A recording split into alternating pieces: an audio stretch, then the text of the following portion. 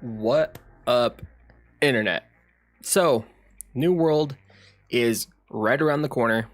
Next Tuesday morning, we're gonna get some New World. That's so soon. Like, with all the delays that this game has had, it's right there. It's so close. So close. We're so close. So today I haven't gone through and watched all of the official like video content and stuff like that from Amazon Games. So today I thought I would take a look, check out a lot of their official videos, maybe go watch some other content creators videos. But yeah, no, I'm excited. I gotta make sure that I've wing my ears out, because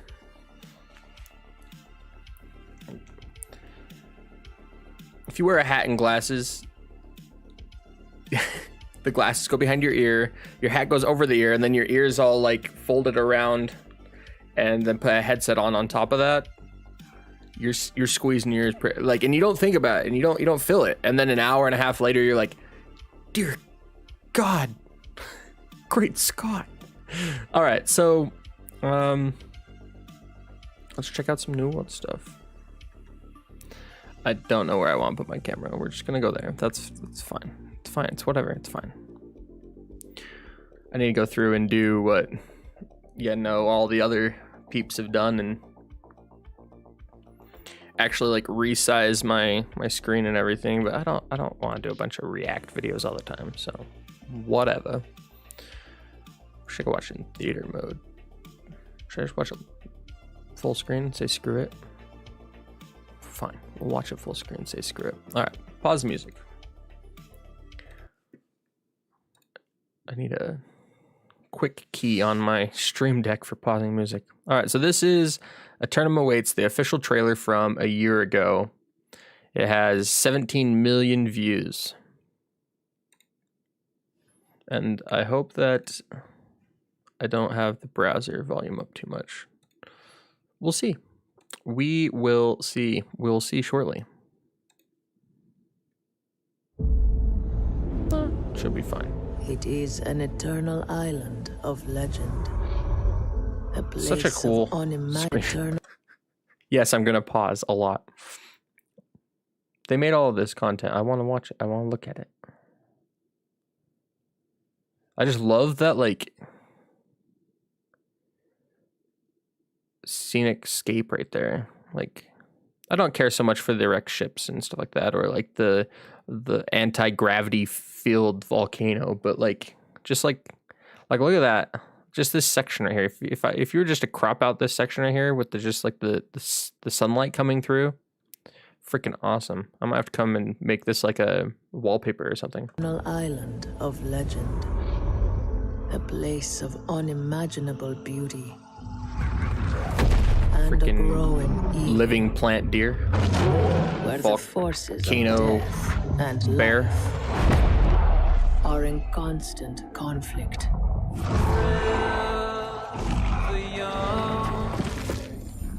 I don't know why you would kill a nature deer. It doesn't have any food for you. Does it really have that song in this? Do you really want to live forever? What? I was like, that's not English. I guess they didn't have to link what the song was. I kind of want to know what this song is. Like the rehash, remix, whatever you want to say.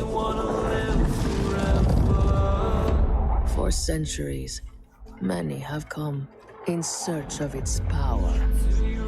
I want to find some Many have come. I mean, I guess this isn't really Roman, but find some of like this era armor in the game. That's the one thing I haven't really done, is like deep dive into what all the armor looks like and like the armor stats and all that, because like half the fun of the game is not spoiling all that for yourself, for me, and just discovering it in game. Like seeing someone run around with this shield with like a lion's head on it and it's gold. Like, you see that and then you're like, dude, like in game, you're like, what is that? And you're like, maybe you ask the person, where'd you get that? Like, or I don't know. Just Search of its power. it's freaking awesome shit. Only to fall to its corruption.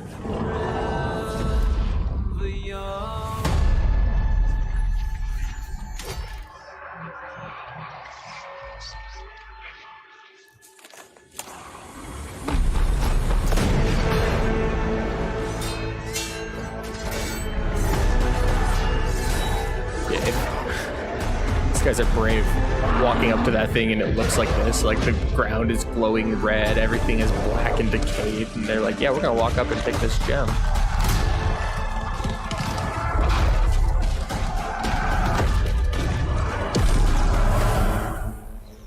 And now you I think it was a have little come loud. to this place, lured by the promise of power and immortality. The darkness will claim you. The single shoulder pad, and it's like tied together with the gem. You have come. So I'm excited for like the siege, like type of conflict that you can get going on. I know that in game, like those kind of things, like events that are about to come up, are never quite as like fun as like you imagine that they're gonna be. I think that there was like Defiance and Elder Scrolls. There were like some kind of like dynamic, like randomly spawning events, and really what ended up being was just trying to run as fast as you can between all of them, and they would only take 30 seconds, and there was no challenge, and it was not like epic scale at all. And now you have come to this place. So like a dried up harbor or something, and all these wrecked ships, and I want to know what these towers are. Lured by the promise of power and immortality. So she's got a musket of sort, or I mean a musket, or like, what's the word I'm looking for with that? I don't know. She just got a hip pistol. What are we gonna be able to get those in game? Will claim you. The darkness will claim you.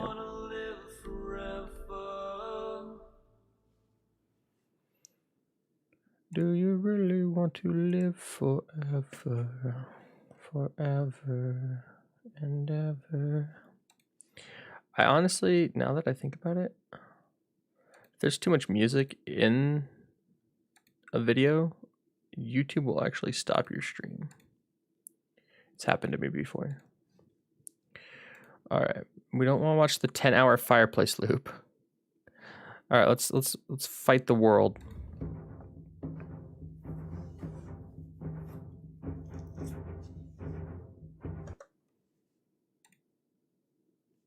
Doesn't look like it's 1080. Looked like it was like, what? We don't want no closed captioning. What awaits players when they first land on Eternum is a new discovery of a new world. When you first arrive on Eternum, you're going to be kind of at ground zero. Your ship has crashed. There's nobody around who's on your side. Pretty soon, you're going to start to meet other players, and you're going to start to understand that life on Eternum is very much a band together or die alone situation. When we Band together or die alone. Eternum, we wanted to design and create a vast, explorable world. Players will quickly realize that nothing ever really dies in this island. No soul can leave the body.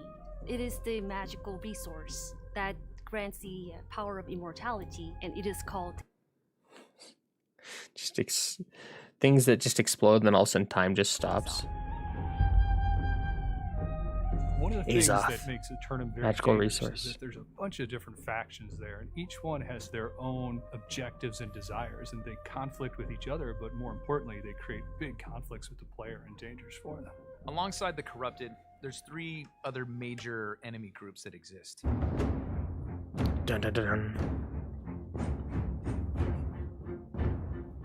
The lost are the sort of soulless wretches of our game. They're people who have eternal life but have it without a soul. And as you learn, that is not a pleasant fate. They're stuck in this Zombie. sort of half-death state because they've died in some horrific way, or sailors who have crash landed on this island and sort of washed ashore here. They're the ghouls, the undead versions in our game.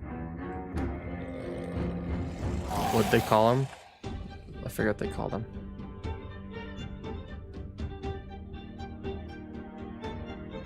The Angry Earth is the pure, natural power of the island, fighting back against the people who have come to corrupt it. It's almost like the island's Angry defense Earth. system, and it will do whatever it can to expel these invaders. Nature is trying to imitate the form of humans or animals they see.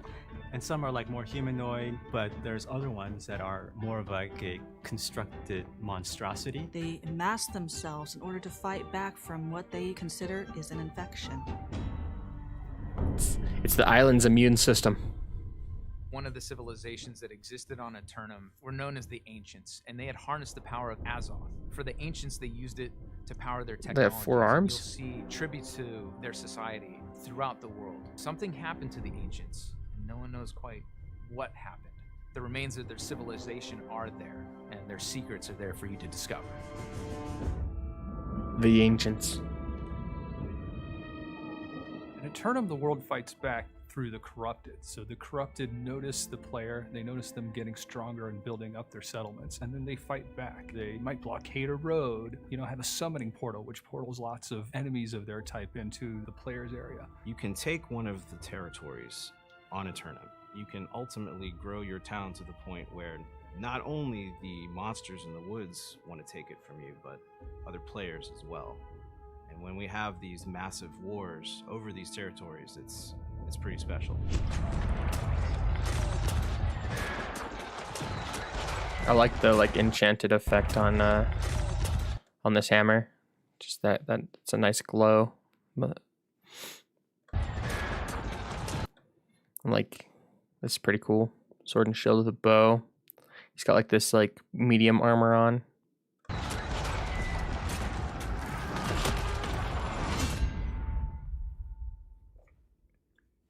August 31st. Wow. It came out a month ago? Wow, man. Wow.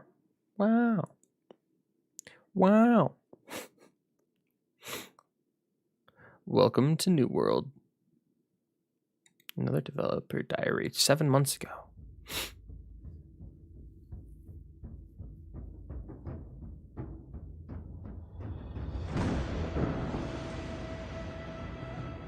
New World's an open-world MMO set in an alternate version of the 17th century. It takes place on an island we call Eternum. Eternum. It's a place of legend. It's a land of power and treasure. It's a place where your choices matter.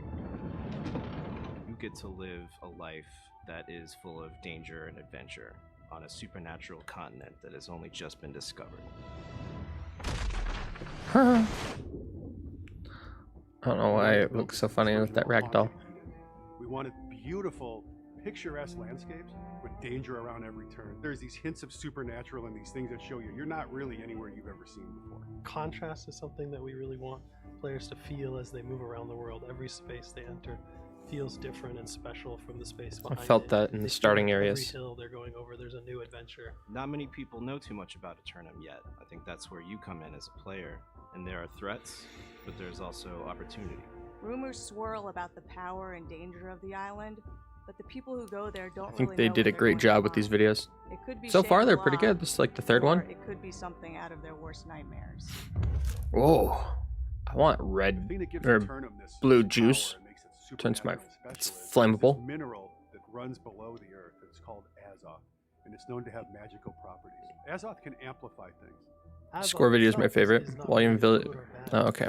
It was a little high, I think, so I turned it down. Let's turn it up. Necessarily. This it's just might this be a little pure high. I raw turned it up energy. 10%. Azoth has power to change things, It makes things more beautiful. and deadly. Azoth is different for everyone who sees it or knows about it. For some, it's the Fountain of Youth. For some, it's the Philosopher's Stone. For some, it's the living embodiment of God or the devil. But one thing's for sure is it gives you, the player, a lot of really interesting powers to play with. Azoth. I think if you put a bunch of attribute players points arrive at into Eternum, intelligence, they you find can evidence gather of other Azoth civilizations just having through been trapped gathering. there throughout history. Gotcha. Yeah. It was a little higher earlier, and then world is open I think to I you, just and turned you're it only down like limited by your 20% instead of skill only and 10. the difficulty of the enemies that you run into. It's completely classless, so you choose how you want to play by choosing the equipment, and the weapons you choose also defines your play style. Players will have a lot of freedom to choose what they do and how they do it. One of the fundamental tenets of New World has always been autonomy, and that manifests Autonomy. in every single system in the game. The game adapts to the player and their play style. Want to become the best blacksmith or the best sword fighter? The progression system supports that. They just have to keep doing what they do best. I don't know what I want to do. There's multiple I feel like settlements I'm not all gonna know over until the I get world. in. The corruption is always this invasive, aggressive force that's constantly trying to push back, trying to drive players out. The Corrupted have corruption. massive armies growing in the north, and some of their influences are beginning to trickle down to the south, where players are trying to build their homes, and they have a very particular idea of how the power of Eternum should be used. The world is going to push back against you in a couple of interesting ways. I think For there one thing, is a as you gem grow for more your powerful bag and you or axe head that deeper gives into the more world, Azoth obviously from there's mining gonna be and is supposed to be resistance OP. come up and hit you. Interesting. But one of the most exciting things about the game is that as you... One thing I actually intended to add was the chat. And I don't...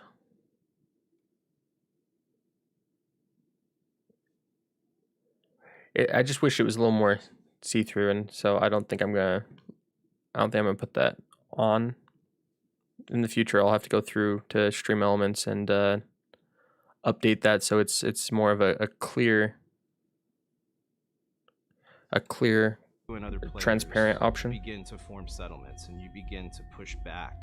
But the you know things what? in the woods, they'll come Let's for add it. you. You're gonna find some really interesting Maybe I'll battles just that have to get fought. I'll just in order to shrink keep your the foothold in overlay. this world. There we go. To keep your foothold in this world. I think they were releasing like a video a month. I can't remember. 7 months? No, it was a little bit more than that. Launch date. So this one changes, obviously.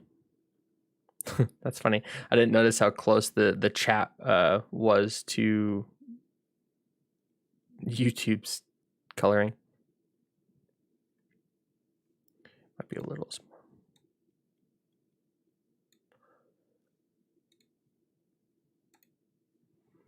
All right, so we've got the launch date. This was in February.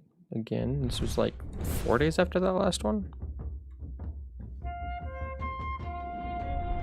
Hi there, I'm Scott Lane, Game Director on New World. I'm here to talk to you about our progress, our plans, and our launch date. So last summer we communicated that New World would launch this spring and that the team was going to focus on adding more mid and end game content. Since then, we've identified a few very compelling features that just wouldn't make that time frame, and we believe these features are going to transform the game, so we're going to take the time to add them before we put New World in your hands. New World's going to launch August 31st, 2021. This gives us not only enough time to implement those features, but to tune and polish them along with the entire experience. Closed beta is going to be on July 20th, and I really hope some of you come take an early look at the game. I'd like to take a few minutes and share what we're going to be working on between now and launch. First, we're adding another endgame zone, Ebonscale Reach. This is a territory of lush wetlands and towering cliffs where an exiled empress is building a corrupted fleet that could be a threat to the entire world. Now on to those features. First one I want to talk about is expeditions. These are 5-player instance adventures into the darkest corners of Eternum, where players are going to face the most dire threats on the island and uncover more layers into the mysteries of the lore, including secrets behind the source of the corruption, the ulterior motives of the Angry Earth, and the deeper menace behind the Soulless Lost.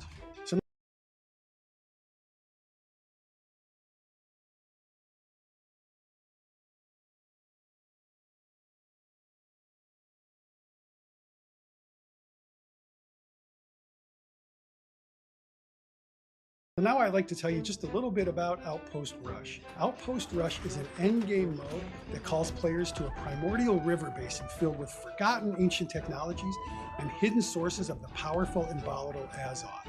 Here you're going to battle in 20 versus 20 teams over multiple strongholds, and you're going to use strategic resources not only to fortify your positions, but to boost your power for assaults. Expeditions and these are 5-player instance adventures. To tell you just a little bit about Outpost Rush. Outpost Rush is an endgame mode that calls players to a primordial river basin filled with forgotten ancient technologies and hidden sources of the powerful and volatile Azoth. Here you're going to battle in 20 versus 20 teams over multiple strongholds, and you're going to use strategic resources.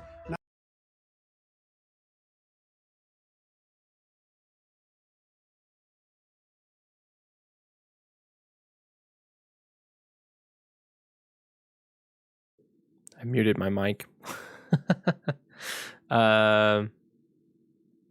It was so crazy that that dungeons weren't originally planned to be part of the release. They I'm imagining because they had all of this video footage for the launch day update and the fact that they're postponing it meant that they were planning on adding it as a feature later on after they got some initial feedback. But I'm so glad that the developers got the go ahead from like the the upper management to go ahead and delay the game so they could get the release right initially.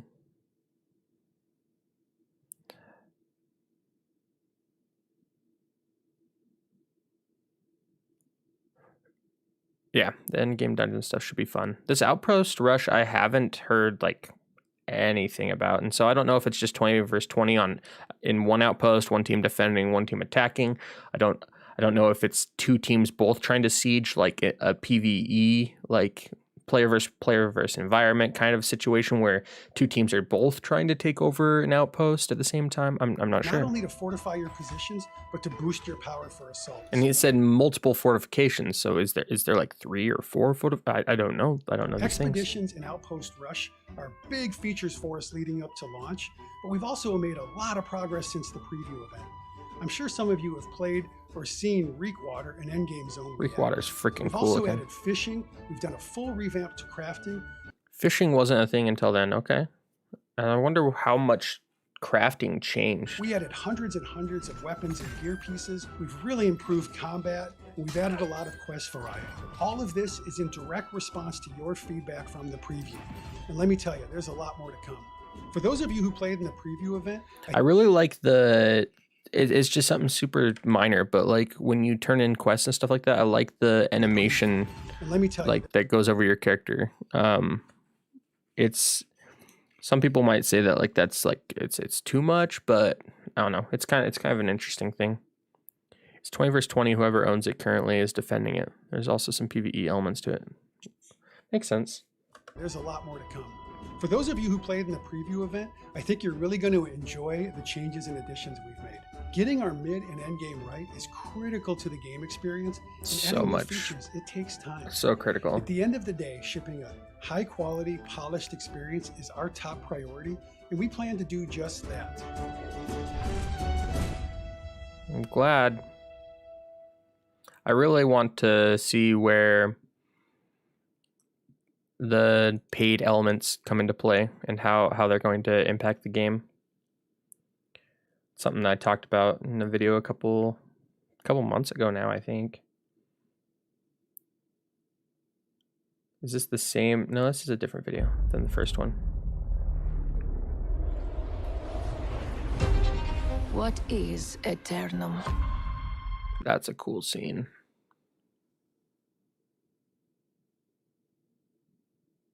Like, what?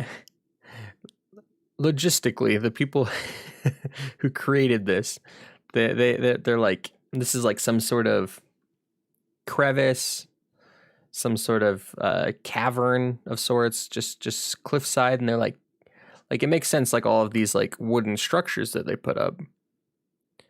And like built into the side of the mountain. It's a safe, easy place to defend. Provide some sort of shelter from the elements and stuff. But like, who was like, yeah, let's go grab a boat and we're gonna hoist this bitch up, like, and just it's gonna be like an added level of additional, I don't know, housing / populous area. Like, we're gonna hoist a boat. I mean, it looks freaking cool, but like the idea is just like, what? Sound design and sound effects are currently my favorite and most immersive element. Sound effects are good. From what I've heard, there will be no in-game purchases that assist with leveling or XP boosts until 2022 at the earliest. And like, I did, from the post that I read, it was this is like closed beta or whatever. It's supposed to be cosmetic, and then it's supposed to be like assisted leveling things or something like that. And so like, if they push it back until next year, and then if the only thing it is it gives you additional rested XP or something, fine, whatever. I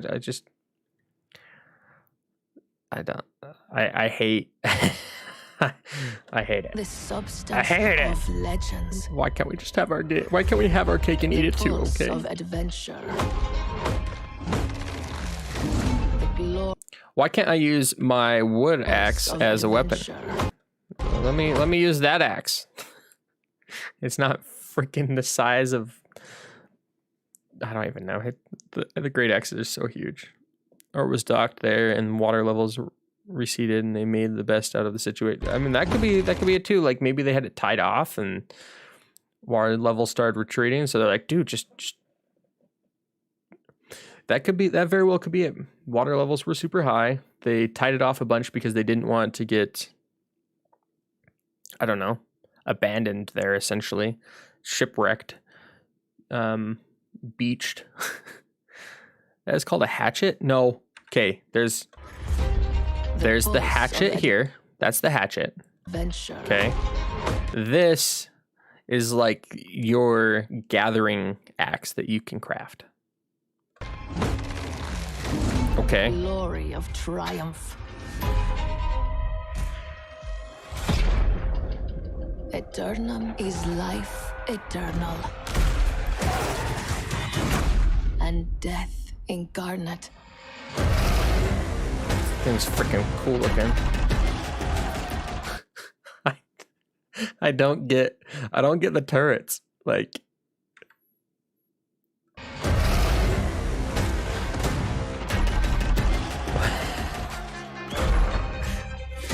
this is kind of weird to see in a game. I also love the like stereotypical like wizard hat. And I also like this like low profile, like, I don't know, just mostly black kind of aesthetic.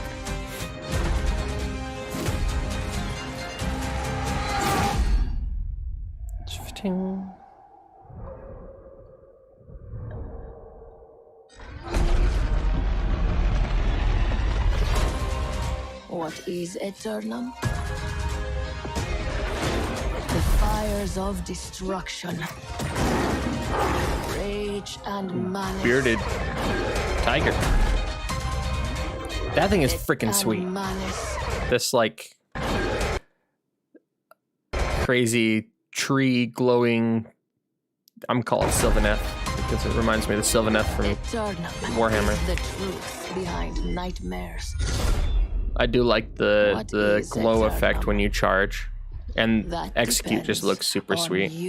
That's the one thing about the Warhammer that I wish was a little better, is some of the animations are just kind of meh. Like the Mighty Gavel, super cool. I think Armor Breaker's kind of lackluster. The third ability in the left tree is cool as well. But then like Shockwave looks kind of meh. Clear Out, I kind of wish you did like a full spin. Kind of looks kind of funky to me. And then, what's the last one? Path of Destiny.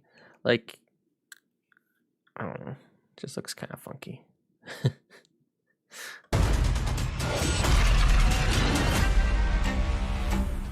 Definitely think the axe got the cooler animations.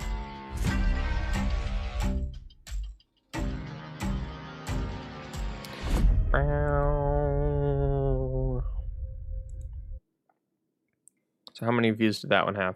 Okay, okay. May alpha release. I don't think we need to watch that one. Two of the animations on the hammer are literally the exact same. No, they're not. No, they're not.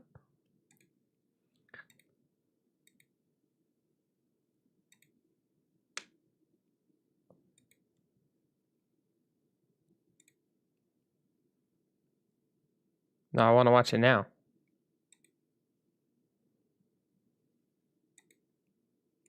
Yes, we're watching my own video to show you.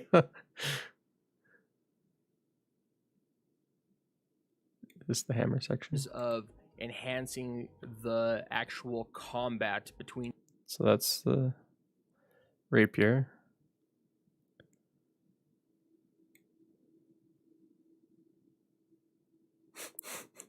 I beat you to it. Way. All right, and then Warhammer.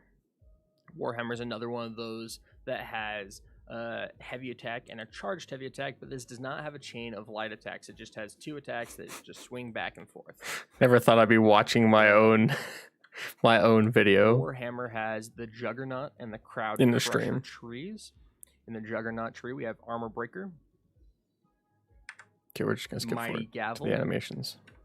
Wrong button. These for the Warhammer there. Swap weapons over to the Warhammer. So Armor Breaker here. Quite large. So here's your Armor Breaker. Kind of lackluster. Meh. I mean, thematically, it makes sense. And I really like the Mighty Gavel. That one's super sweet. And Wrecking Ball. Wrecking Ball's pretty cool. Pretty cool abilities there. So those two are pretty cool. They are, I guess, kind of similar. So here's your Armor Breaker. Gavel and Wrecking. Are those the two that you think are identical? Pretty cool abilities there. Shockwave. Okay. So this is the one I Clear Out and Shockwave are lackluster in my opinion. Out. It's just like, could you not spin or like Clear Out, like Foley, or I don't know. Shockwave. And Shockwave just. Clear Out. I'm sorry, but Shockwave is like the most cartoony thing I've like ever seen. Like it just. Shockwave. Clear Out. Like. Shockwave. And I don't know. Not my favorite. Like I love the ability and the effects and stuff like that. Forward Shockwave type ability. There you go. I used the word Shockwave to describe Path of Destiny. Type ability. There you go. Destiny because it's got a little bit of a forward Shockwave type ability. I don't know. Mighty Gavel and Wrecking Ball are the same. You just hold the hammer with 2 hands on one and 1 hand on the other. They're pretty similar. But they're not that bad. Swap weapons over to the Warhammer. So you can see it is quite Let's large. Watch them again. So here's your Armor Breaker. Okay. Gavel and Wrecking Ball. Pretty cool. I mean, they're pretty similar, but like if we're comparing, like there's only so many ways you can swing a heavy ass weapon. Like if we push forward to the Great Axe, did I do the Great Axe before this one? I literally was watching all of these last night because I wanted to.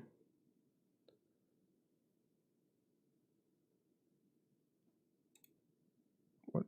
Oh, it's the other half the hammer. I was like, what in the world? I was watching these last night because I was just watching the animations because I was like, maybe I'll just pick something based on animations.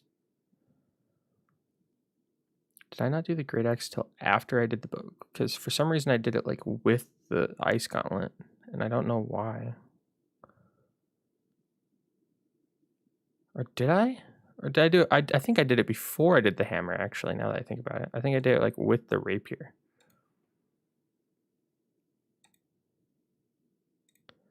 is after the sword.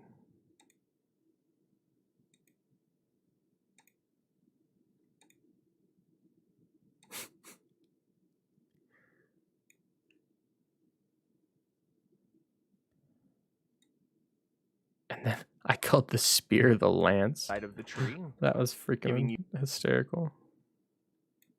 AoE stun and Path of Destiny. Did I do it with the bow?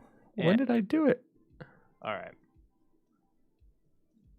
It was kind of a spur of the moment video. Apparently, I did it after. I don't know why I did it in this order. Just like the Warhammer, archery, powerful. So I hate Reap. Reap is dumb.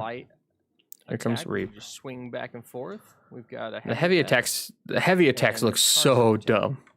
This is part of the problem I have with the great axe is that the heavy attacks look so dumb. Swing back and forth. We've got a heavy attack and a charged heavy attack. So stupid. Like, why couldn't it be like an over the head kind of like? Why are you like? Like, in my opinion, you're it's like someone swinging a baseball bat for the first time, or like someone swinging a golf club for the first time, or something like that, and they're just like, okay, here we go. Like, what's at the windup? You're like Back and forth. We've got a heavy attack. It's so dumb. And a charged heavy attack. So dumb. Why couldn't it be like an more of like an over the head kind of swipe? Like, you could still get an angle. I think the whole idea behind it is that you're doing like a cleave, so like you have the option to hit more than one enemy. Sometimes but I just hate the animation. An easy way, the charged heavy. It's so dumb. So dumb. Over and over, and it feels pretty fluid. Charge. All right, here's Reap. So here's this the ability is Reaper super ability, pulling an enemy closer to you. Meh. Charge is super sweet. I really like. Can't you label the TL with certain topics in the video to make it easier to find points in the video? Yes, I can. And actually, but Jim's barking in it. I don't know why. I've looked in the edit and I don't think I can't find it. I'm not sure if you have to be like a partner in order to have that option in Studio and like YouTube Studio and stuff. Reaper ability, pulling an enemy closer to you. But this would definitely be one that I would like to do it for. Get this cool little glow. Charge is super cool. Closer to you. Charge. I like the glow on it. Cool little glowing animation with your axe. And then execute's really sweet as well. Execute. Pretty cool abilities. Axe and execute. See, like, I think that they thought maybe like having like an overhead swipe might have kind of like made execute and stuff feel less special, and it wouldn't like be as applicable with like showing that it's actually like cleave damage. But like the heavy attacks, it's the heavy attacks in this game that like throw me off. I don't want to do heavy attacks because they all look stupid in my opinion. But these abilities are all sweet. So here's Maelstrom. Pretty cool looking ability. Maelstrom's so cool. Chest. So here's Maelstrom. Pretty cool looking ability. So cool. Pulls enemies to you. Whirlwind, which you'll spin extra times. Not as cool, but still cool. Gravity Well. And Gravity Well is probably like the like coolest ability in the entire game. A little rip in space time, if you will. And anyway, I don't even know why I pulled that up. Oh, because of the hammer. Because of the hammer. So we watched. I think I watched all of this. Did we watch all of this? Yeah, we did. I was debating on if I wanted to watch the alpha release. I will be right back.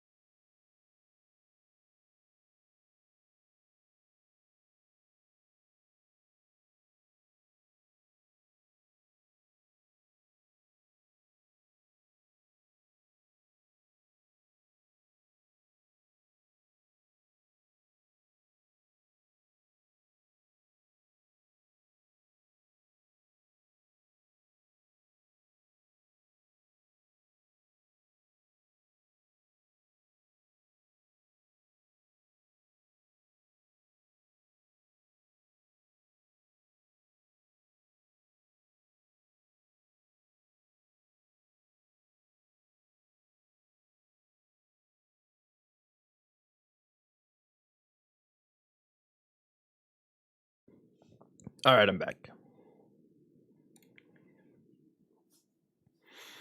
I like spinning attacks on the great axe because the animations give the great axe some weight, like they make it feel heavy and like you were swinging a substantial weapon.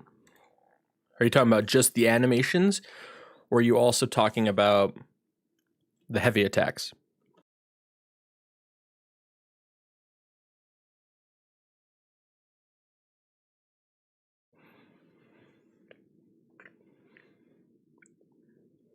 Windsword. So like Windsword's like where we're gonna start, but honestly, like the aesthetic isn't my favorite, to be honest.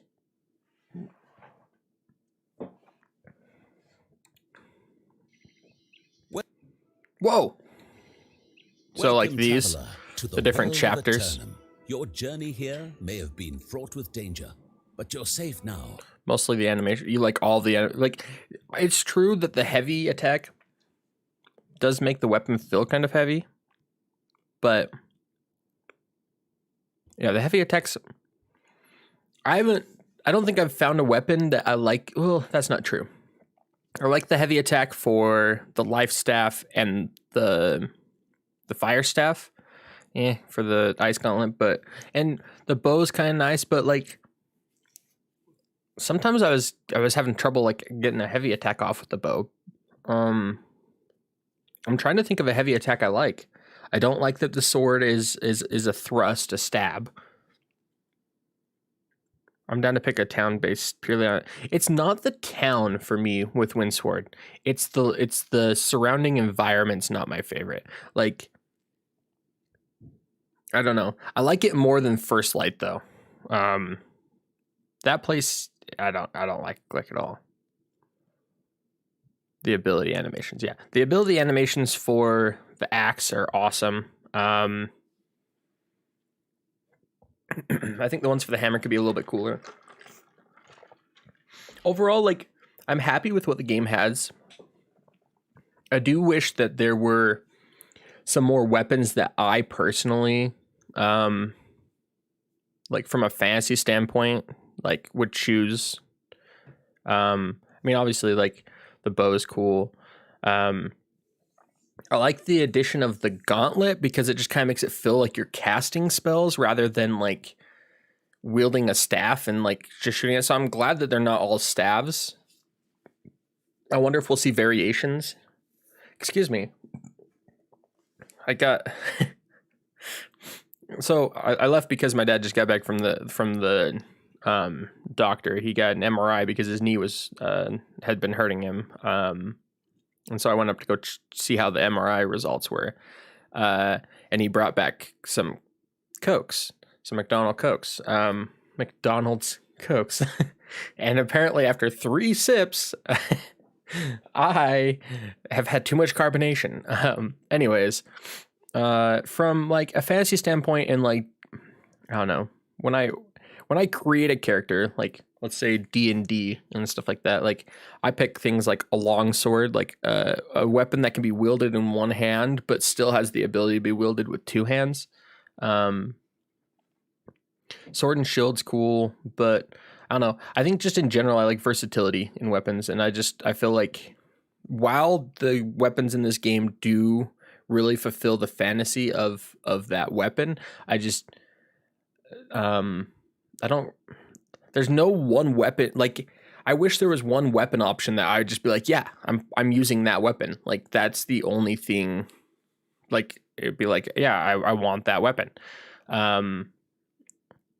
So like, yeah, I don't know. Maybe I would never be happy with a weapon, but my only objection is starting to Everfall. Yeah, haven't spent much time in Everfall. I've never seen, I think it's called Monarch Bluffs. The only thing I've seen is a little bit of Everfall, Windsword, and First Light. First Light I did not like, but I mean, very minimal amount of time spent there. The only thing that is like, so since we're talking about it,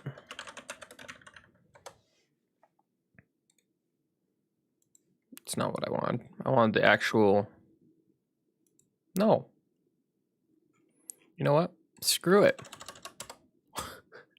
just gonna pull up New World. Game map. I wanted the actual interactive map. Come on. Come on, Google. Let me down. All right. So, if you wanted to start in First Light, and I know Cutlass Keys is a slightly higher level, but I was not happy with starting in First Light. It was not my favorite. Windsword seems fine. There's just parts of it that I'm kind of meh. I haven't run around Monarch Bluffs at all, and Everfall it was for like 2 or 3 minutes, just running to the town. So yeah, I don't know. My only thought with picking Everfall was the fact of how close it was to all of the higher level zones. But I know that there's like a way to fast travel and stuff like that, so it doesn't matter all that much actually. But yeah, it's fine. I'm sure Windsword will be like on the average server. I think Windsword is probably going to be the most popular town. Yeah, I think it's gonna be the most popular town.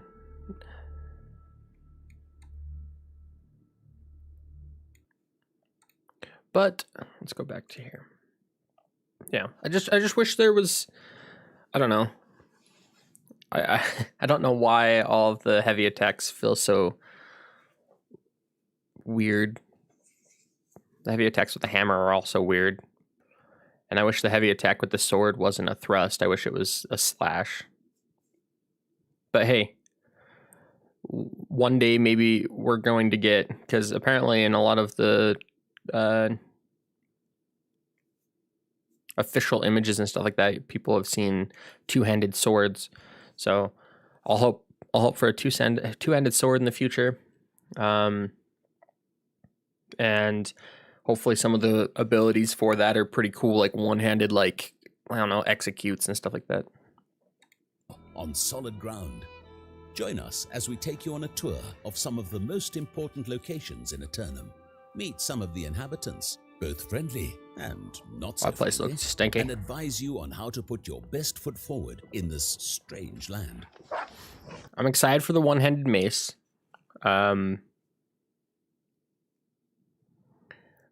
Yeah, really excited for the one-handed mace. I wonder what they're going to do about that.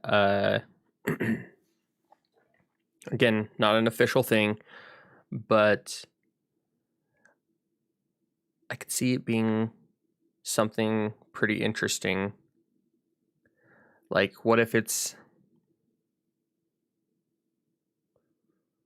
I don't know, what if it's a whole new tree? So it's like you got the sword and shield tree, then you got the mace and shield tree.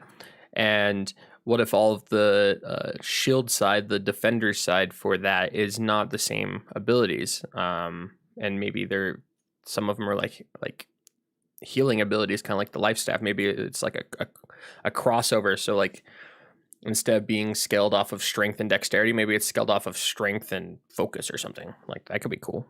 They just build right in like the like healing cleric kind of situation. Towards the south of Eternum lies Windswood, a lush grassland filled to the brim with natural resources. Whether you're gathering wood for the fire, stone for the smithy, or water for your food, Windswood will provide. Your first port of call in Windswood will be the main settlement. Windsword's town is pretty cool. Your first port of call in Windswood will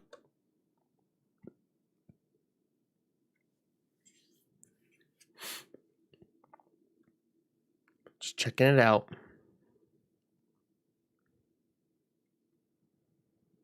be the main settlement. It's a small town. It's a cool idea to have a different shield tree for a one-handed mace. Yeah, that's the thing is I don't know how they're going to implement it. So what they could do is they could come out with a whole nother weapon selection, obviously, and it could just be all the mace abilities and then the same exact shield abilities, which would make a whole lot of sense, but it would be cool to see different shield tree talents. Like maybe they keep one, or maybe they keep two of them. Like maybe they don't keep shield rush or something like that, and instead they add like some sort of healing ability or something. I don't know. Town situated near the center of the region, with a small river cutting through the middle. To the north of the river, you'll find the forge and outfitting stations to craft new melee weapons and clothes. I like Make sure Windsword to check in with Magistrate Town. Patty while you're there. She's proud of her settlement, and she'll want to meet any new visitors. If you need a place to rest your head, make sure to check into the Southern Breeze. Southern Windsward's Inn Breeze. to the south of the town. So the inns are literally just for setting a spawn point. Innkeeper Suen is happy to take in all travelers. You'll also find a tannery on this side of the river, just down from the workshop, where you can craft your own ranged weapons or make some furnishings for your home if you prefer. The peace and The animations in these or make some videos for their furnishings your like when were these in May? Like the animations just feel so clunky compared to like home. actual You can craft gameplay. your own ranged weapons So or it's make probably some just that they weren't furnishings for like your home if you prefer. as flushed out, but The it peace just and feels so tranquility clunky in of all their Windsor Town videos. may be tempting, but adventure awaits beyond its walls. To the north of the town lies I love that the there's like adventure full on stairs like in the river. Like I know it's to just like point out to the players who actually jump off the bridge and get stuck down the river, like, hey, there is a stairway here, you can get out. But like awaits it just makes me think of like the person who came and built this stairway. Either it was really low for some reason, drought time, and there was no water, or this person was walls. building stairs To the in north of the the town rain. lies the I mean, in Amrine the Temple, water, a which mysterious hub I don't think you can do constructed that. by the ancients, Like you'd have to surrounded by preset giant, all of the mysterious stone spheres. stone. There are Or I mean, rumors of you'd have, great treasure within. it looks kind of like but cement, to even be honest. It's greater just foes stone, though, I guard it. guess. New arrivals to Windsward would be wise to steer I'm clear dumb. of I was not even the paying attention for the its temple. walls. To the north of the town lies the Amrine Temple, a mysterious hub constructed by the ancients, surrounded by giant, mysterious stone spheres. There are rumors of great treasure within, but even greater foes guard it. New arrivals to Windsward would be wise to steer clear of this place. I like that they're Do stop by glowing and say purple. hello to Barkamedes, however. The poor hound seems a mite lonely and would surely benefit from some quality time with a kind traveler. For those less I would not be interested petting in that ancient wolf. mysteries and are instead looking for a chance to prove their might, the Windsward Fort lies to the northwest of the region. Here is where you will engage in all-out war for Windsward as rival factions battle for control of the land. Those defending the fort will find the main gate heavily fortified with enormous repeater So- and ballista turrets. The thing I don't understand is we've got these different factions and they're vying for power. And it kind of makes sense that there's like a truce in town, right? But then someone's gone out and built a fort just for people to go out and like fight over fight over the power over the town. Like it's just, why not just build a whole nother city fort and then just like your faction just lives there instead? What's so special about each of these individual towns that they need a fort to go hash out their differences? Like, from a gameplay stand, it's cool. From a practicality stance, it's it's unless someone told you about this, or like there's some sort of convenient tutorial way in game to be like, oh yeah, we go out to this fort to fight over power over the town. It's not going to be like something that you would be like it would click, I think, on its Down own. your enemies. Be aware of the rear of the fort, however. There are fewer turrets to defend with, and several small entryways for aggressors to slip through. So make sure your allies are keeping their eyes on all corners. I mean, it makes sense if it was like it was a tactical fortification point, which it looks kind of like when it's on top of a bluff. I mean, you've got like this cavern on one side, which you conveniently built a bridge over to allow people to come to your fort, which I don't know why you would do that. It kind of defeats the point of it being a tactical position. And then it was already built just to be a safe point to defend against be a first defense for the town. And watch out. And then maybe like after that generation, like it wasn't needed anymore, and death to defenders. Then I guess maybe you use it as like a as with all of the gladiator pit. Darkness lurks here. You'll also find many farmsteads scattered throughout Windswood, but be wary. These farms have long since fallen to soulless creatures known as the Withered. Pay close attention to the regurgitators among their ranks, which will throw poisonous bile at you from a distance. It's freaking annoying. And avoid straying too far to the edges of the territory, where the corrupted are gathering in great numbers. The local wildlife isn't much friendlier. Hunters will find... How come deer are harder to kill than like anything else? Like they have more hit points than wolves? And rabbits, elk, and bison roaming the land, like which why? will make for a fine meal.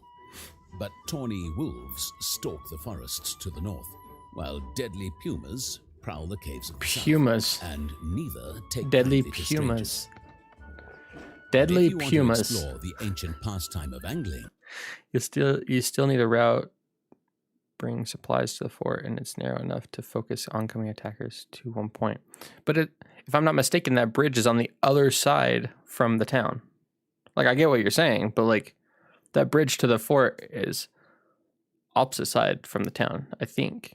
be sure to speak with Master Fisher Shields, who can be found casting his line not far from the Windswood settlement.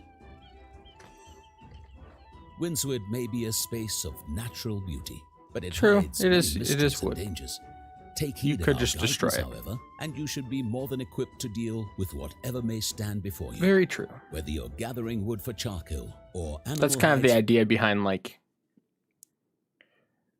the fact of the reason why like a lot of drawbridges were made out of wood and stuff like that, and it's just like so you could lift it up over like a moat or whatever. So that's this first layer of defense. That's the optimal layer, but if it's down, then you could just destroy it. for leather. We'll see you out in the fields of Eternum. See you out in the fields of Eternum. All right, so I think that I should watch each of the starting city. So we got Windsward. Do they not have one for each of the starting cities? They don't, actually. That's kind of sad. Boo.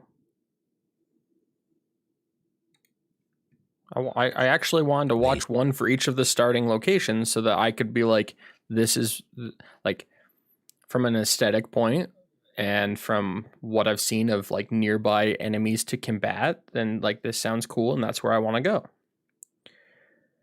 Looking at the map, you are right, and it is on the opposite side of the city. It's just weird. Like, why would they? Why? It's just weird to me. Like, you have this totally natural cliffside to stop attackers from that side, and even if they climb up the cliff, then you do set a little bit of range and a higher wall on that side, so you don't have to watch it as hard as I don't know. Maybe it's for trading purposes. Who knows? Or they could have just built this fort out there just to have epic duels to see who owns the city. Like I just don't understand. But the only thing I can think of why they didn't make a video for each of the starting places is because they're all just so similar, probably. Like it's like, okay, all of the places have farms with the wretched around it, and all of them have like one dungeon location, like the temple that we saw, and like all of the cities are pretty much the same. They're just slightly different layout. But I kind of wish that we could have gotten a video to gain the aesthetic and like the feeling of each one. The problem that I had with First Light is it's too lakeside or like water, like oceanside, like rolling hillish. The Windsward I wish was a little more foresty. I think the problem I had with Everfall was it was not like foresty at all. It was just like a bunch of cliffside, and I haven't seen Monarch Bluffs at all. They Which say I'm assuming that is only the pretty incredibly cliffside too. brave or incredibly foolish make their home. So this is in Morningdale. It's a region where rain is a constant companion. Cool. And if sodden boots aren't enough to slow you down, then the wretched creatures that stalk its many ruins will surely hinder you. Yet, in spite of its dank, dark atmosphere, there is beauty to be found here. From the enormous, extravagant statues greeting sailors at New Balefire to its unique flora and fauna, Morningdale hides many of its Four-horned treasures, goats. and only the dedicated explorers will unearth everything there is to see.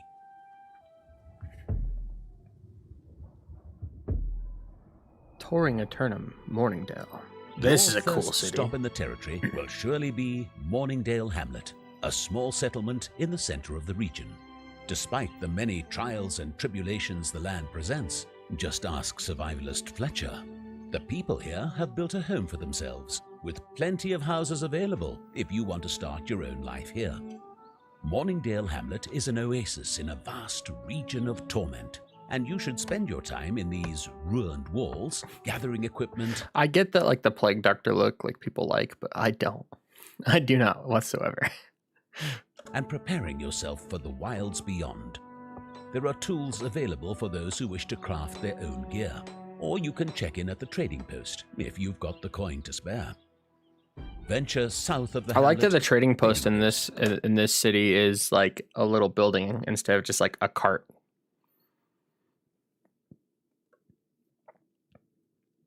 Yep, really like that. If you've got the coin to spare. Venture south of the hamlet and you'll uncover some of the many ancient ruins that the region is known for. Now flooded by the endless rain, the ruins These of ancient Sabra, statues are Masa, everywhere. and Karaka fascinate explorers and scholars alike. But tread carefully, as ancient guardians will do all they can to preserve and protect these landmarks from interlopers.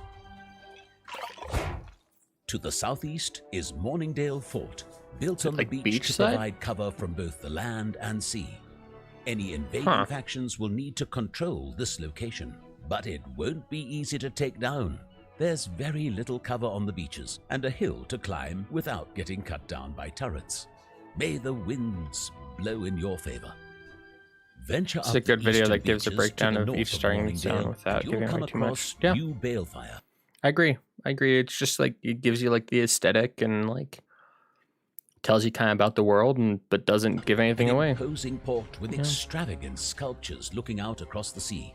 This is cool. This port of the ancients is now overrun with corrupted. And this is something that like I think a lot of games and the way a lot of people play games in the more recent years is kind of lacking. Like designers and artists or whatever spend so much time creating like these cool like escapes for people to see, and then people just like fastest way there, like for this place for example. So like there's all of this cool area up here, but like where's the entrance? Oh, probably here. So like people just run as beeline directly to it because they just want to get there as fast as possible, and you just like it makes the whole world just seem smaller. Like look at this whole thing, like this thing is freaking cool, but what's the fastest way there? Probably follow this route straight over to that doorway right there.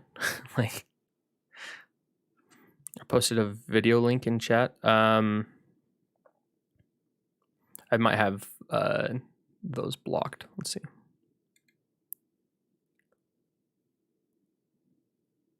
See if I add you as a mod, then you might be able to post links. You can go ahead and try again.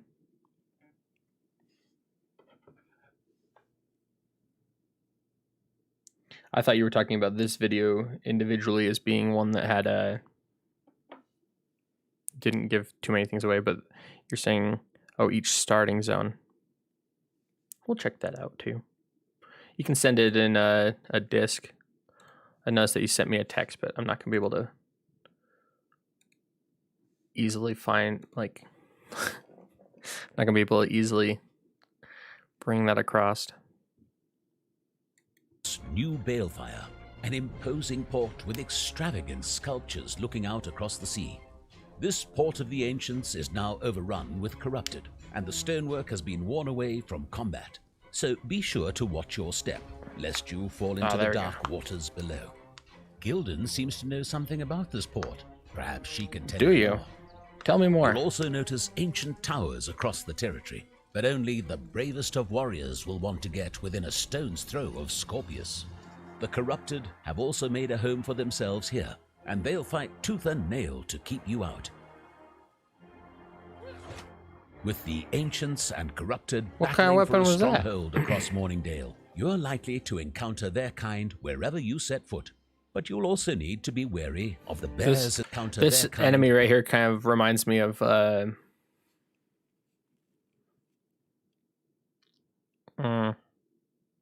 a game that's came out about the same time as Destiny. I can't remember, but the players all like look kind wherever you set foot.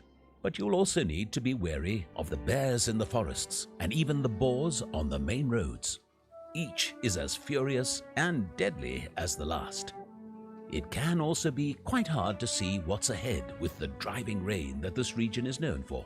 Keep your eyes keen, and if you must make camp, ensure you've got a roof over your head. So, why venture into this forsaken landscape if all that faces you is death and dirt? There's also talk of weirdwood trees across this patch of land, though only expert loggers will know how to harvest the mysterious wood and sap from this particular plant. Cool trees. No matter how you look at it, Morningdale remains a fascinating area of Eternum to explore. Its ancient ruins and impressive stone structures are as awe-inspiring as they are daunting, and those that have chosen to live here have carved a charming home out of a demanding territory. If you're prepared to fight through the rain and the corrupted, perhaps you too could find a new life in Morningdale. Morningdale. Kind of a cool zone. All right, let's check out this video. How's it going, everyone? My name is Divine, and today we're going to be taking a look at 4 I've watched choices this for your starting cities and going over the details I have of these watched cities this. and their surrounding areas. Southernmost city on the map. Now let's talk about a few features that this city does have to offer. One of the first features you're going to notice is Sherry the Cow, where you can actually get milk. Like, I don't. The problem is I All don't the care about crafting that. Stations are kind of spaced out apart. I don't think it's nearly as bad as Monarch's Bluff, but it. I don't care. I don't care about the layout of these things. This is something I'll figure out. I just want to see like the aesthetic of things. Fishing along is also going to be the There we furthest. go. Yeah, just not my favorite starting town. There's like area. Monarch Bluffs. That's kind of cool aesthetic for a town. Let's see if he runs around here for a second. Now the faction supply cart is actually going to be an iron supply cart. So again, just remember, guys, your faction needs to own the territory for you guys to collect this, and you can collect it once a day. Monarch Bluffs So kind again, of a cool just like town. First Looks like Landmark, it's probably we're one gonna that's have more a spread buying out. guide here, and we can. Don't care about the housing. Don't care. This city probably has the best starting area for harvesting. Now, that is getting to level 30. I like the There's aesthetic of this crazy town. If like a lot of the like crafting stations are all like in this amount of square, then that's herbs pretty and, cool. Hemp around here that you can So like if let's just look level like off of. And then post 30, you have houses. a crazy amount of different magical plants that you can choose from to really help your crafting So like levels this further town on. looks cool. So that's things like creating the ice gauntlet, life staff, fire staff, things like that. Just gonna mute him because I'm not even listening to what he's saying.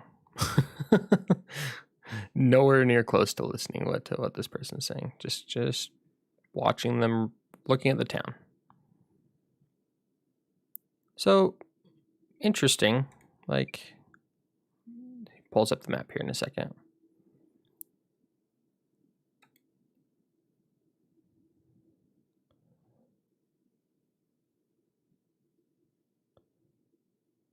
The only problem I have with this is how spread out all of the all of the different crafting stations are. So like you're not going to use all of them, but it appears like they're pretty spread out, and that's fine. It's totally fine in every way. It just will become annoying more so than anything else. But no, I like the aesthetic of this place. This place is pretty cool.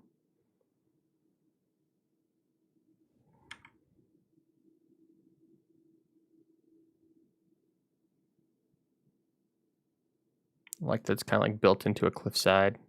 But that doesn't show us anything of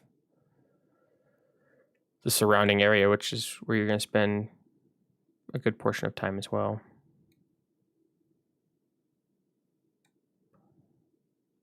Okay, Everfall.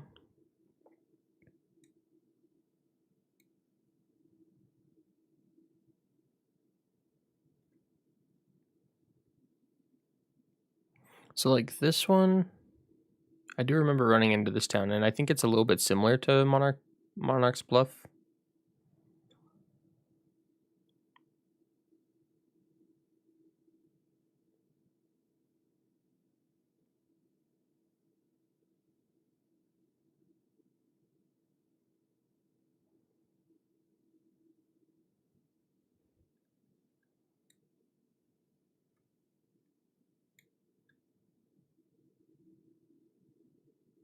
So that's welcome to trading houses.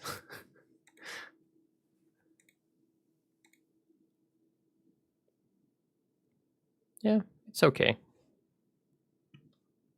I don't know if like seasons are going to change or whatever.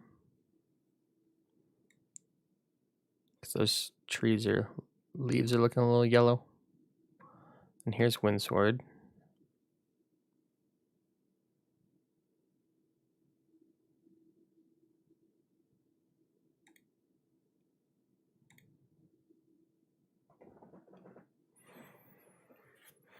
I like the town square-ish kind of and I know that all of the crafting stations are around this.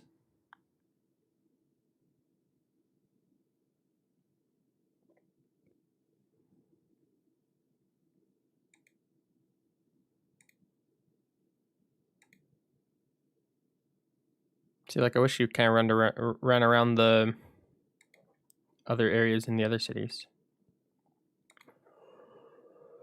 I know that's supposed to just be background when, well, he's doing his talking about each thing, but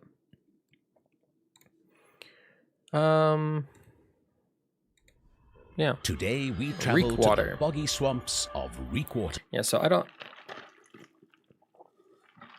Excuse me. I don't necessarily care. I meant to mute, but I didn't.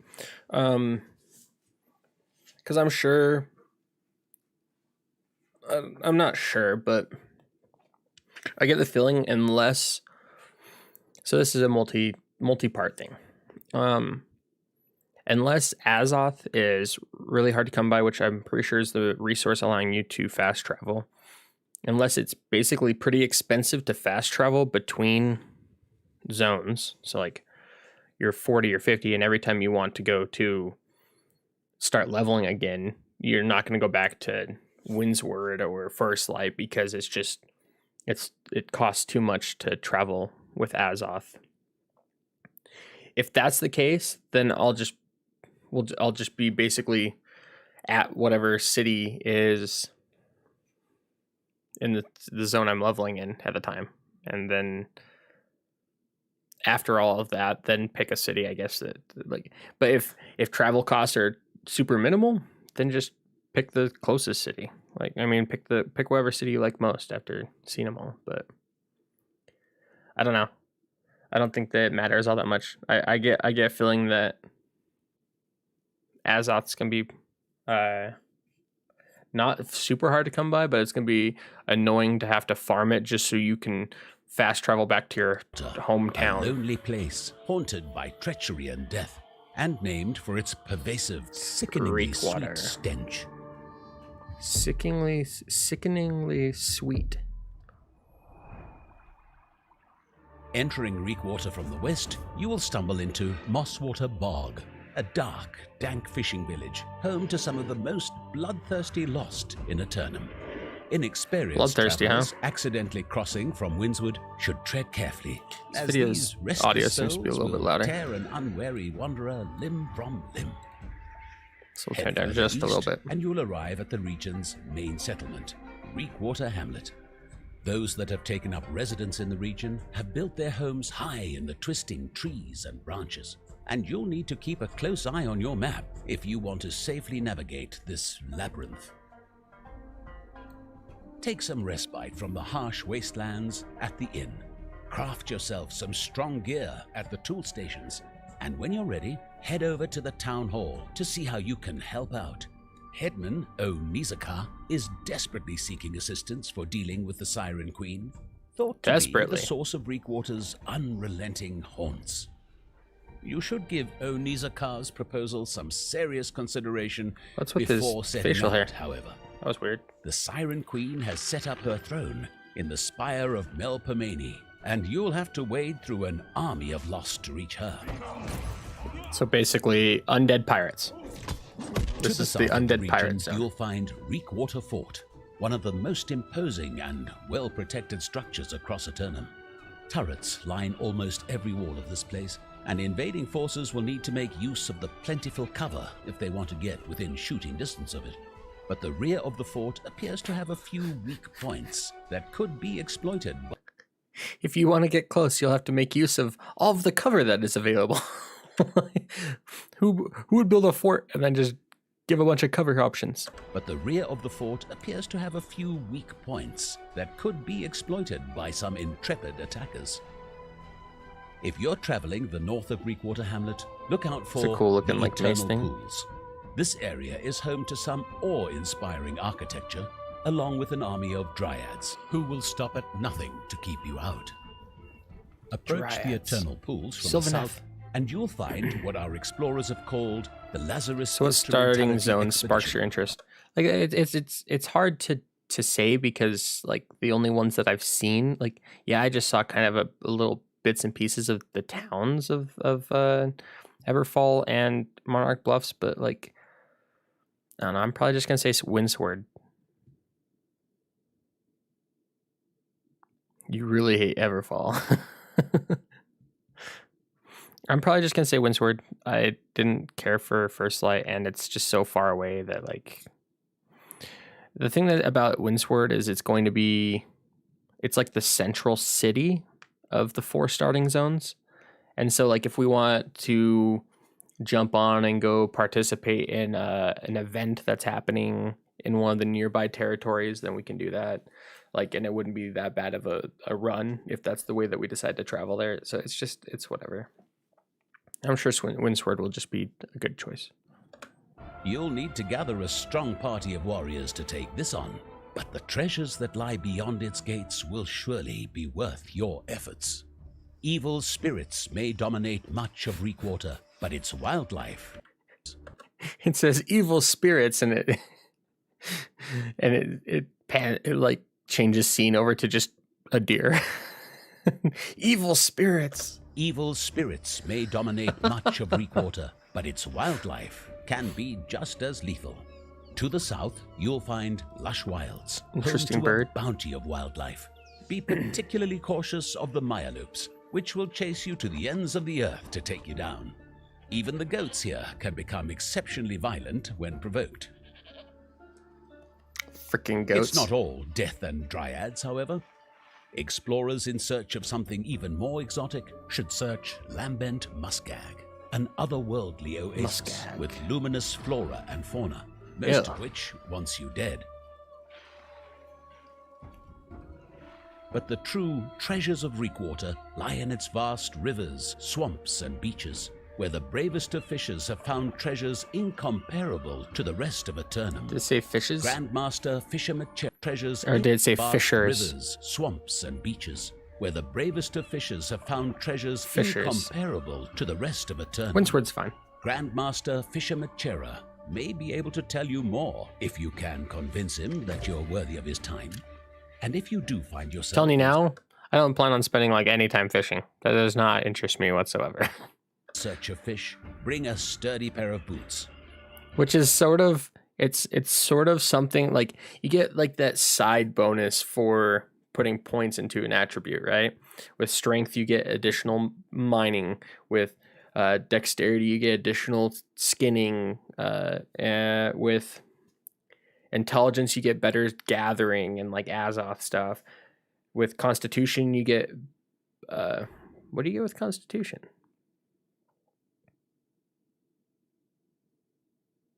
I can't remember what you get with constitution.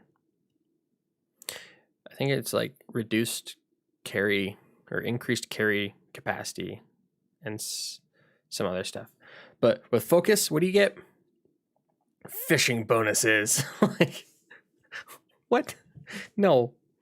Like if I was already kind of skeptical about going focus because it only scales with like one weapon, like the fact that it's fishing bonuses is dumb. Dumb. There's no doubt that Reekwater holds some of the harshest country in all of Eternum.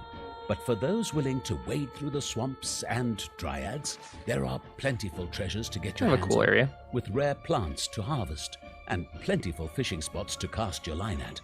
You certainly won't go empty-handed, if you're ever able to leave, that is.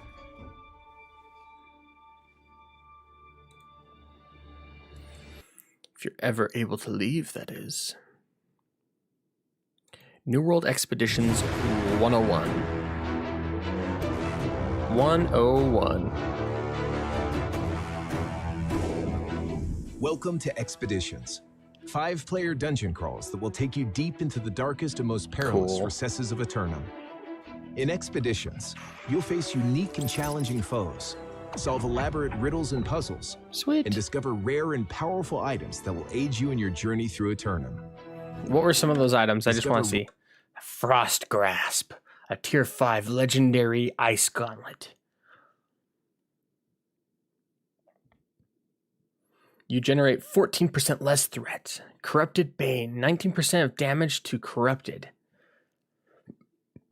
Light and heavy attacks, still 9.5% more damage. I wonder why they went with that instead. A flat 10. And I wonder why it's 19% increased damage to corrupted instead of just 20. Sounds like you can fish out chests that can also give you some of the rare gems. Oh, really? I can fish up chests? Well, now I have to become an expert fisherman.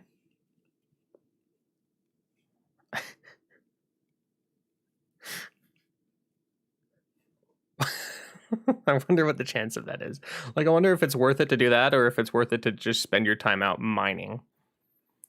Like, and have a chance of getting gems through that. All these things are things I don't know and want to learn in game, really. Like, I don't even care if it's someone in game chat saying it to me. Like, did you hear that you can get chests while fishing? Oh, wait, hold on. Let me actually, like, did you hear that you can get chests while fishing? I'd be like, no way. No, I don't. Okay, that kind of thing I don't care about. Thanks for giving me the information. But just like, I don't know. It's just like, it's cool Rare things. and powerful items that will aid. What is this? He hovered over what looked like a necklace, and it's a bow. The Lazarus bow. It brings people back to life? Oh, it does arcane damage? Weird. Oh, it's because of the gem that does arcane damage. Okay. Ancient Bane.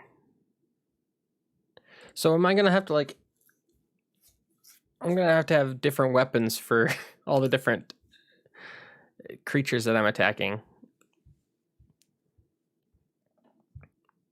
I'll be that person that opts to not have 15 different weapons with an enchantment, like a perk or an enchantment, whatever perk that is specifically designed for the enemy that I'm attacking, and I'll go for more of a well-rounded thing. So like instead of having 13% damage to ancient guardians, I'll probably be the person who will go for what was on that last weapon. Solve 5 seconds is too far. And enchanted, just increase the damage of my light and heavy attacks by discover rare and powerful items that will aid. Like, no. On critical cause bleeding that deals 7% damage. Weapon damage every second for 10 seconds. Okay. Aid you in your journey through Eternum. That's a cool looking life staff Today right we'll be there. taking a look at the That's a badass looking life aid staff. you in your. Look at that. Am I gonna personally pick that one? No, but it's badass. Is this an axe with a fire gem? Journey through Eternum. It's pretty cool. Today we'll be taking a look at the Lazarus Instrumentality, an expansive Instrumentality? subterranean ruin filled with ancient secrets, where Oh, something didn't mean to stirs press deep that. in the dungeon. That's cool looking. Shield bash. As you Whirling coordinate your blade. team to tackle the expedition. Look at that frosty sword. So, one of the other ideas I have for the battle mage build is with sword and shield, because so I have an idea that or a thought that since I did that battle mage build with the ice gauntlet and the great axe, great axe to help gather people, do more damage with your maelstrom, with your gravity well, pull things all in closer, deal damage. But I don't think that there's going to be all that hard of a. My thought is there's not going to be all that much difficulty getting people to stack on you. So my other idea, instead of like spending so much energy on and like abilities on getting enemies to be pulled in closer with the great axe, you use a sword and shield so that you have additional slow with your ability to charge in.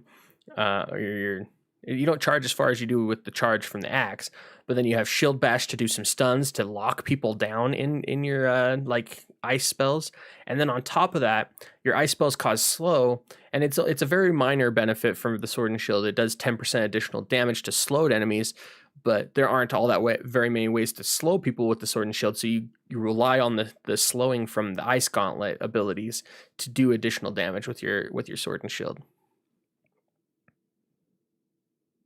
I will withhold any additional information that I have come across. No, like that's the thing is like, I don't want to go find and like seek out the information outside of game.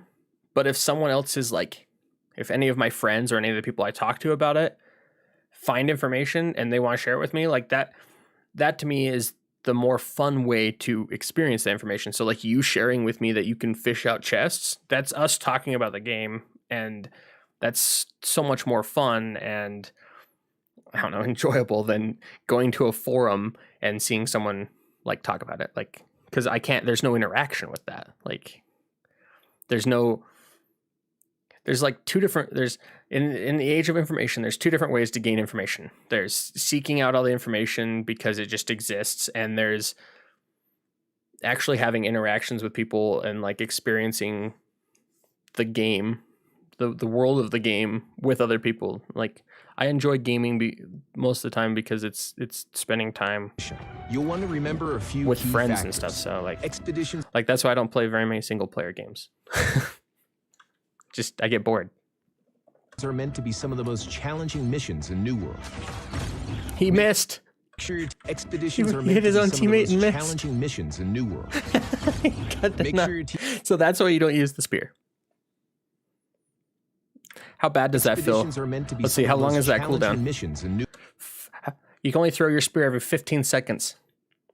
And he missed. World. Make sure your team is properly outfitted with potions, tinctures, coatings, and ammunition. I think so. One of the professions that kind of intrigues me is potion making, and I think you get that kind of stuff from harvesting, which is based off of intellect, or like intellect gives you bonuses to that. potions are always interesting, and I'm always the person who's kind of a stickler about using potions. I'm like, well, I don't need to use it, and it's a finite resource. Like every time I drink one, I'm spending gold on it and stuff like that. And I have a hard time like using your abilities. Those recharge automatically, but using a potion and stuff like that, it's like a finite resource. And I want to get into a mindset where I am more comfortable just popping potions, just like, boom, I need more mana, boom, mana potion. I can pop this thing that'll give me additional strength for 20 seconds, boom, like do it. Like I just want to be like, I don't know. Expeditions are meant to be some of the most challenging missions in New World. Experience that more. Make sure your team is properly outfitted with potions. Especially since the potion animations are freaking cool. Challenging missions in New World. Who cares about the fact that she drank it through her mask? But like look at like the actual like potion vial itself. Your team is properly outfitted with potions, sweet. Tinctures, coatings, and ammunition. What is this? Is this going to be like an animation that you can do? I don't know, but that frosty sword looks freaking sweet. I didn't even know there was any swords that looked like this. They all kind of look kind of funky, but this one looks freaking sweet. And ammunition. The wisest adventurers will also make sure to strategize team roles, with players designating healer, tank, and DPS responsibilities accordingly. Life staff and a bow. I mean, fire staff and a bow.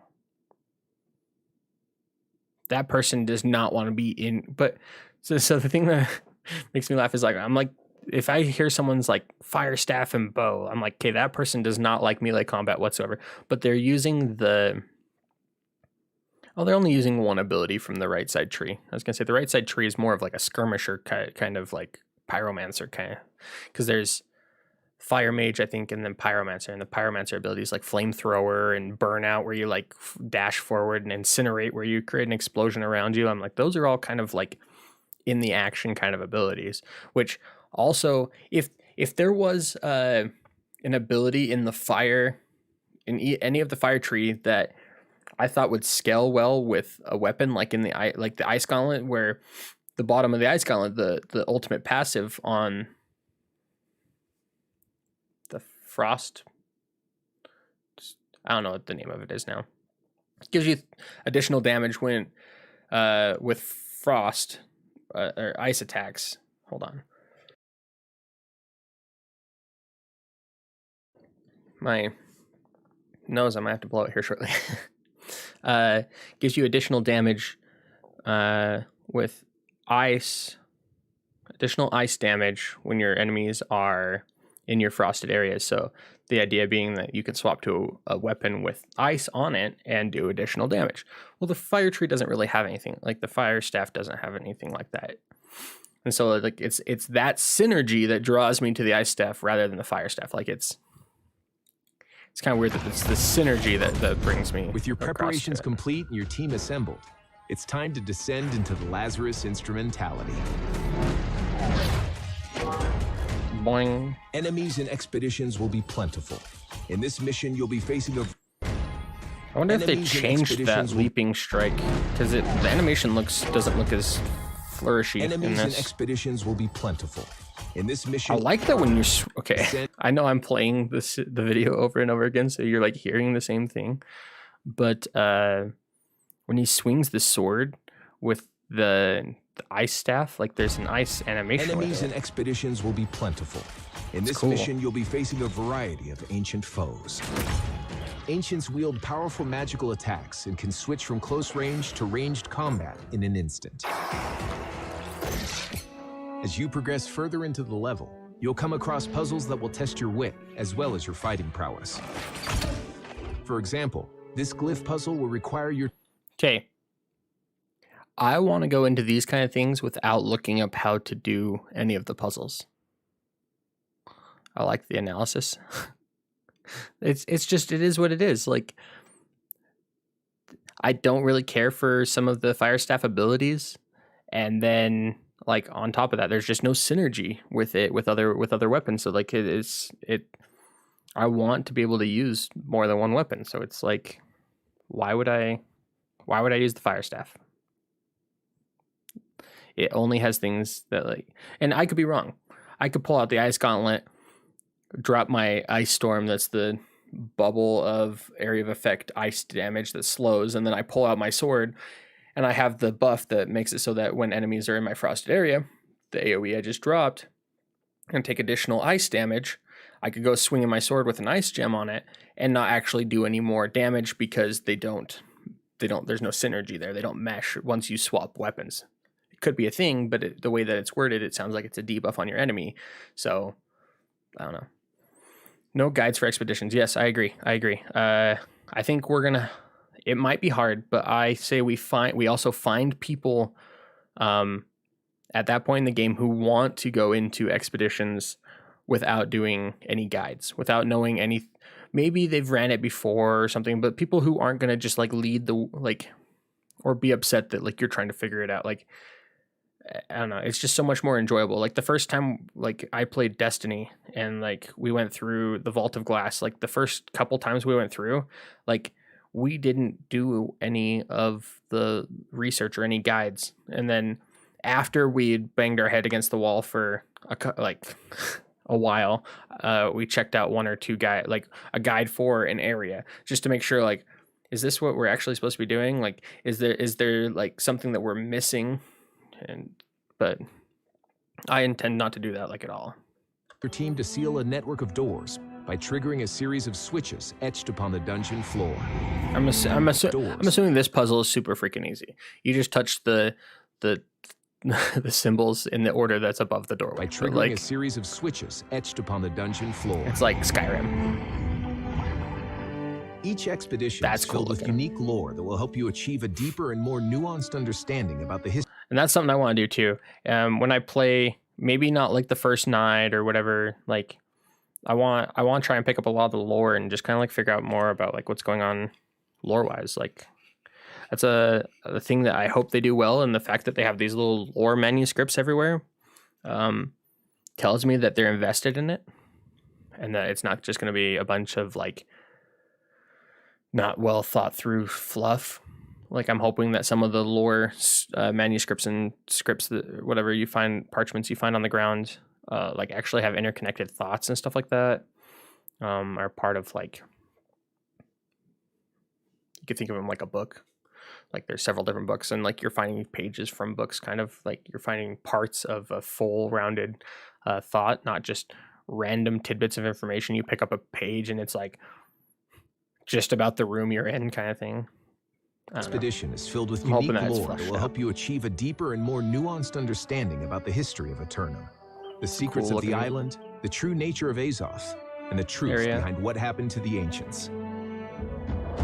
You'll also occasionally encounter unique NPCs in expeditions. Here, Scylla has a task for our adventurers. While some of these characters have good intentions, there are also those who only wish to stifle your party's progress. I hate when the undead skeleton and while Medusa no expedition is complete without a boss encounter, it turns out Scylla was only the gatekeeper for an even more dangerous and mighty foe. Why is it like doing like bird-like animations? Well, we'd love to show you more. We think the Dude, best... he's got a pink flower sombrero. Well, we'd love to show you more. We think the best way to experience an expedition is to play it yourself. The Lazarus instrumentality. That's cool. Freaking sweet. Freaking laser beams. It's but one of the many epic and challenging expeditions available on Eternum. We can't wait for you to discover them along with the countless other adventures available to you in New World. Wow, that skeleton just cast rapid fire. Discover them along like with the countless other adventures available to you in New World. Boom. New World releases August 31st, 2021. With a closed beta beginning on July 20th. Make sure to follow us on Twitter for the latest updates and news about the game. And we can't wait to see you on Eternum later this summer. This was June.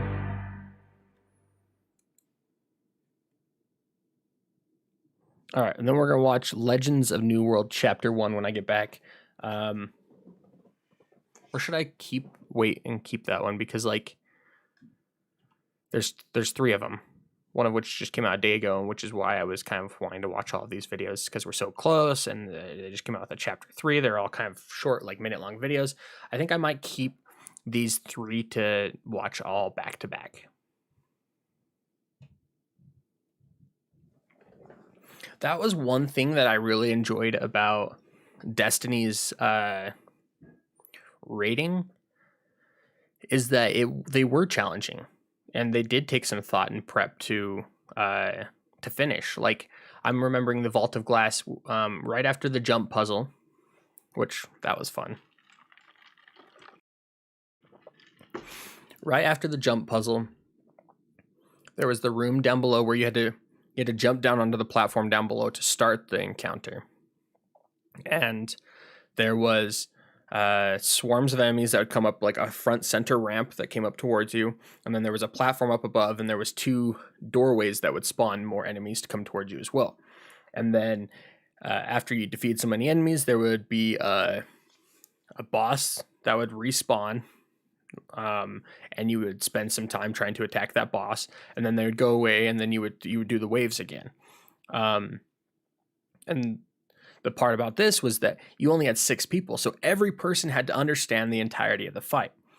And that was probably the best part of Destiny, in my opinion, was the fact that the raids were only 6 people. The end fight in Vault of Glass, if every person in that did not understand the fight, you could not complete it, because there would be people teleporting to different dimensions. They were different, and everyone had to know everything that was going on in that fight, or else you would wipe.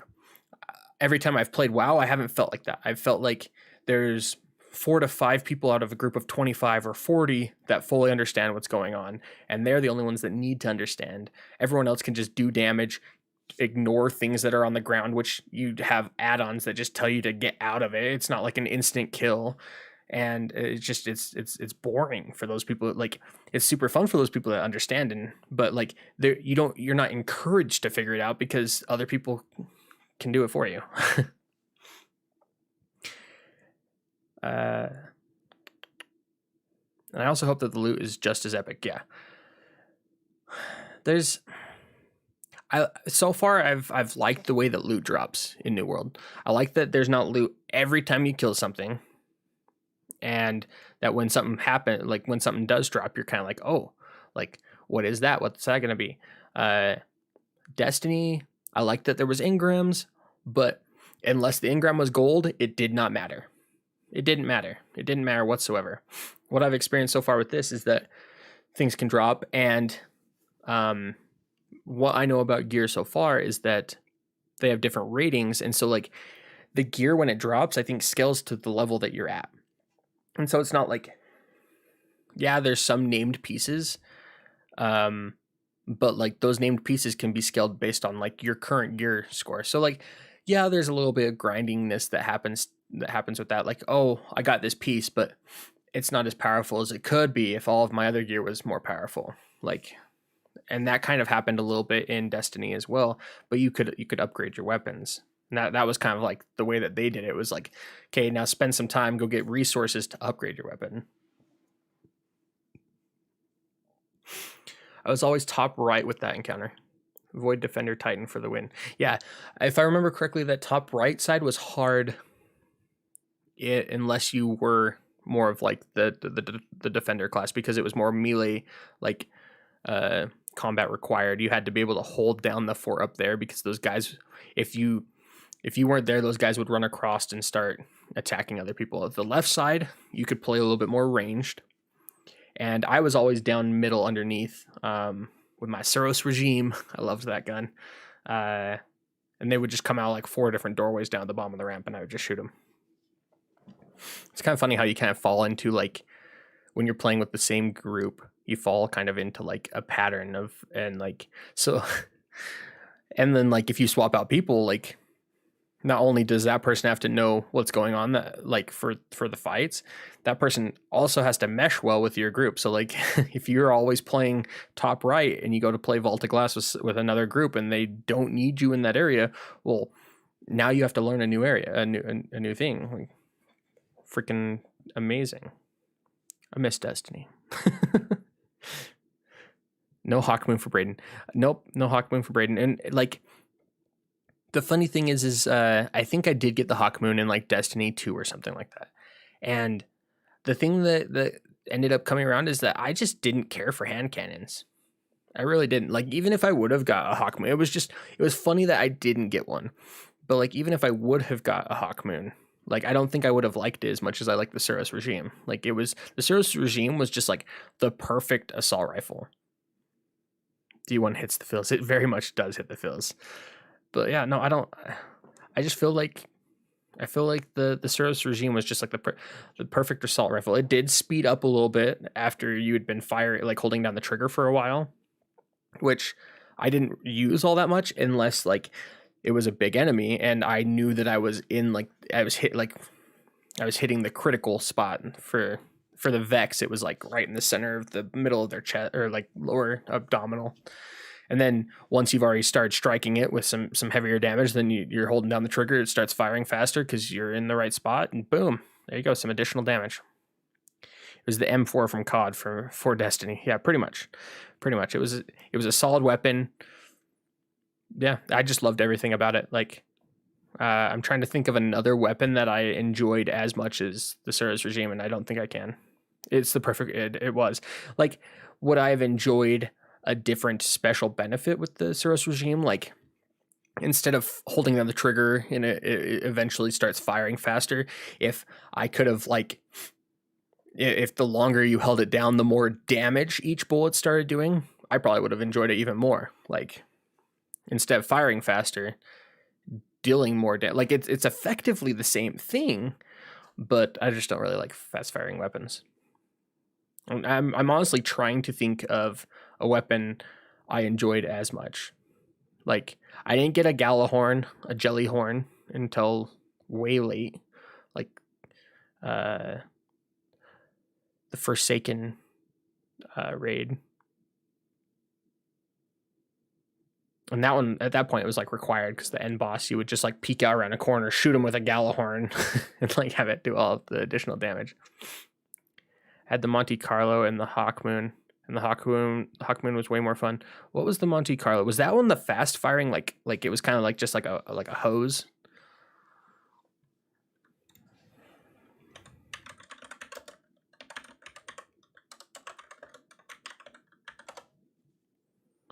Tangent into Destiny for a little bit.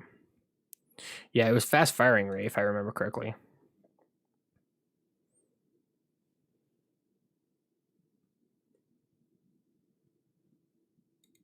Super cool looking weapon. Not my favorite looking weapon, but super cool looking weapon.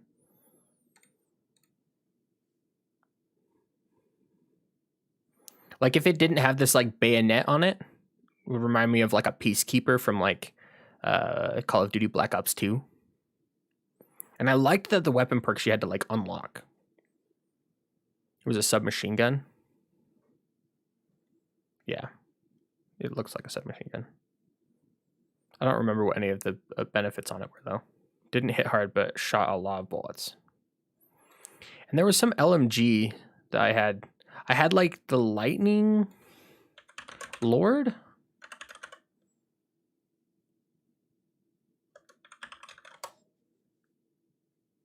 What's it called? Thunder Lord.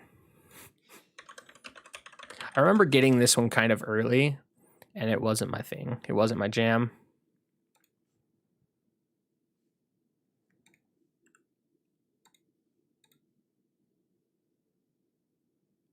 And I don't know why. I don't know if it was because it was an elemental damage type or something like that.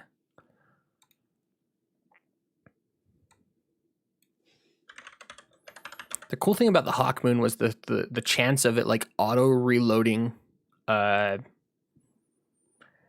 loved these like micro like talent trees within a weapon, and the Hawk Moon just looks amazing. Like, come on.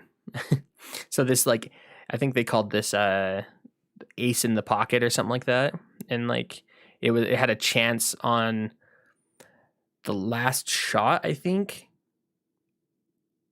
the last shot had a chance to auto reload your magazine, and then there was this one. It was like a chance that firing would fire twice or something like that. Like, it would essentially fire 2 bullets at once. I can't exactly remember, but still like the coolest looking weapon in my opinion.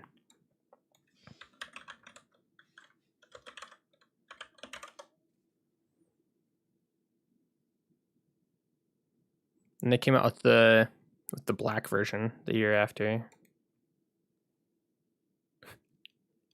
I don't remember this little like copper piping on the side of it.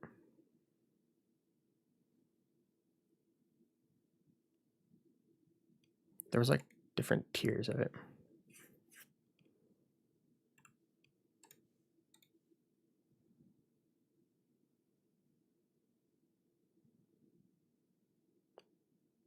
The Suros regime. Such a great weapon. This is nostalgia. Not my favorite looking weapon. Like I think it's mostly just this weird copper piping down the side of it. But super freaking fun weapon. Like I should get a 3D printed Suros regime to hang on my wall behind me.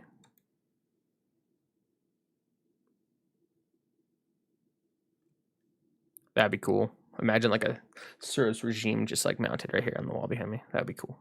All right, I'm gonna take a quick break, go use the restroom, and I will be back, and we can continue these fantastic. They're actually really good. Just kind of like teaser videos, essentially.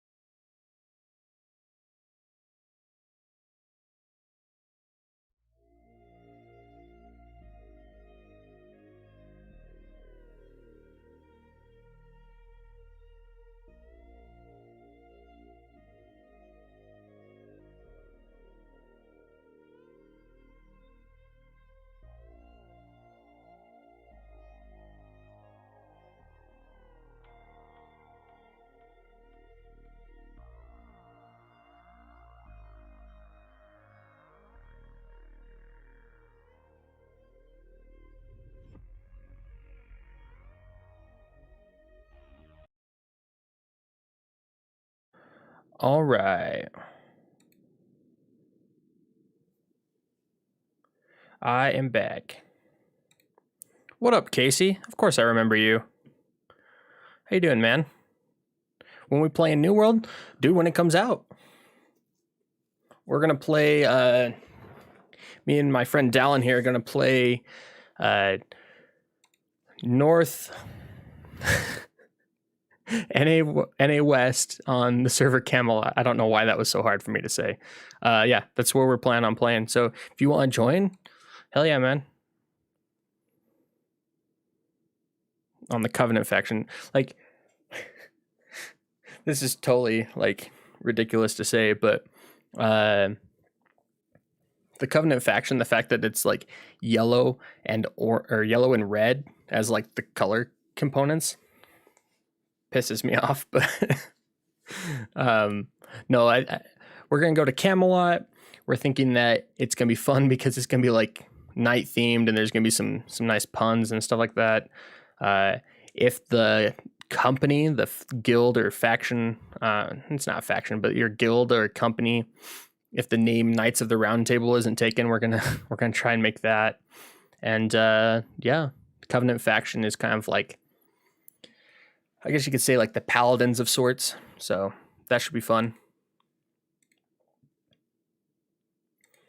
All right. So I think I'm going to watch each of these chapter videos back to back. And I'll kind of save that for the end because it appears to be kind of tied together storyline. It's only 3 minutes total, but whatever. Recently just camped out at BB and got a 380 for this game. The RP would be real. Seriously. I didn't even know Best Buy had some of those in stock. My poor PC over here. I don't know if this will turn.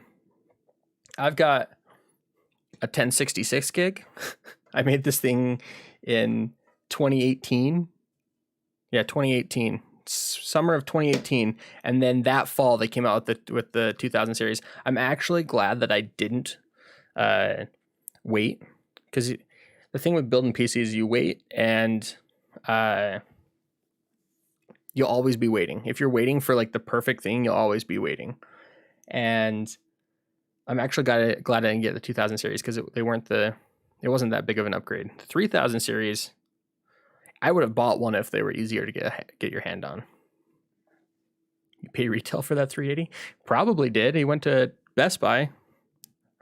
I hope he did. I hope he didn't pay some crazy markup price. Beyond the relentless rain of Morningdale and the pervasive stench of spending more than the bright MSRP on that is ridiculous. Fantastical colors of Eden Grove should be a welcome breath of fresh air. But these northern reaches are also the most hostile regions of Eternum, and only the most experienced explorers should consider it's a cool looking zone here. Touring Eternum. While there are 2 small outposts available to brave adventurers, this region of Eternum remains mostly unsettled. To the south, you'll find Valor Hold, where Prospector Delgado will direct combatants to Outpost Rush. A treacherous walk along a twisting road high in the mountains I need to get in on will that take you too. to Last Stand Outpost. Once Kind of there, cool outpost. Innkeeper Golding always has a warm bed ready for any weary traveler. It's a small As you town. adventure through Eden Grove, you're likely I wonder to if be this is like one of drawn the to highest Tower level of zones. Malevolence near the center of the region. This enormous, imposing structure is protected from all sides by dryads. and This you'll kind need of to keep your reminds me wits of about you like when fighting them off, a Vex lest you area fall from the in stone Destiny. walkways to your untimely demise. I mean, aside from the fact that there's Venture to the forest creatures below, made out of plants. And among the fascinating fauna and twisting trees, you'll find the Garden of Genesis, the very heart of the Angry Earth's territory. The Vault of Glass. The Dryads here aren't particularly hospitable. That's a cool and area. You'll need a strong, experienced adventuring party by your side, and more than a few blight Dude, tinctures he's in your got bag whirlwind. before you even think about entering. He's got the Great Axe Whirlwind and ability. More than a few blight tinctures in your bag before you even think about entering.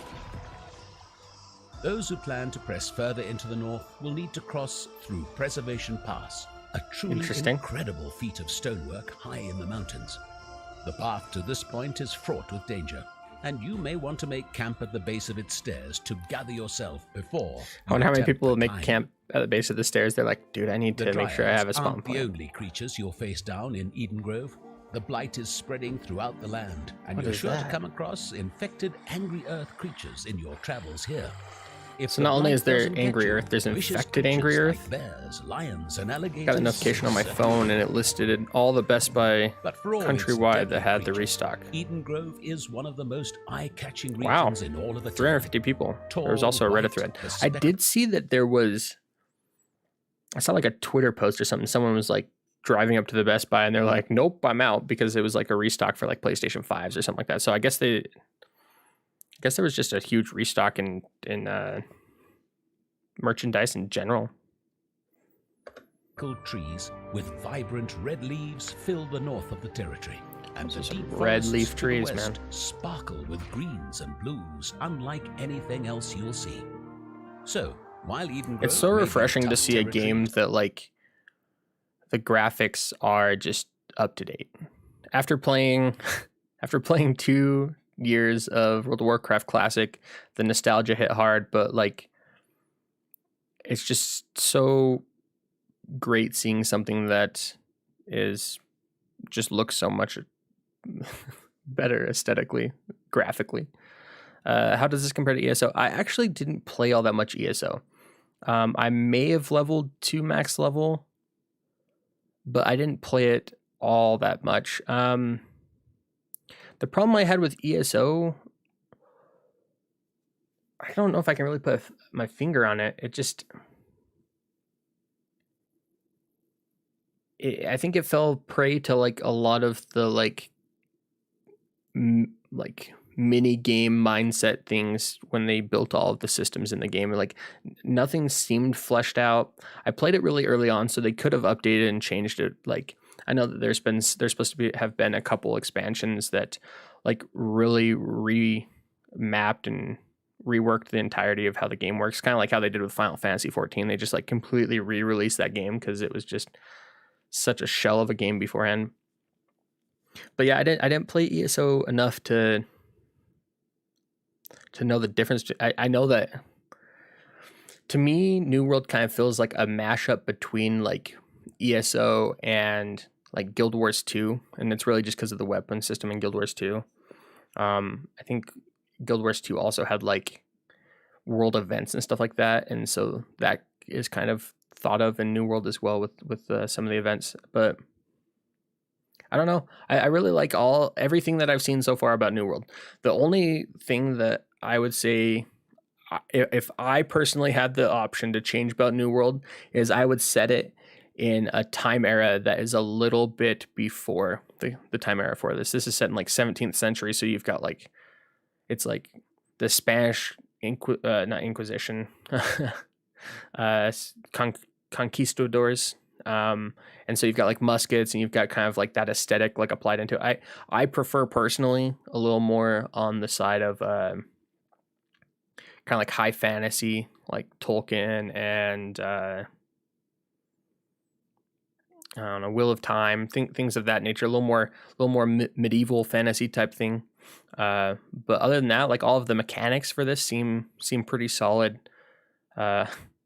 Some of the ways that the lore works behind the mechanics, like the 20 versus 20 fort fighting, you're fighting over like the political sense of the nearby town. It doesn't make sense. Gameplay, it's going to be fun, but it doesn't make sense of like how it transitions. It's little wonder. But no, I'm excited for New World. Like I think I'm more excited for this than I've been for anything in a while. Like I don't think World of Warcraft Classic compares really to like, because that's just nostalgia. That's getting excited for nostalgia. That's not getting excited for a game, for a new IP that you haven't played before. Like, so in that sense, I think the last time I was as excited for a new IP, like a new, like very vast game. Like I'm not talking about like indie games where they're games that you buy, you enjoy for 40 to 60 hours worth of content, maybe. And that being a new IP, like the Dice Legacy game I've been playing recently, but like a new world that's planned to be expanded upon for years to come. I don't remember the last one. Maybe Destiny? That was like 7 years ago. There has to have been a game that Fortnite. But that's not really like that's just a competitive player versus player game. I guess I'd have to say Fortnite. The local plant I played a lot of Fortnite. I think I played so much Fortnite that I don't want to play a battle royale like ancient stonework ever if I have the option not to. Over for years to come. My friends want to play it. Fine. And your blades sharp. Do we have another option, another game to play instead of that? And they're just as interested? I'm gonna vote for the other one. I need to update my mouse settings. It turns off way too easily. Armor Fashion Show. Oh. Welcome to Eternum Fashion Week. Okay, here we have one of our corrupted elite models in almost head-to-toe corruption red. That color Corruption is so red. hot right now. Some This is people may be ridiculous. I love fighting it. to rid the land of corruption, but if being corrupted means wearing hand-quilted couture gauntlets and a one-of-a-kind animal skull belt buckle, then sign me up. After 2 years of staring at gear from 2004 in World of Warcraft, this just looks amazing. Next up is another inspired Angry Earth Elite Medium armor set. Take special care All to the note the environmental horns and stuff like that look like I'm just waiting for them to like kind of move on their own. Like I don't like it. Gives me the not 2, but 4 Like, different belts. The heebie-jeebies. natural earthy tones really evoke the designer's home territory of Everfall. I tell ya, the Earth might be angry, but this attention to detail is going to make Eternum's fashionistas This video's very, ridiculous. very happy. Storming the runway now is this year's winner of Windsward's next top model. He's wearing the latest invasion armor. It's pretty cool looking. Expertly worn brown leather trousers are perfect for disguising a pre-battle fear-induced BM. And just look at the range of movement you get in them. You can't bust these moves in heavy armor. The Ridiculous. full face helm may be one giant blind spot for the wearer, but I'd say it's... Oh my god. He's gone right off the runway. Let's check in to see how he's doing. And it looks like he's alright. That invasion armor can certainly... Did the arrows on his chest just bend when he put his? They almost look like more darts, but they bent a little bit with the movement of the chest. Can certainly take a beating.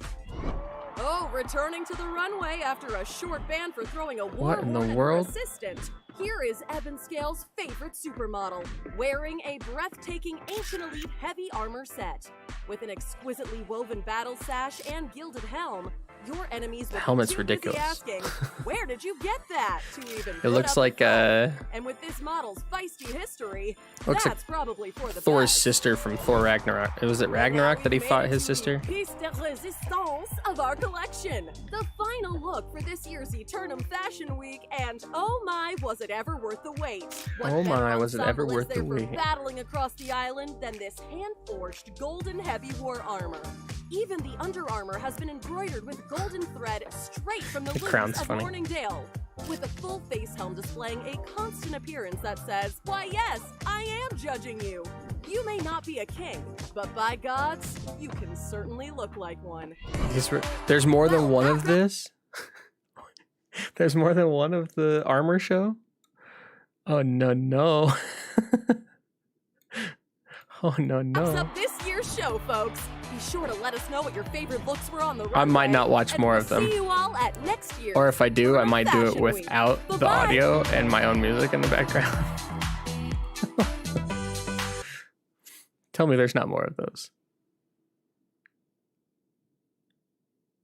Okay, there's not any more that I can see. Shattered Mountain. There might be another one. At the furthest known reaches of Eternum lies Shattered Mountain, the ultimate... The intro to this sounds like National Geographic. At the furthest known reaches of Eternum lies Shattered Mountain, the ultimate summit for any adventurer to tackle. Eternum's dark crown is a vast, splintered mountain range, awash with corruption. Touring Eternum. Heading north from the Great Cleave, travelers can choose to venture through the grey wastes Buffalo. of the carved lanks to reach the meager settlement of Mountain Home, or face dangers and almost Okay, so certain death I'm in the glad corrupt. that the cities in these more northern, like the more difficult regions, the higher level regions, aren't full-fledged cities. So we're not going to be like just moving into new zones every time we get to a new level, and then ending up at the most northern high level zone and just always being there. I'm glad that they are just outposts, really. Corrupted fortress of Caminus. The Red Fortress It'll is make the filled world with seem cruel bigger. and merciless blood. It'll make the world seem bigger unless it'll make the world seem bigger unless the cost to fast travel is super low compared to like how quickly you gain the resources for it. Then it's not going to matter whatsoever. But I think that the cost of fast travel is going to be expensive because I have seen people post, I haven't read much of these threads, but I have seen people post on Reddit and seen other videos of people like the fast way to travel, and it's based off of using your fireplace or your campfire, I mean, to essentially port around the world based off of like intentionally dying to just fast travel to places. So that gives me a little hope that the cost for traveling is going to be more expensive, making the world feel a little bit bigger. On the downside, the reason people are coming up with this is, and the fact that it exists, could be a detriment to the whole thing. Who would rip you in half on sight. These enemies are infused with powerful magic, and only the most seasoned of fighters will be able to best them. For those who enter the Shattered Lands from the eastern region of Eden Grove, the first settlement you will come across will be Mountain. It looks like it's just big enough to have the trading post and each of the different trade skill stations. But I do believe that there are homes to buy in some of these places, so outpost. That's kind of nice too, I guess. Bare bones I don't really rest plan on stop buying a will bunch of provide homes. you a valuable respite from the elements and a chance to brew some much-needed corruption tinctures before heading north into the craggy labyrinth of Shattered Mountain. Northwest of Mountain Rise lies the Blighted Wilds. Look out for a body of water near the hidden strain to meet Master Fisherman Bernard, but try not to get eaten. I don't by care about the wilted fishermen. wolves along the way. Apparently I'm gonna need to care about it though, because you can get gems Continue from fishing. north, and you will reach Rotfellow Hovel. Whoa. A cursed cave, home to some of the foulest beasts in Eternum. That is a bright Keep cave. your wits about you, as you'll scarcely be able to see a thing in this dark cavern. Yeah. To the northwest of Mountain Can't see anything because everything's so vibrant that your Fight your way retina is through just gonna musty burn out. Inferia to explore the mines and find the terrible secrets buried in their depths. Just make sure you have Those an like exit route in full mind. demon-looking things Navigating are pretty the cool. twisted pathways of this wretched place is easier said than done. Keep heading northwest, and you'll see a burning pyre, signifying the desolate cliffs and the mortal mire that lies beyond. The mortal mire. The corruption has taken much of the wildlife in the area, resulting name. in some Why does this thing have an anvil on its head? beasts that would strike much of the wildlife in the area, result. What am I looking at? Nope, turning my head doesn't help.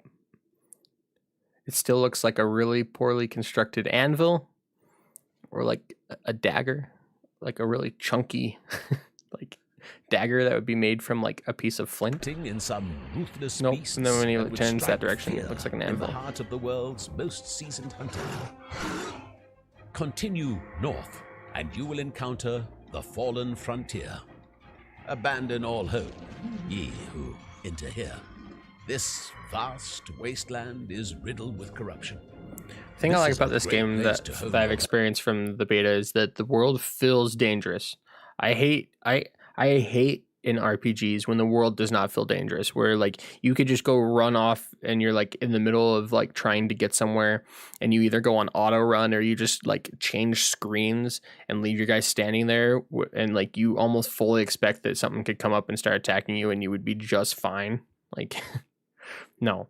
I like when a world feels dangerous. Like you're not going to leave the town unless you plan on spending 90% of focus on the game. Like battle skills, but don't expect much rest. I don't think that the gameplay, like the combat itself, is going to be all that difficult. To find a but the world seems dangerous, so it's nice. When you are ready for your greatest challenge in Eternum, head to the Merkgard. This is the greatest challenge. This is the go-to hardest place. Oh, fearsome beasts and murderous corrupted humans. Why is that guy so much taller than that guy? Is this forced perspective? Is this guy just standing closer? No, because there's another guy in front of him. Equip yourself That's just a with big the dude. best gear you can find and recruit some allies before entering this terrible. Valheim was the epitome of the The world feeling challenge dangerous. will Yes, be yes, it was. Immense.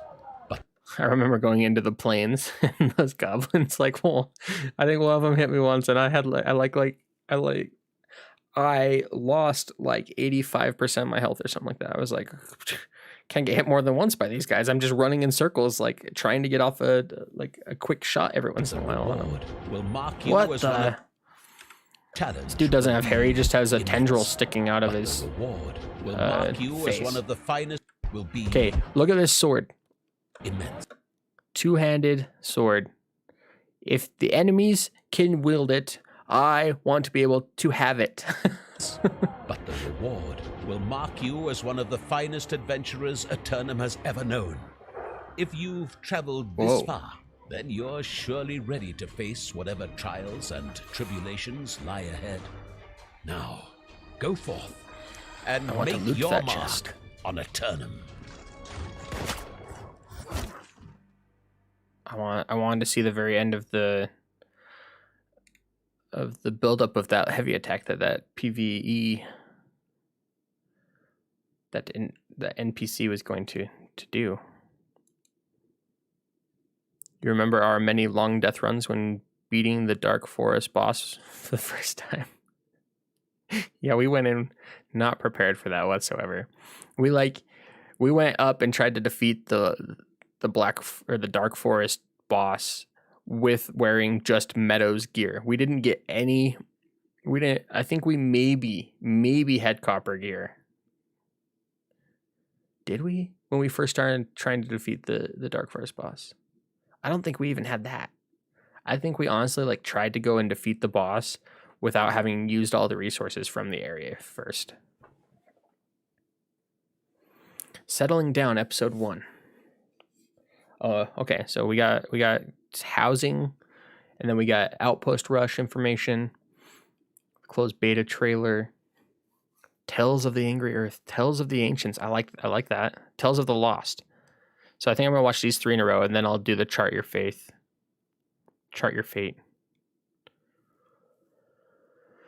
Oh, and I need to watch the Corrupted one too. So we're gonna watch these 3, the 3 different enemy types, and the Corrupted back to back. And then I'll go watch the Fate one. We can watch this Cultures one. That was the last Touring Eternum one. That makes sense. I think it's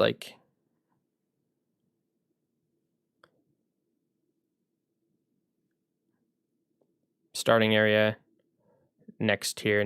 I think that it just went up in tiers, and we just hit the last tier. We had copper weapons, I think. I think you're right. Except I think I had a bow. Which I don't think that there was an upgrade for the bow in the Dark Forest. There might have been. I think there was. I think you cut down the tree. We quickly cut down the trees there. We built an outpost. But we didn't even build an outpost. We had to build an outpost to be able to go fight and defeat the boss. We were just death running. 5 minutes on this video. Okay, here we go.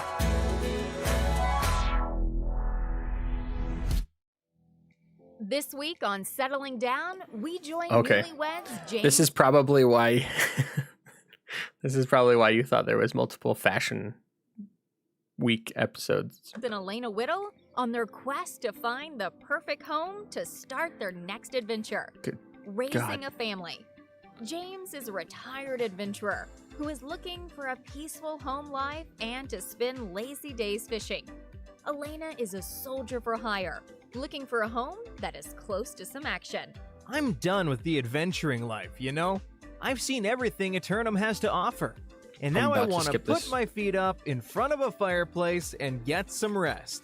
He might just want to wither away with the rest of the Lost out there, but I'm not ready to hang up my Warhammer just yet. I still want to be within a reasonable commute to a corrupted portal or two. The couple have a This video is slowly killing me. slowly killing me. budget of 15,000 gold, and their realtor has identified 3 And their locations real- oh that would my. be perfect for a forever home. Oh, First it's- up, house number 1 in Whatever you call Everfall. it. Destination. For house number 1, we have a gorgeous 3-story with Realty. beautiful stone walls and 2 fireplaces. And Everfall is a That looks like a house I'd build in Valheim. Where the stairway up to the next floor takes up a third of the floor. perfect location for a young family like yourselves. It feels a little empty. You say empty room. I say blank canvas.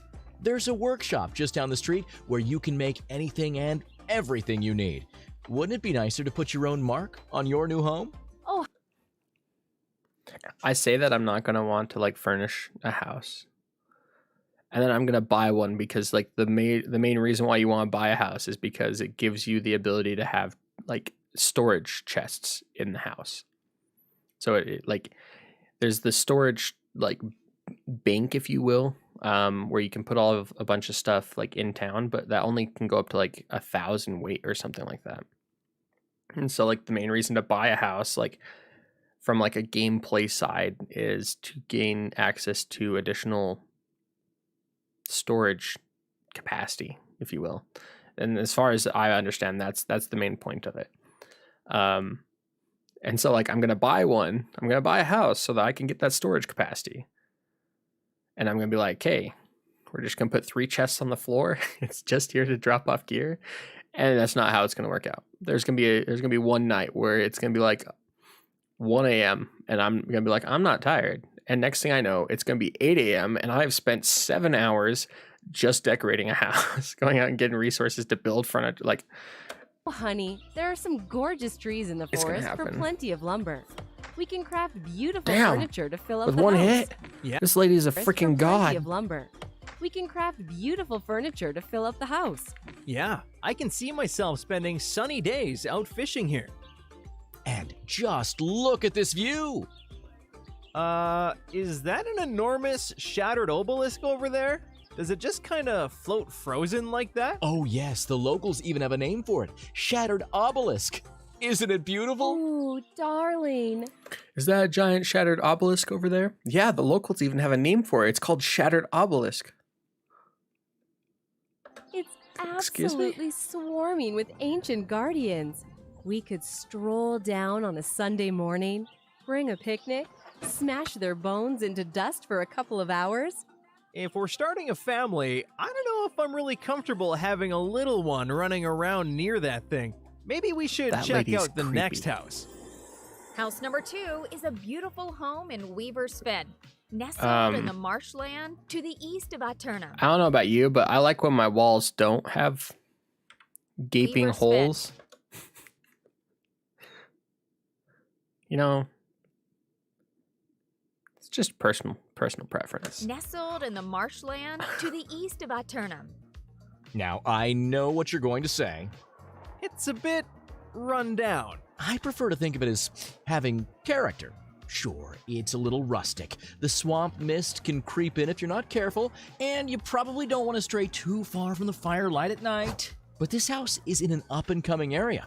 We have a new governor who has promised lower taxes, and you could really make this home your own. And it has a fireplace that you wanted. I can really see a life for us here. The Not wind buying that creaking house. the floorboards, the pitter-patter of tiny feet running back home after being chased by a The famine, upstairs is guys. fine. Wait. And this town is so huge. I can do all my crafting around town, do a little business at the trading post, go for a walk to some of the ruins That place nearby. looks kind of You're dreadful. right, but are there any The good entire, fishing spots around here? Like, Oh, of course. There are some beautiful ponds to cast your line in, if you don't mind the ancient guardians roaming around.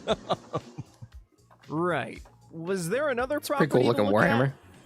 Last but not least is house number 3, located in That's the thing I haven't looked into to see if there's like, obviously I haven't looked at any weapons or gear, but like I'm looking forward to see like what different models they have for the weapons. Reekwater, a haven Instead of for just, like, expert recoloring. anglers and adventurers alike. Oh my, what is that smell? I can taste the air. Why, that's the sweet aroma of everything around you decaying. Isn't it something? You know, I could get used to that. Reminds me of my childhood somehow. Now keep that childlike sense of adventure in mind, because this is technically video's slowly a killing me. treehouse. Oh wow, I always wanted one of those. I didn't think you'd get this excited, honey. Look at this huge space where a window should be.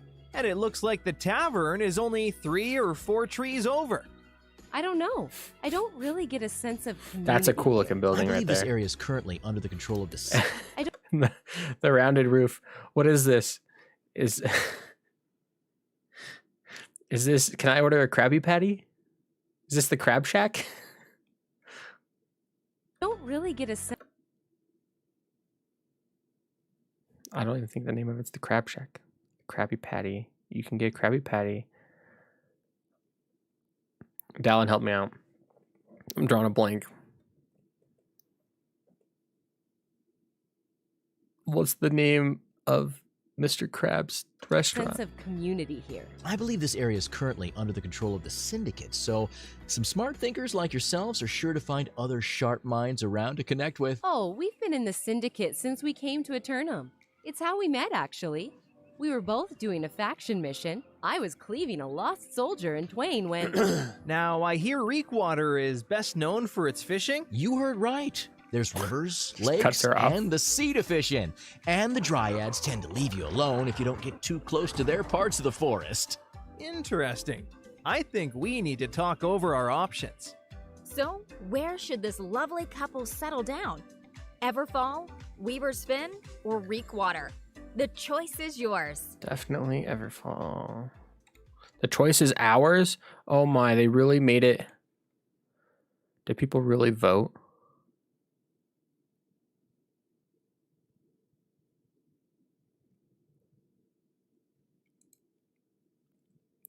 Don't tell me episode 2 is just like, oh, it is. It's just a follow-up saying what they picked. Oh my. Oh, no. Last time on Settling Down, we joined newlyweds James and 3 fabulous houses in Everfall, Weaver's Fin. Okay, the worst part about like TV in general is the recaps. Look, they spent 40 seconds of the minute 20 recapping the last video. Everfall. We may have to argue with the Covenant members who control the region right now, but we're preparing to overthrow them. We may have to argue with... Honestly, I'm So this is something I hadn't noticed because I don't know when we were playing the open beta because we played a little bit at the very beginning of it, and then we didn't want to like spoil too much of it, so we just kind of like we're doing research and stuff like that. But I didn't pay attention to what faction owned the city, and I like that like the city's slightly changed depending on what faction is like here. currently dominant. We may have to argue with the Covenant members who control...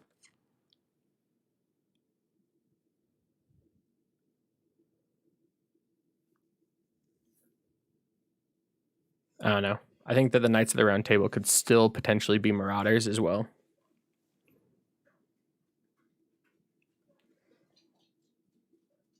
Hi, puppers. Come say hi.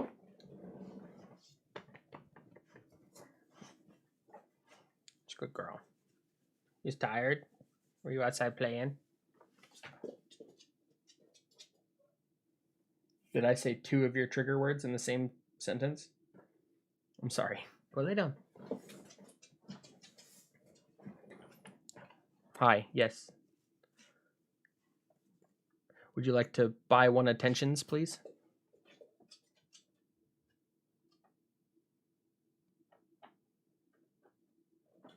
She just went and laid down.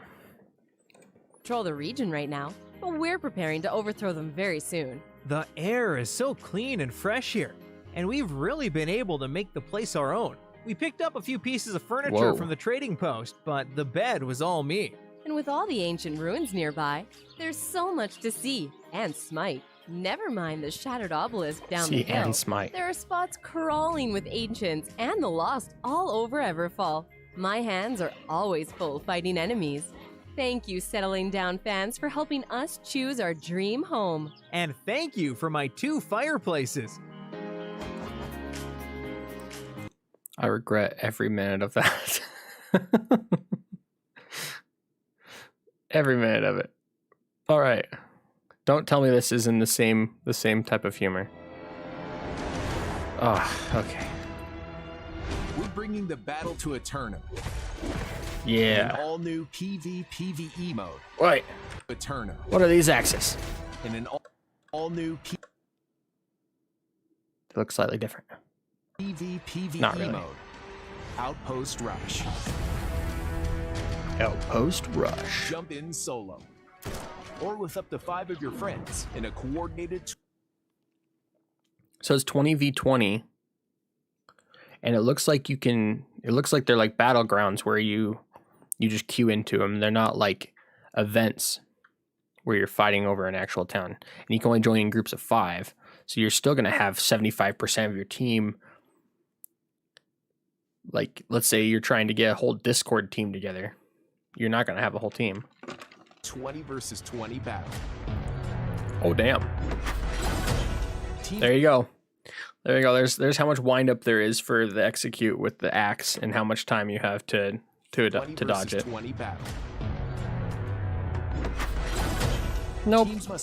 I mean, granted, he has the rapier out and he has the evade ability Coordinate and to get away balance from their it. time, But upgrading outposts, gathering resources, capturing objectives, and defeating enemies. I kind of wasn't Jump listening. in solo, or with up to 5 of your friends in a coordinated 20 versus 20 battle.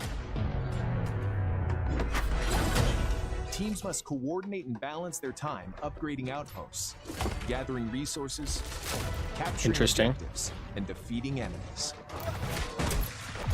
So there's quite a few things to it, When not your just team not spawns just into player a versus player. match, you'll want to push forward and capture outposts to bring you closer to victory. So there's going to be 3 different outposts. Okay. Outposts can be upgraded, defended, and used as forward operating Interesting. bases Okay. to drive the enemy back. Gather resources to support your team. So you're probably going to have one of the outskirt ones most of the time, and then people can spend time upgrading those to be like a big defensive tactical advantage. And then you're probably going to be fighting over the center one. At least the majority of people are going to be fighting over the center one the entire time. And so there's not going to be much upgrades there. But there will be a push one way or the other towards the other enemy base, and that's where the most upgrades will probably come into play. Execute would work well with a stunned or slowed enemy. Rapier is probably the most mobile weapon. Yeah, definitely. Keep your outposts well. No, like, I'm not saying it's going to be like super massively difficult to hit with execute, but it has a big wind up, and there's a reason for that because it does 300% weapon damage. I think they have to be below 30% health for that. I think it's 200% or 300% if they're below 30%. Protected. Each outpost has features that your team The can turrets use make me to laugh. help you in battle. Man, he placed that poison shot in the wrong spot. You see this? Features that your team can Dude, you missed.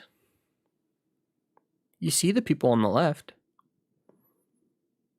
And you don't put the poison shot cloud in the path of everyone to get them.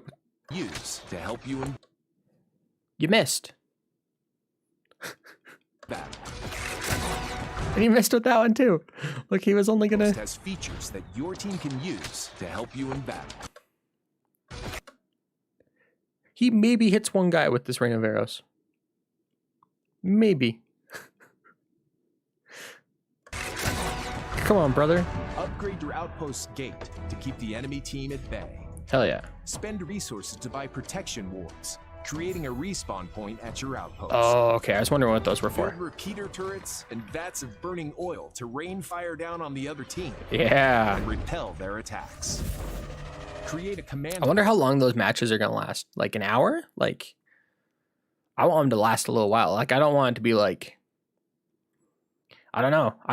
If they're pretty difficult and they can last a while, cool. But if there is the option to have like the tactical advantage, if you like, I'm gonna use a StarCraft reference. If you Zerg rush the enemy's like main fortification, that could be kind of cool too. Like you sneak around, completely ignore the middle fort, and you just go straight for their heart. Like you just go straight for their fort, their main fort. Before they have all of their mass defenses, and you can take them down before they have a chance to react. That would be cool too. I'm imagining that in that map, people are starting in the kitty corner forts, one on each side, and you're fighting mostly over the middle one. But I could be wrong. You could be starting in opposite corners, and all three forts are uninhabited when you first start the match. That could be interesting too. Your team, making them stronger. But then I don't understand how the winning objective works. And if you don't start with a fort that is the main objective to take that fort to win, or have all 3 forts, maybe that's what the objective is: have all 3 forts and you win. I don't know. More resilient. That could be a way around it. But defeating the enemy isn't the only way to win. Outpost Oh, Rush see, has all I had to do was wait 12 seconds, and they were going to tell me more. plenty of other objectives too. Corrupted portals. Build cannons and give your team the edge in an outpost siege. Cool. Summoning circles give players a chance to summon some of Eternum's What most the fearsome hell? creatures to fight on their side. So there's the player Azov versus essence environment. to make an offering to the corrupted portal. If your team Okay. sacrifices So, enough essence, so there are NPC elements around the outside that you can kill to be rewarded with a powerful advantage. get additional rewards. Throughout the match, Baroness Hane appears. If your team can manage to defeat her, they'll be granted an immensely powerful buff that can help turn the tide of battle. So defeating the Baroness, what this kind of reminds me of is like almost like a MOBA, like the elements of like the map of a MOBA where there are enemies like in the jungle areas to kill. There's a big boss baddie to go kill and get like one big bonus, like Roshan from Dota 2. And then there's forts, which are kind of like, if you think about it in terms of a MOBA, like those are kind of like towers, but like all mixed into. Then you have the player versus player combat. So like it's an MMO MOBA mini game. also freezes Kinda. the other team's score, giving you a chance to catch up if you're behind, or put It the freezes final their nail in score? the other team's coffin. What? Oh, Path of Destiny There's so to many ways destroy. to win an outpost rush. Okay, here we go. Collect resources for your team. Don't get hit by the tree. Lay siege to enemy outposts and capture map objectives. So wait, you can win exclusively from farming resources? Please tell me that's not a thing. Like, that is cool that is a potential win condition, but like, could you imagine it's just a team there's a team of 20 people who just go out and every single one of them, they just start chopping down trees and mining nodes. Victory What? means reward and gold and treasure. The bigger the victory, the bigger the reward. There's So what does that mean? The bigger the victory, if everyone, the total score everyone has scored in the game mode, if that's just like super high, then that qualifies as a bigger victory, or is it time? Because time can be so much to manipulated. discover in New World. An outpost rush is only the beginning. We'll see you in Eternum. In Eternum on August 31st. Actually, we lied. Yeah, they didn't postpone that release date until way late in like July.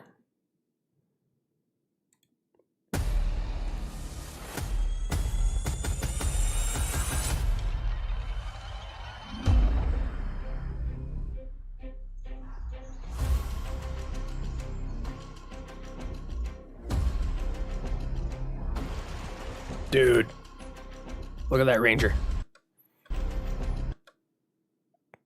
That guy is ready to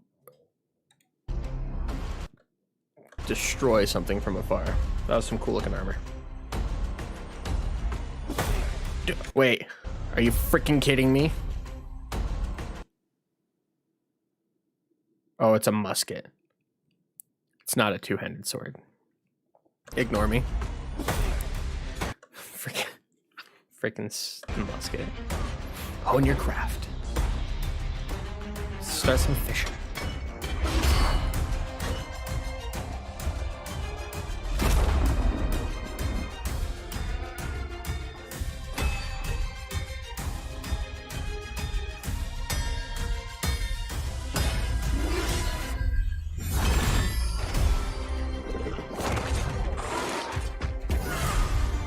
Look at that. Someone going in with a sword without a shield. But what armor are they wearing? It looks like medium armor. Which I don't think the design space exists for it.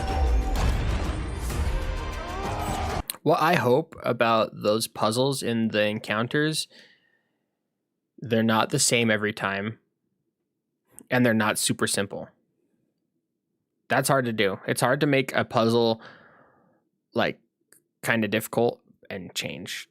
Like if I would rather the puzzle be more difficult the first time to figure out and then it never changes, rather than it being super simple, but they're like, oh yeah, but it changes every time. Because if it's just like there's which is kind of what it looks like. There's like that circle and there's like 6 different emblems to stand on, and it looks like if they do change it, then it's just a different 4 or 5 emblems that you have to stand on, and then it just becomes more of a nuance kind of thing.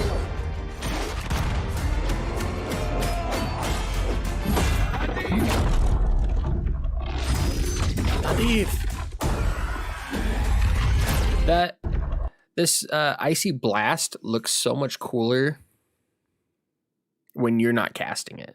When you're casting it from behind, it looks like you're just shooting out like 3 or 4 feet of icy blast in front of you, but it really is not that. Like you're shooting further than that, but it just looks nope,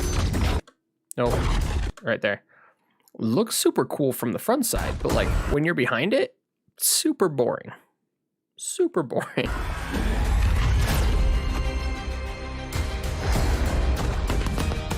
Wait.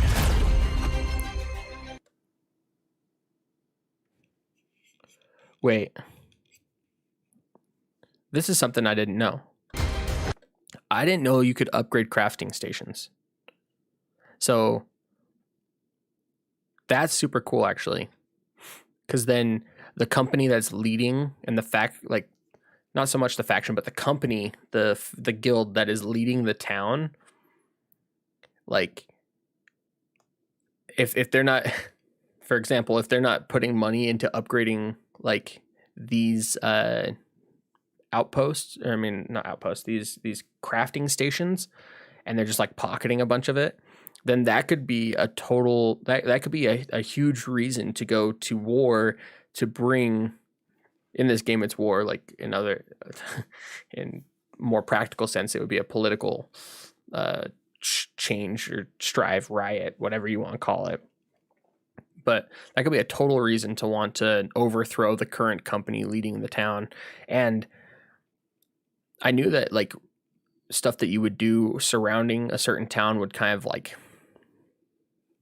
impact the town, but I didn't know it was like things like it. And I mean, crafting stations is not all that huge of a thing, and maybe that's the only thing that is impacted by you doing things in game near a city. But super cool, like super cool.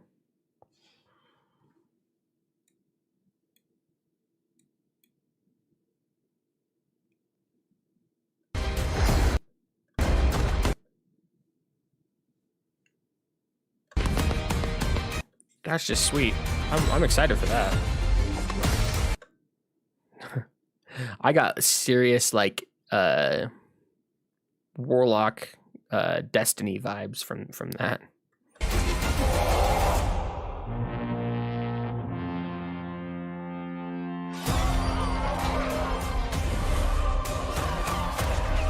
So war is like 50 versus 50 people, right? And invasions is like it's the environment attacking. What is... Excuse me? A giant floating red skull comes out of the ocean and shoots laser beams at your fortification? Say what?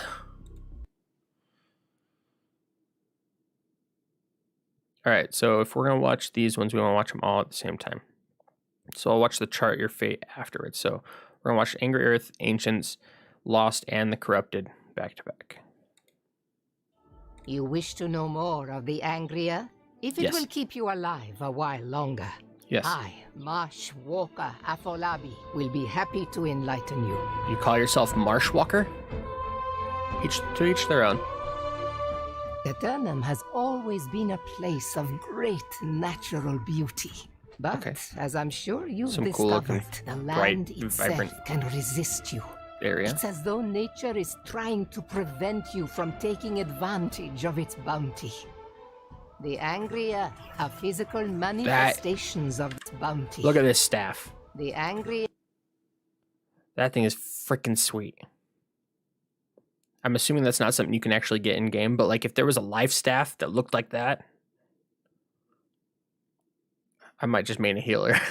Yeah, a physical manifestation cool. of that resistance. Oh, he's got like to wayfarers like dual yourself. like swords.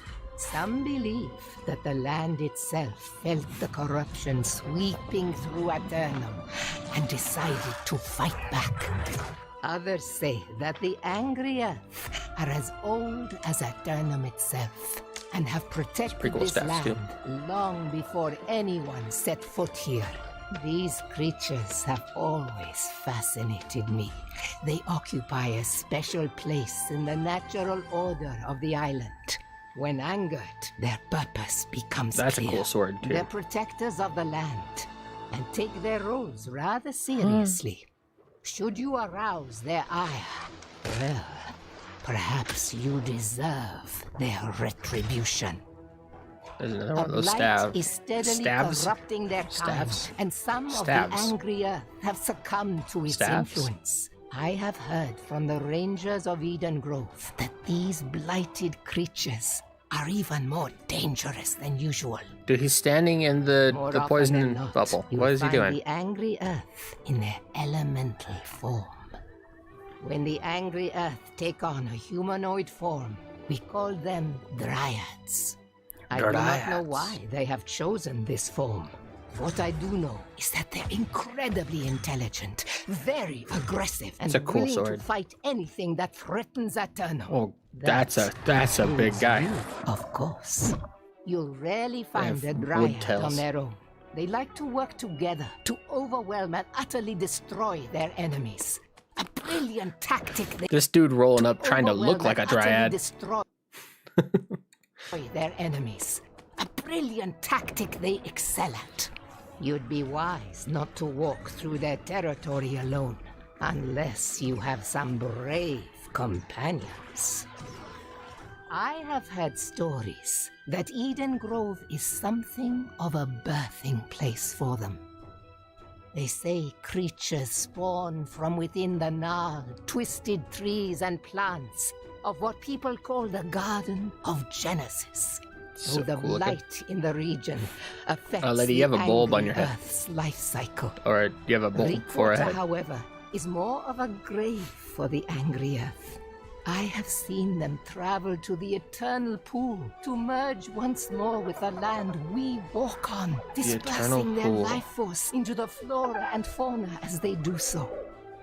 Wow. In some ways, I feel a strange connection to the angry Earth. I sympathize with them. They simply wish to protect this land from outside threats. And us, humans, protect this land like, from outside threats. Face mask kind of like look of this. Looks super cool. Like if I could get that like as a wooden face mask helmet in game, that'd be cool. And us, humans, most certainly are a threat. If we are to survive in Aeternum, we must learn to live alongside those who wish to protect it. After all, there are darker forces at work in these lands than the angry Earth. But those tales are for another time. For now, I must return to my duties in the Reekwater marshes. Farewell, Wayfarer, and may fortune travel with you. Can my Warhammer be like a stick with a keg on the end of it, and like after a long hard journey, I can get a drink from my keg? I think the Ancients will watch last because they're like, as far as I understand, the Lost, the Angry Earth, and the Corrupted are like more of the enemies on the island. Nothing like fresh mountain air to help clear your mind. Wouldn't you agree? Come, have a seat. My name is Lakina Pagetnova. I'm an antiquarian I'm sorry, can you studying say the that again? artifacts of this strange and mysterious land. Is that A life person stuff? could spend an entire lifetime here and never fully understand this island's secrets. And on Aeternum, a lifetime can be measured in hundreds or even thousands of years, assuming you can keep your soul from withering. Tales of Aeternum, the Lost. As you've realized by now, people do not simply die in Aeternum. The miraculous azoth that flows through the land has changed so much, including the nature of mortality. But this eternal life comes with a cost. As the ages pass, some... Dude, you don't have a back to your chair.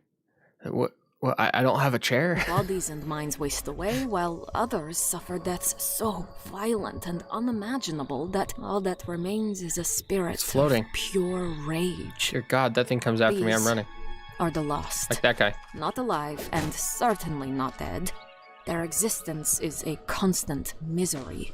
They wander the lands of Aeternum, lashing out at anything that crosses So you're telling their me path, killing them unable puts to them, communicate like, their endless oh, pain any other got way. destroyed.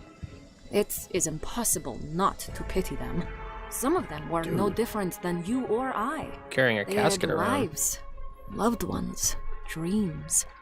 Now they just stand in the corner. Nothing but phantoms and shambling corpses. But they must never be underestimated. The lost are fearsome and implacable foes, and on Aeternum their numbers are legion. When you arrive on these shores, you will be met by the soulless remains of pirates and buccaneers who sailed here years ago. They came in search of treasure to plunder, but all they found was a cursed afterlife. Let their fate serve as a warning against the perils of unbridled ambition, which, when unmet, can often turn to despair. Probably my least favorite Pirates are not enemy the type. only lost on Aeternum. The withered stalk inland farms and villages where they once lived before some tragedy befell them and they lost all hope. And then we have the haunted, who are nothing but specters left behind once a body has decayed away, and all that is left is endless sorrow. My advice? That's crazy. Be wary when traveling these lands at night. Be Never wary. let your guard down and keep your weapons close and ready. Be especially vigilant kinda in the cool. region of Reekwater, for the lost seem to be concentrated there. The Angry Earth roams this area as well. Reekwater which is like my already least makes favorite it a looking zone perilous that I've seen so location far. indeed. But additionally, Whoa. the Siren Queen and her crew have made it their home. Some say she Avantika. searches for something in Reekwater. That's what I'm calling Sure her. for her cursed condition, perhaps? Might it have something to do with the Angry Earth and Lazarus? That's a Ugh, cool looking tree. I shudder to think what she might find, or what she might do with such a It's an secret. intimidating bear. The Lost have also gathered in Windsward, around the Amrine Temple. Simon Gray led an expedition there, but I've had no What is that word big from circular him. rock? I truly hope he and his loyal companion Darkomedes are safe. Why's that guy got a Who would spiked have guessed cage that helmet? immortality could be such a curse? I only wish we understood more about the Lost. Perhaps if we did, we could truly enjoy They spawn eternal from that life stinking and pile? lose the fear of becoming soulless husks. Oh, the light's fading. You'd be wise to find a safe bed for the night traveler. Me?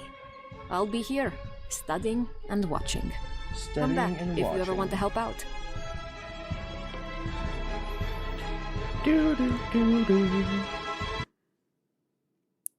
Okay, the Lost and the Corrupted.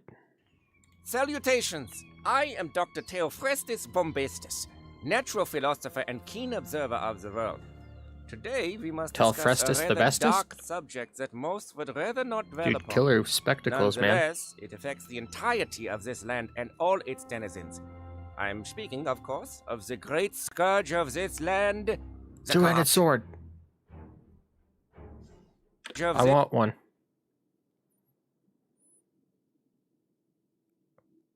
And the fact that the NPC is wielding it with one hand.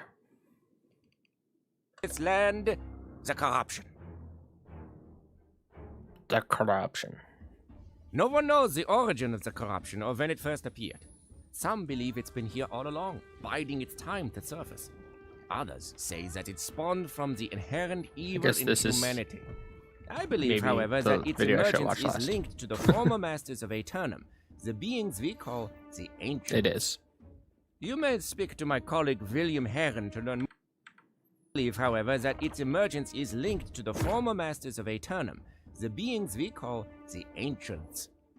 I You think I may should speak to my watch the colleague Ancients William with Heron the to rest learn of it more about first. this mysterious I think this is race. the top tier Today, enemies. however, We will discuss the terrible force they seemingly unleashed. Because it is believed they corrupt that the all corruption the life came about as a result of the ancients' experiments with Azoth. Given the miraculous and unpredictable power of this substance, I find this rather plausible.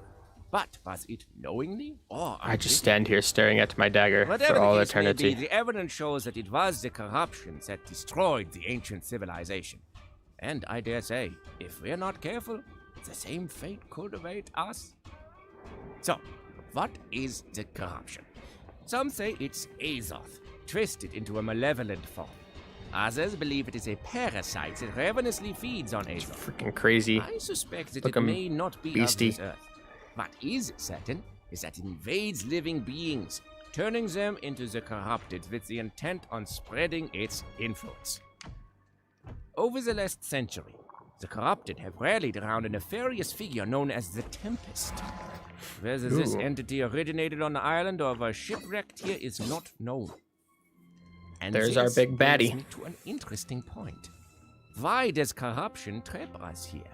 Was it always so? Or could some other force be responsible for the storm wall? This would explain much. Any living creature can fall victim to this malevolent influence, but it Including appears us? that the dark side of human psyche makes us especially vulnerable. Rage, pride, greed, these are the things the corruption may be drawn to. Commonly, the corrupted will take the forms of humans, although twisted into sinister forms. The only goal appears to be the complete subjugation of Aeternum's inhabitants. One should not hesitate to destroy these creatures, for they have long lost any connections to their humanity. You will know the corrupted by a crimson glow in their eyes and by their scarlet raiments. While savage and brutal, they are cunning warriors, capable of tactical fighting and trickery. Be wary when facing them. Beasts may also become corrupted and help carry out the will of their dark masters. These ferocious creatures have no regard for their own lives and will not hesitate to rip you to pieces. But of all the forms of the corrupted, the most dangerous is their priests. These blasphemous clerics are the leaders of this hellish legion. They use dark magic to bend living beings to their will. If encountered, you must eliminate them as quickly as you can. Finally, I would be remiss not to mention the dangerous sorceress residing in Ebonscale Reach.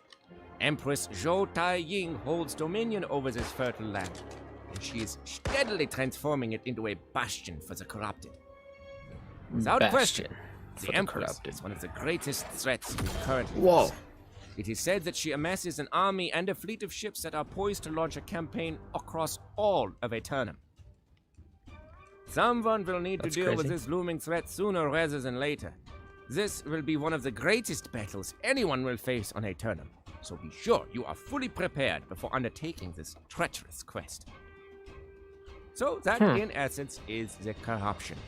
Its evil must be purged from this world, and it will require great champions to see this grim task done. But if there's one thing I have become quite good at during my time here, it's the ability to spot a great champion. Go forth, intrepid adventurer! Exploding like mountains and obelisks, just like held in stasis. Pretty cool. Alright, I probably should watch this. My name is William Heron, astronomer, historian, and seeker of truth. Since first arriving on Aeternum, my fascination has been this mysterious land and the various people who have at one point or another ruled over it. The ancients. The ruins that cover this island cool are clear landscape. evidence of an ancient race who built a magnificent civilization that existed long before any humans set foot upon these shores. Where they came from, I have yet to discover. The ancients harnessed the power of Azoth, using it to perform their miracles and extend their lives. But perhaps the use of this great power came at a catastrophic price. There are clues within the ruins of a terrible conflict having taken place at some point during the reign of the ancients. I believe that the guardians that roam these lands and protect the sacred sites of the ancients were the foot soldiers in this conflict. Would make sense. Since corruption infests many parts of Eternum, I conclude that the Ancients did not emerge victorious. Further, since the Ancients have disappeared, Another two-handed sword. did not emerge victorious. Further, since the Ancients have disappeared, I am left to wonder if they survived at all. Today, we only know the Ancients by the things they left behind. Monuments So to we're the their lost awesome, culture like, can be found across face split all right of now. Eternum, sparking fascination in scholars. Less welcome are the legions of formidable guardians that still maintain their vigil. Guardians exist in perpetual servitude to their lost masters. Adorned with ancient armor and wielding deadly weapons, they defend the ruins, temples, and monuments the ancients left behind. While they may appear to be soulless members of the lost, these magical warriors are actually much more deadly, relentlessly defending their masters' secrets even though their masters are long gone.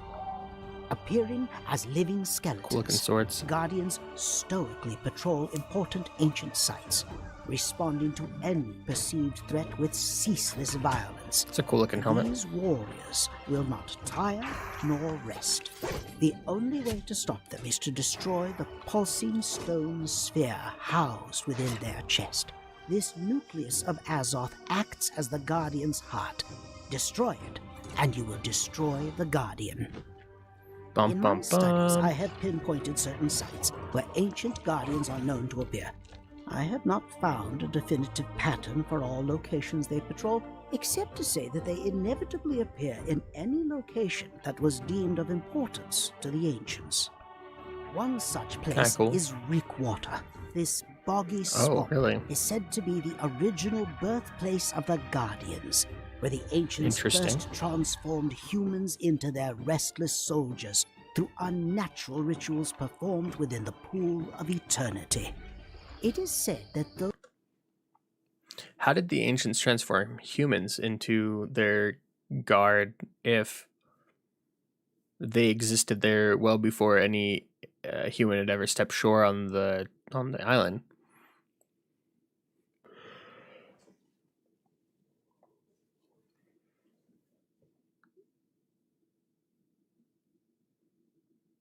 That's a question that needs to be answered. Those who delve into the Lazarus Well expedition will come face to face with one of the most fearsome guardians that ever existed. Little is known about this creature, as few have survived encounters with it. Another mysterious we're going to survive every time we lies in encounter it. lanes We're going to of encounter it many Morrowind. times. Here you can find one of the most well-preserved ancient temples Super in cool all looking. of Eternum, lying untouched among the ruins of a city. What secrets could lie inside? I could only hope that I can uncover the secrets myself. In the heart of Eternum, you will find the lush land of Everfall and the shattered obelisk, a perplexing relic of the ancients' civilization. Some believe this mysterious artifact holds the secret to the ancients' technology and the purpose of the many towers scattered across the region. Be on your guard when exploring this location, for it is known to be well defended. There is still so much we don't know about the ancients. We gotta go see Where it. did they come from? How did they build the awesome structures that can be found across Eternum? And will they return to reclaim their land? It is up to you to find out. It is up to you to find out.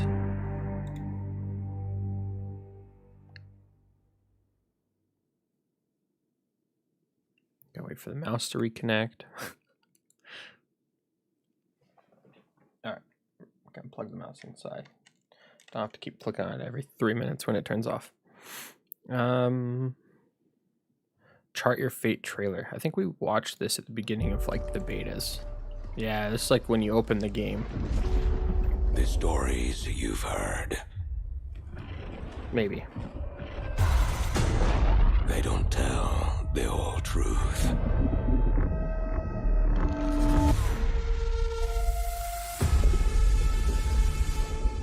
The island is indeed a place of legend. There is power and vast riches as well.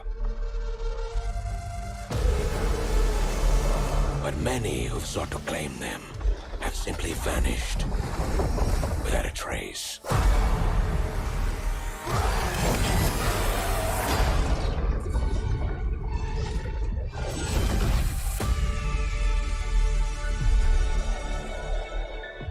Your ship is stocked and your crew assembled.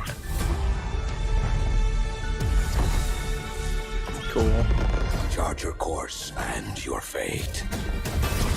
That's a Windsword, right? Let's see. Yeah, that's Windsword. Chart your course and your fate.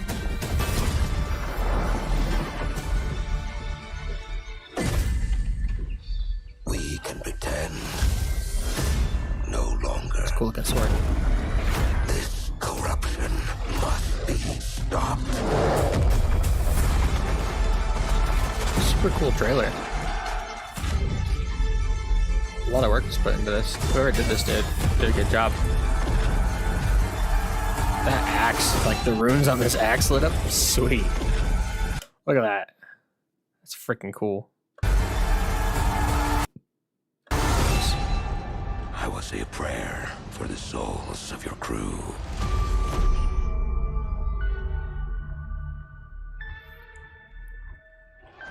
It's a well-made trailer.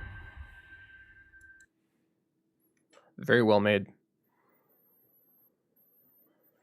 All right, we'll watch this one.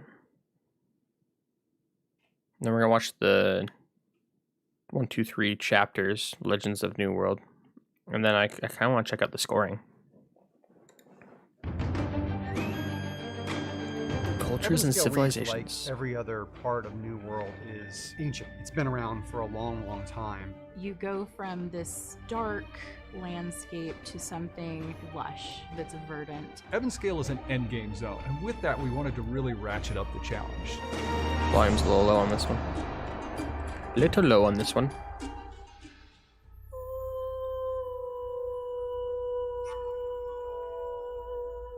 People have been landing on Eternum since the beginning of time. Some of them are out in search of Eternum, whereas others just got here by mistake.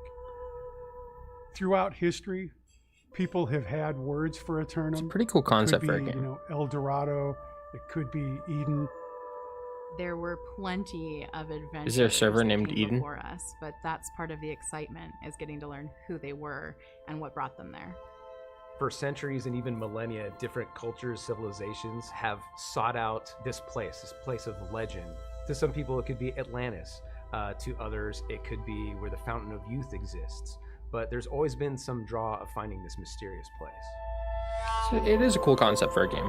And I've noticed that on their map that this is only like one portion of the map, like a third, maybe a fourth, or maybe half. I don't know. To feel like this it's just like mythical one place peninsula where side of the different island. cultures that didn't exist near each other in real history could clash So like, here. There's even something though they special may about only that. have a couple different types of based on realistic cultures, elements. like we can see like more of a dynastic culture in Ebonscale Reach.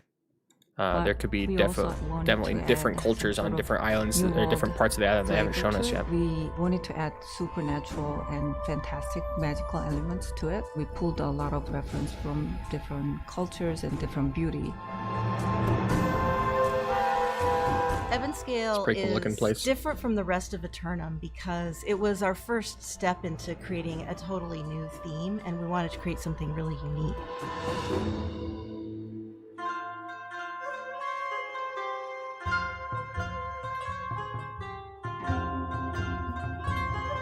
We really wanted the world to feel new and inviting and feel like there's always adventure over the next hill. And so Ebonscale is an example. We really wanted that to have a unique feeling to it, that it is very lush and tropical. Super There's cool. this wistful, calm kind of Background beauty, right there. and also corruption and twisting to that nature. And so this Bridge like is sweet. dichotomy of the different feelings that are going on there. The mechanics of how Eternum attracts humans to its shores are somewhat of a mystery in the game. Empress Zhao Taiying from China went into voluntary exile after her brother betrayed her and took over the throne. And she led her people to Eternum Cool lore. seeking a new life. Some humans come here because they're inspired just simply to explore. Others are specifically seeking this place. The Empress and her people were just looking for a new home at first. Pretty cool. In the player's leveling journey, they're at a fairly high level, almost to the level cap. Wait. In the player's leveling journey, they're at a fairly high level, almost to the level cap, at the weapons. When they reach ebb and scale. We bring a whole new family of corrupted enemies. We have the corrupted musketeer, a bunch of corrupted melee, and it really brings with it a new challenge, a new set of enemies, and the POIs are super challenging. Wow. Look at that platform up on top of that, like, plateau of that rock. The leader and most powerful figure in Ebb and Scale Reach is the Empress. And she originally had her throne usurped by her half-brother, and she was exiled and looking for a place to settle with all her loyal supporters. And she stumbled upon Eternum and soon discovered the power that it could bestow. Part of that was making compromises with her ideals to secure that power. Having found that, now her plan is to go back and take back what she believes is her birthright. I myself designed Empress. I wanted to design her really regal and graceful, but at the same time when she started attacking you, it's really terrifying. I looked at a lot of kung fu moves and Chinese dancing to reference her animation and attacks. The player will encounter the Empress at the end of the Dynasty Shipyard, which is this amazingly difficult expedition where players have to go in and they see she's the main boss of a dungeon, essentially. Ships that she plans to go back and take what is rightfully hers. So the player has to go throughout the expedition, has to sort of destroy all the ships while a bunch of enemies are trying to stop them. And at the end of this, they finally encounter the Empress. So super challenging fight.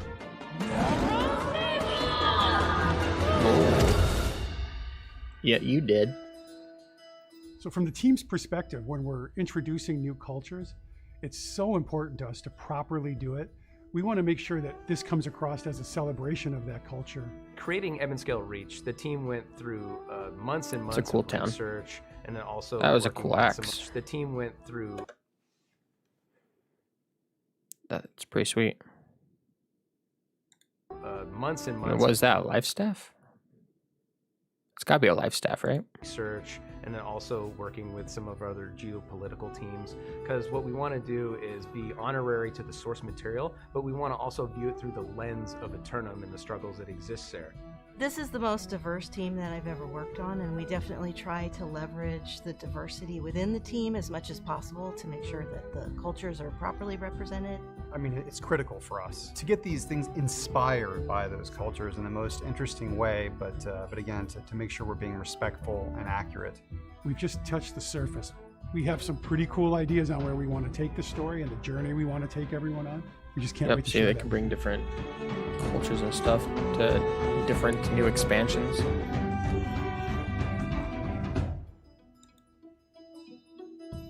How's it going, puppers?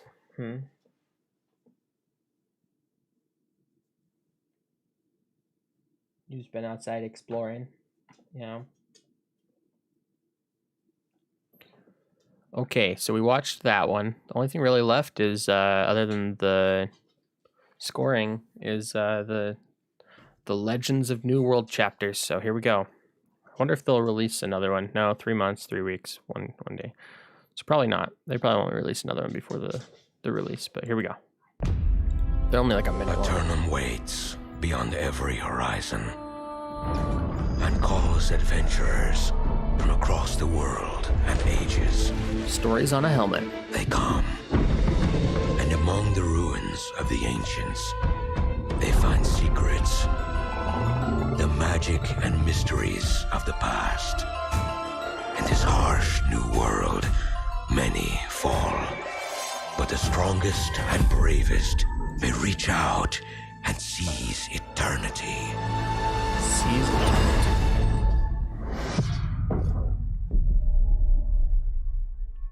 I want to see that part again. And bravest may reach out and seize eternity.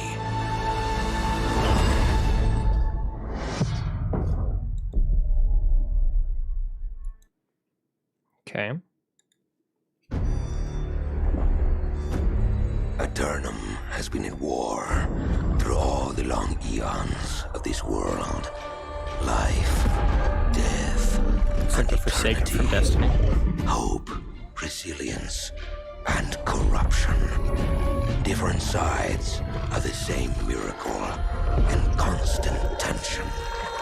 In this great struggle, heroes The like ice. In this great struggle, starting to form on that fighting creature. With all their might of arms and cunning magics, armed with only the strength of the weapons and alliances they forge to make a stand against this horror.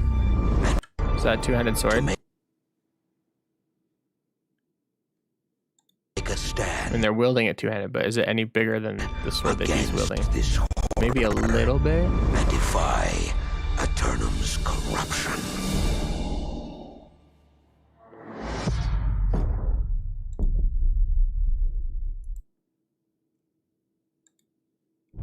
This one was released yesterday.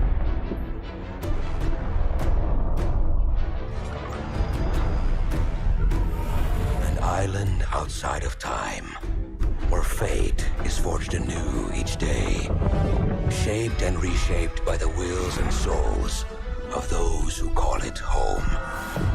Now fate has chosen you, given you a second chance in life, to join the struggle of ages and mythic powers, to choose your allies, to fight, to carve a new destiny.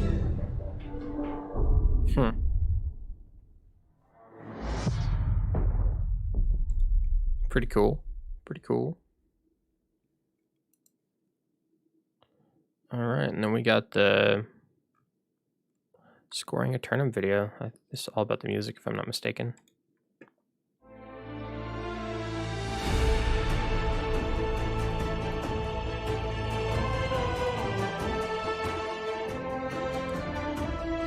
Sound effects and music can really make or break a game.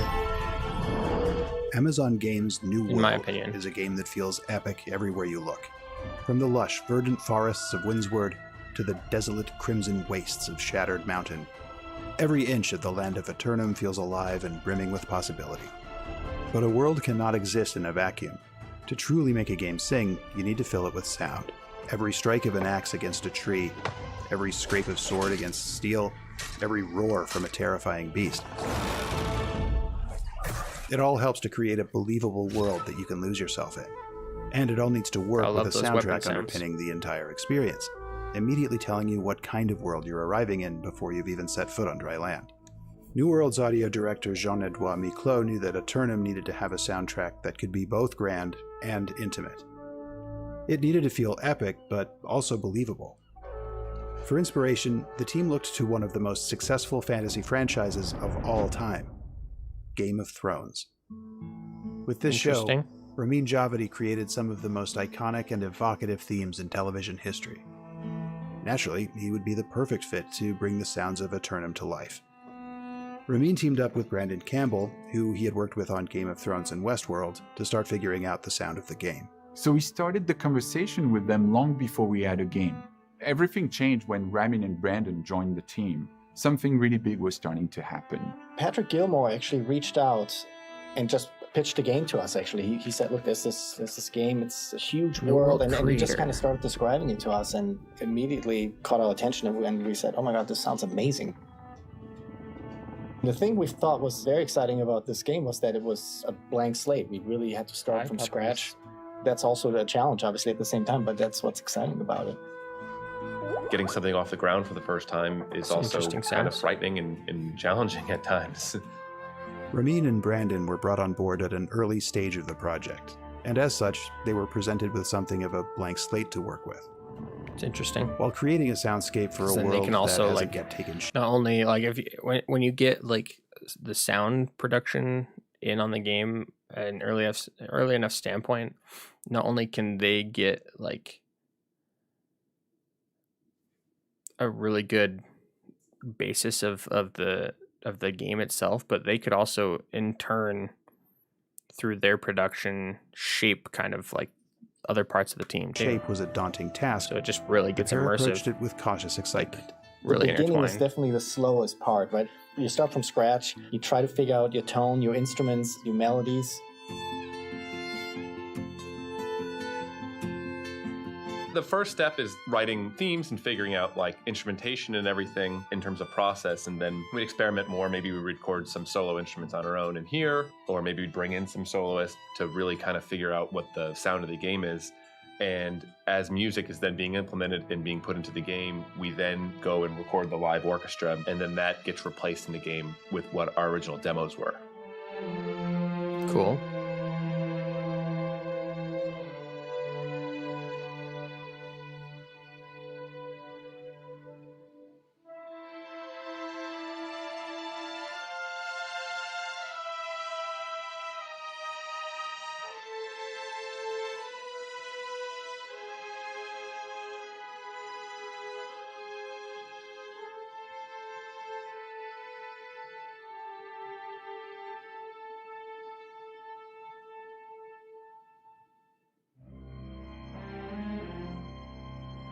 The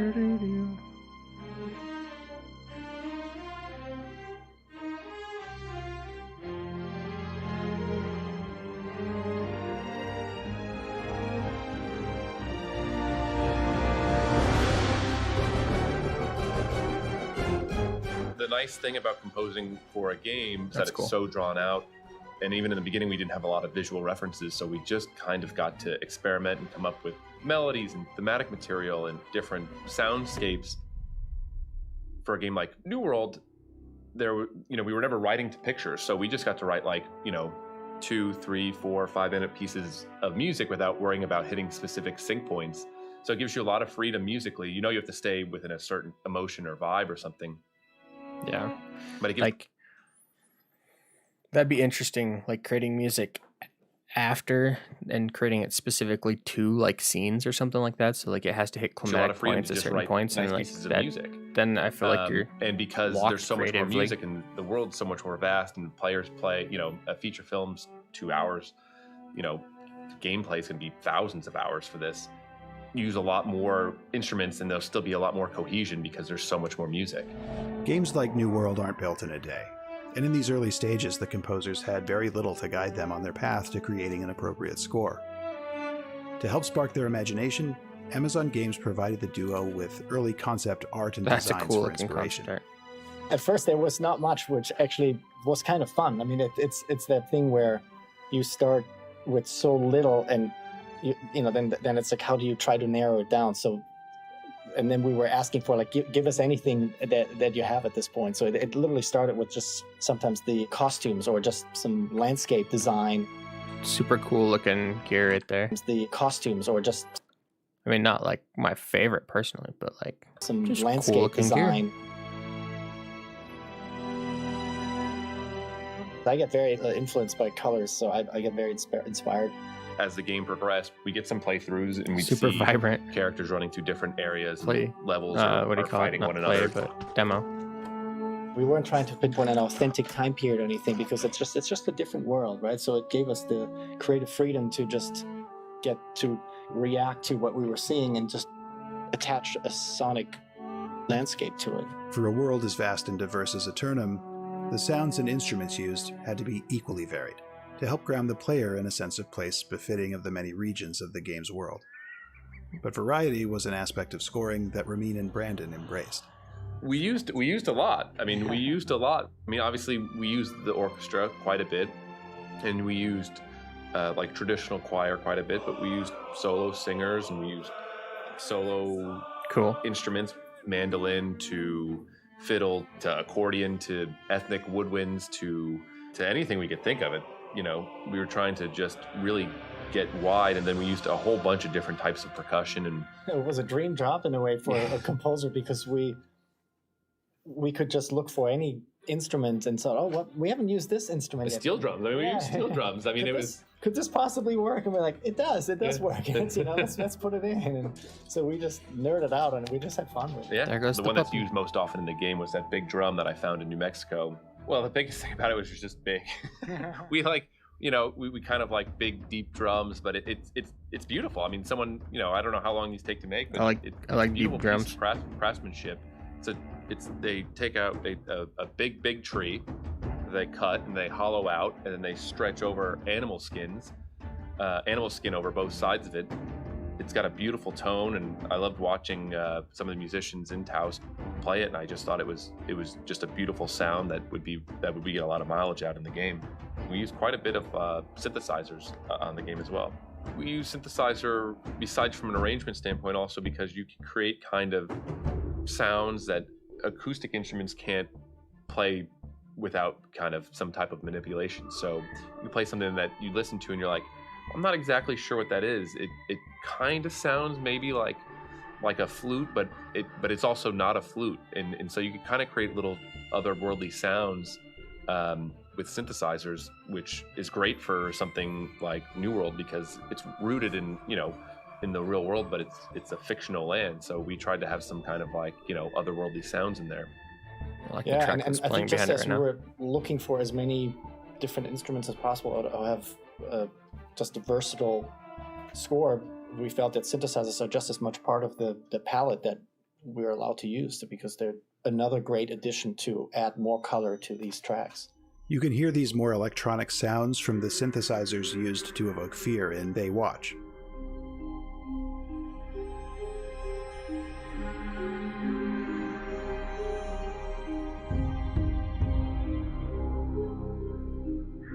Or hint at the cosmic forces in Miracle of Azoth. Ooh.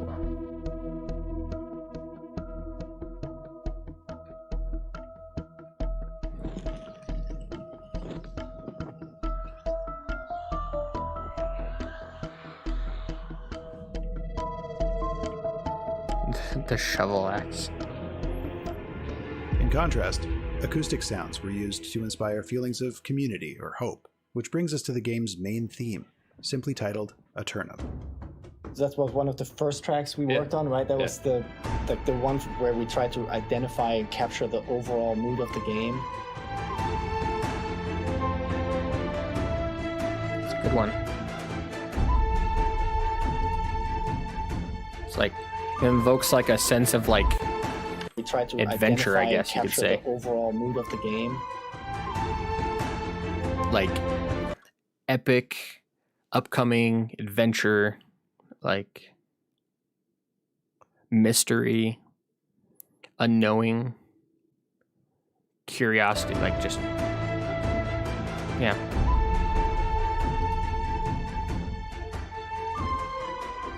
We definitely reference it even in other tracks that are playing a different type of theme or something. It was kind of like our anchor to, because we said instrumentation and color-wise and dynamic-wise, we kind of end up kind of all over the place. And so we were always able to anchor it back to our game by referencing little motifs from the main theme. Yeah, and I think because there is so many different tracks, it is kind of nice to think of it as this one theme that is kind of the core of it all. In their experimentation, there's a soundtrack for an N64 game, GoldenEye, and a lot of the tracks from that soundtrack are like the basis of the same song, and just the fact that I really like that bass song, and they go through and reimagine it 8 to 12 different times, and I mean, of course, there's additional other music in there as well, but like it, I don't know, just really fuels like the sense of the game. The pair devised several unique sounds to represent the various factions and enemy types in the game. For the Angry Earth, they combined pounding drums with eerie choir vocals, creating an ominous but otherworldly feel. Just walks right past him. I'm not here. You don't see me. They used staccato strings to create a sense of dread.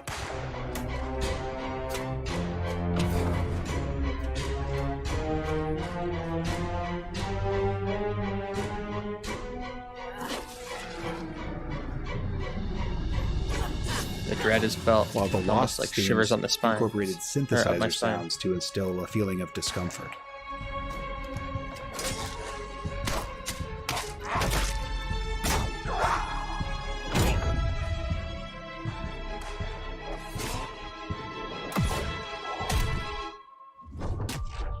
The Ancients, being the precursors to all of the various enemy types, used a mixture of all these disparate elements.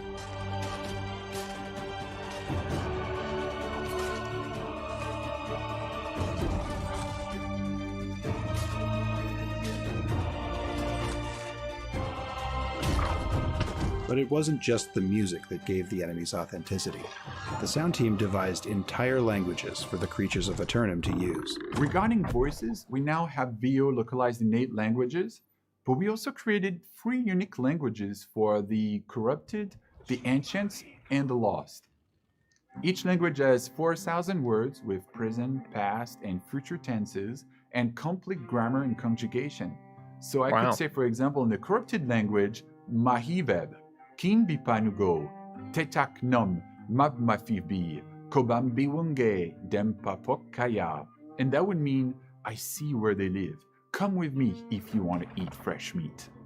Beyond the score, it takes hundreds, if not thousands, of ambient sounds to create a world that feels alive.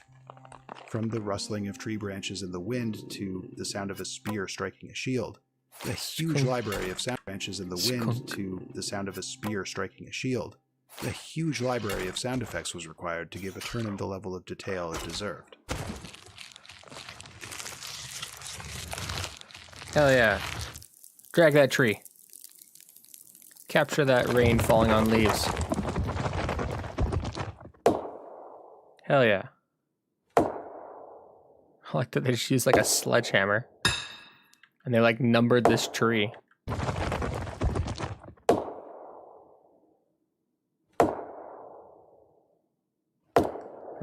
Wait, what does it say?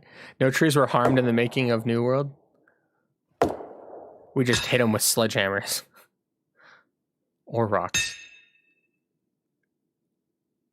I come from a small village in the northeast of France called Saint-Nabord, and during my many trips to visit family, my dad would come with me to help me record the sounds in the forest just 5 minutes drive from their house, and would take ropes, would wrap them around the trees and pull them slowly to get a long cracking sound.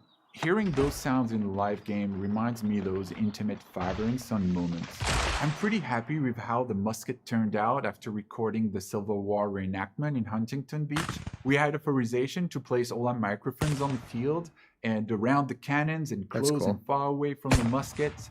You see, I feel that commercial sound libraries tend to focus too much on the blockbuster experience, and we're more looking for documentary-style recording, so we knew we had to record it ourselves. And the musket shot right now is pretty complex. It changes over distance with the direction, but it also has different reflections for the different biomes and the different indoor locations too. For the sound effects, I think it comes from the level of details. Your voice gets muffled and resonates if you put a helmet on. You can also hear the rustle of your shirt or your leather coat all the way to the tinkle of your metallic armor. And we also added sounds for the sword on your hip or the bow that you have equipped on your back, all the way to the shield that you carry. You see, we wanted the player to feel the weight of every weapon. But there's a catch. The heavier you get, the louder you become too. For the ambiences, if you go under the rain, you will hear the drops falling on your leather coat, but it will sound like tinkles if you wear metallic armor.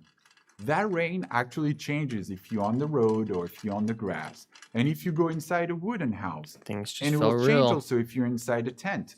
Yes, you'll actually hear the drops falling on the fabric above your head. The ambience is actually driven by the assets, so if you are in a forest and some players chop down all the trees, the sound of the wind in the pine trees will actually gradually fade out to complete silence. Through music, languages, and sound effects, the sound team has designed a world that feels real and tangible, no matter what activities the player is participating in. This is thanks not only to the almost boundless creativity of the talent involved, but their enduring spirit of collaboration. This was the first, even though not release date-wise, but starting date-wise, it's the first time I got to collaborate with Ramin as a co-composer. And so dynamically, our relationship was just a little bit different than it had been previously. And getting to work on melodies and themes and music with him was really kind of a special experience for me. And, I'm really proud of the music we came up with for this game. It will always have like a very kind of special place in my heart. We also recorded the Prague Orchestra a few times because we can't fake live performance. Musicians add their own layers of interpretation, and it just makes everything more real and organic. Collaborating with them was a dream come true for me, but now might be the best time for you to judge it by yourself. Go listen to the soundtrack or come join us in the game and tell us what you think. See you in a tournament. The hammer with the hole in the center of it. Try that diamond-shaped hole through the center. And that shield. Oh my, that kite shield is so cool. Kite shields are definitely my favorite type of shield. Round bucklers, meh. Kite shields. Kite shields are where it's at. Towers are ridiculous in my opinion.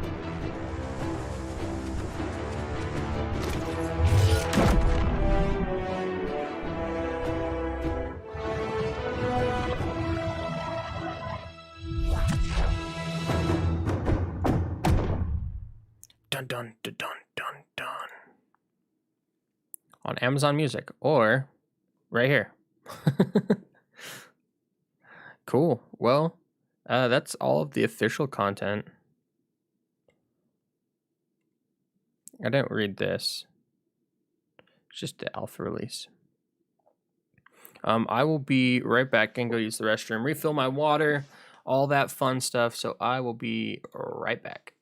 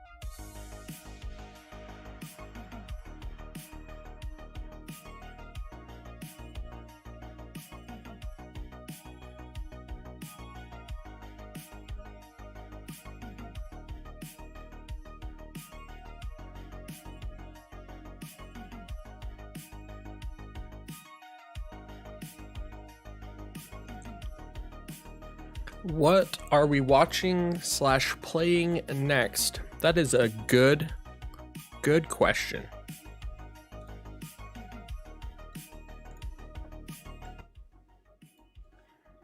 I am not entirely sure.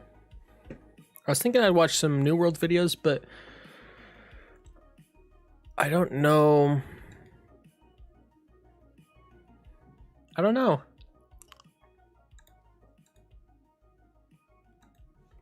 I don't want to get a bunch of spoilers, you know? And yes, I found a mozzarella stick.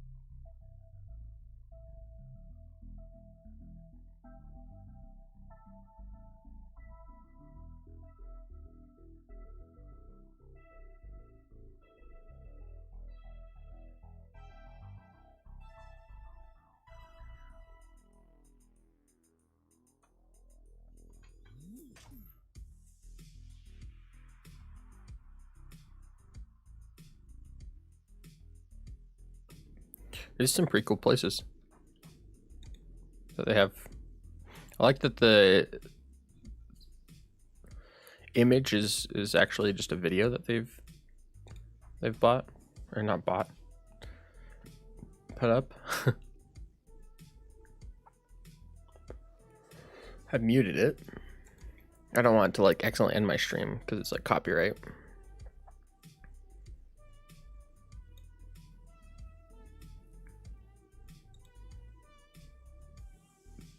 That's kind of interesting looking.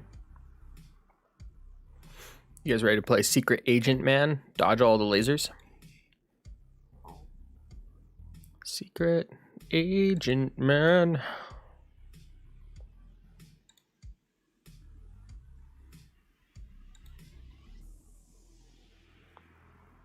Cool scenes. Pirates Haven. Okay, it's Windsward. Yeah, I'm really hoping that, like, because you can upgrade things in the city based on contributions, that like each server has like its own fill.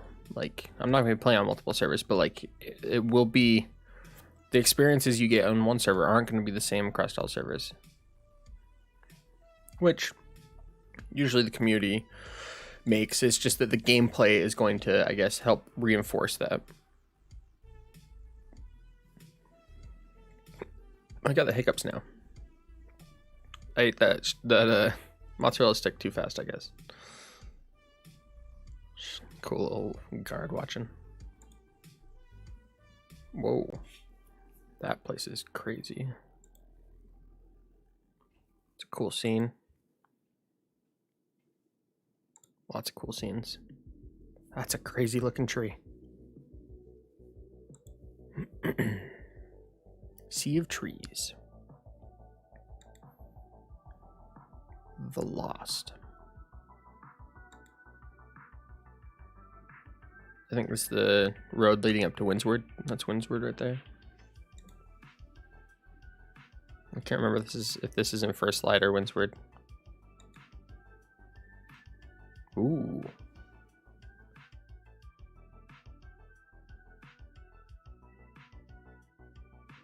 Yes, I dabbed, but I muted the microphone.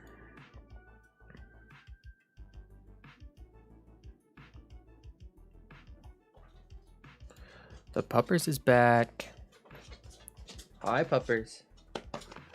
Hello. Hello. You just being crazy, girl?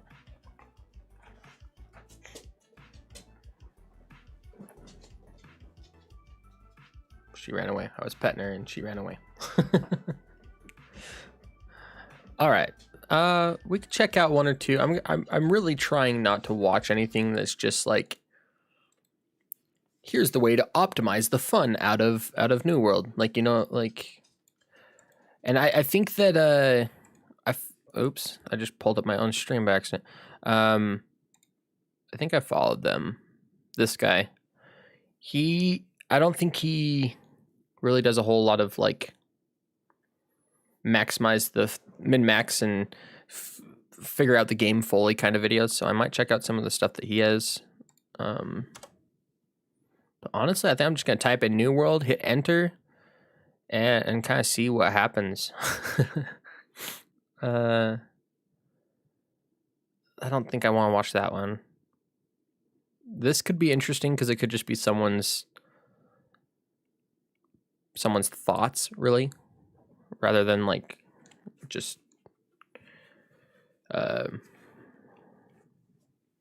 that's not New World. It's New World Order. Don't want to watch that. So it appears that we should stay away from Divine Strikes videos. Why is it so good? I mean, Asmongold typically has pretty insightful, I'm not going to say, I don't know. He has pretty insightful ideas. I wouldn't say I 100% agree with everything he says, but he has a unique perspective at looking at things. Shroudy Rowdy. I don't know, maybe we'll watch Shrouds. I don't want to watch an hour-long Asmongold video. We'll check out Shrouds. He also has some cool, unique information that he learn while you're at home. No. Those are exactly the things I want to stay behind.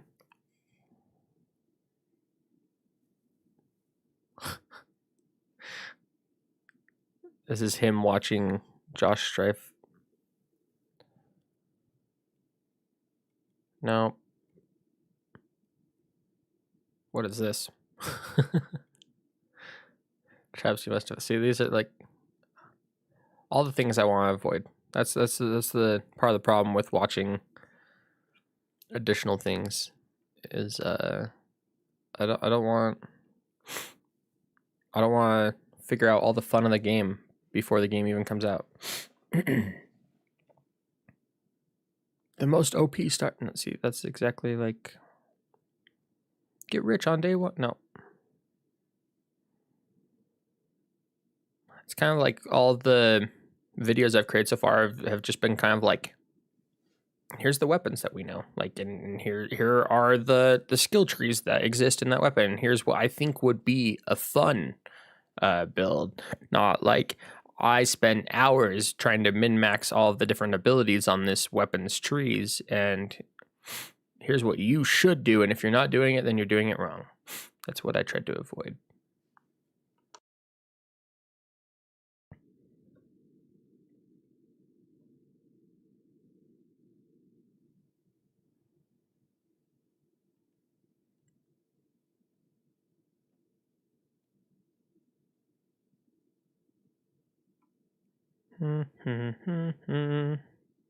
Yeah. It's gonna be hard to watch like any videos. Yeah.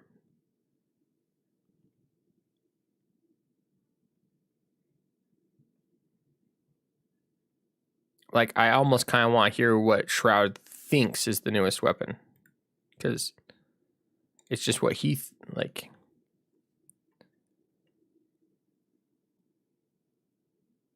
Everything else I'm seeing is it just feels clickbaity, spoilery.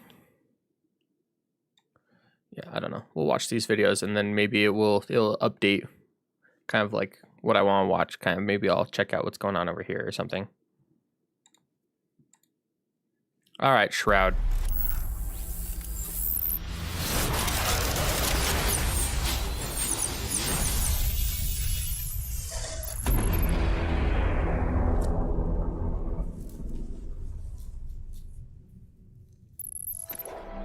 Hey, look at me. I'm looking damn good. I kind of just hit random a bunch. I just hit random a bunch, and here we are. Oh, it's so loud. Oh, it's so loud. Yeah, I hate when you can't access the settings to change the volume before. It's so loud. It's so loud. Oh my god. Is this him just playing? Yeah, through the I played intro? this in the preview. Was it the preview that they showed last? I don't remember. I don't remember if it was the preview, but I did play it. So there's been a lot. This is just his first 13 minutes playing the game. I might skip past it. Been a lot of things that have changed. So basically, like, this whole thing that we're doing, this Battle for New World, is basically like they got a bunch of streamers on 3 different teams, which are the 3 factions in the game. Is this the whole event where they? No, that was like Thieves, whatever, where they sent out a couple streamers like puzzle boxes to open. Currently, I think Marauders are Robin Hood. I think Marauders currently are owning right now. I think I fight a little like mini boss here, and then the tutorial's done.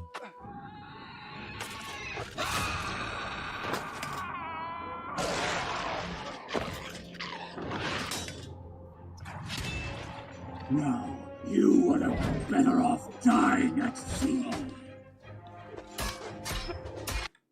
All right, Shroud. Tell me more. The pretty traditional. Oh, it's like it's. I had to turn it down. Yeah, this is a pretty unique MMO. It's like it's not your traditional experience. It's not like your traditional like Trinity system where you got like a huge skill bar and everything. It's more of like a slow and methodical kind of combat. Like when you're PvPing, it's sometimes even hard to tell who you're fighting. You know, you might think it's you're fighting like a like an AI sometimes. Like an acquired thing, you know. So what are the weapons now? So the weapons are sword and shield, spears, bow, fire staff, rapier, great axe, musket, life staff, hatchet, warhammer, and ice gauntlet. So the new ones are the spear, I think, right? Isn't it spear? Aren't the new ones spear, ice staff, this rapier, and is great axe new? I don't know, but I remember using. I remember the spear being in there for a while, but I do think it wasn't like the original, like in the alpha. I think the rapier and the ice gauntlet were both pretty new. Using a bow, and I enjoyed using the bow a lot, so I might do that again. So I want to use a bow, so I'll probably put some points in dex. I kind of want to use a bow and sword and shield or something. I just don't, or maybe a rapier or something. I don't know. I don't know like what the play is. Nobody knows. How bad is PvP if I was to like flag it once I get out of here? Am I gonna get owned? Am I gonna get camped? I'm not sure. Nice yoga pants. Oh, thank you. I'm looking damn good. You kidding me? Damn good. Feeling damn good. The winner of the whole battle for New World, like if whichever faction wins, gets a unique drop. Like their whole team gets a unique drop. So all 11 of them get a unique drop. Don't like the heavy attack of the sword and shield. Unique, cosmetic. And then they also get 100 game keys each. So that's around 1,100 game keys, which is kind of it's just crazy. dumb. Honestly. It's like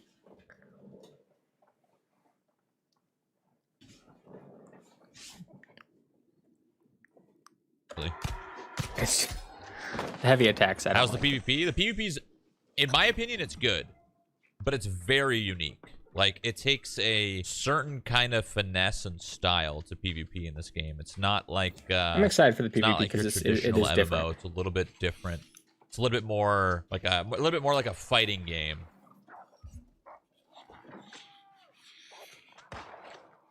I love the little muskets. This game's so interesting too because you could like prone like this, and when you prone, your name tag is actually like hidden, so you can actually like kind of stealth. Like you could like hide prone in in a bushes bush and like stuff. this, and you're actually kind of invisible.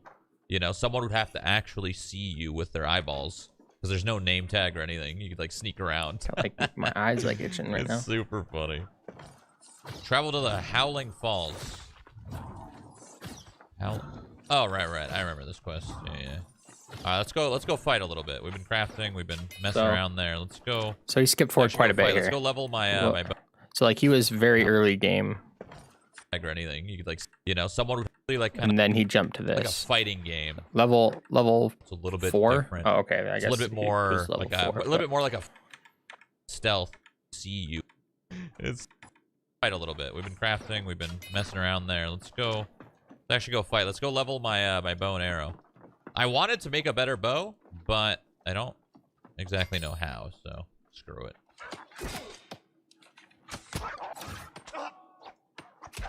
I didn't even see him swap weapons. The lighting in here is so the lighting weird. in here is It's like wild. very It's all very like, weird. I think that's a bug. It's like very black and white. I'll in there. explain it.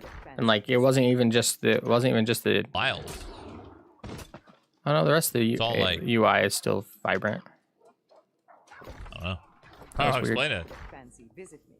Or the town board outside. Game's questing This- system is interesting. It's the just like saturation was like turned there's to the main 0. quests, and then the rest are just off like a board. And then the board has all the other quests. Speak with the Marauders. Oh, now I'm choosing my thing. Speak with the Marauders, speak with Syndicate, speak with Covenant.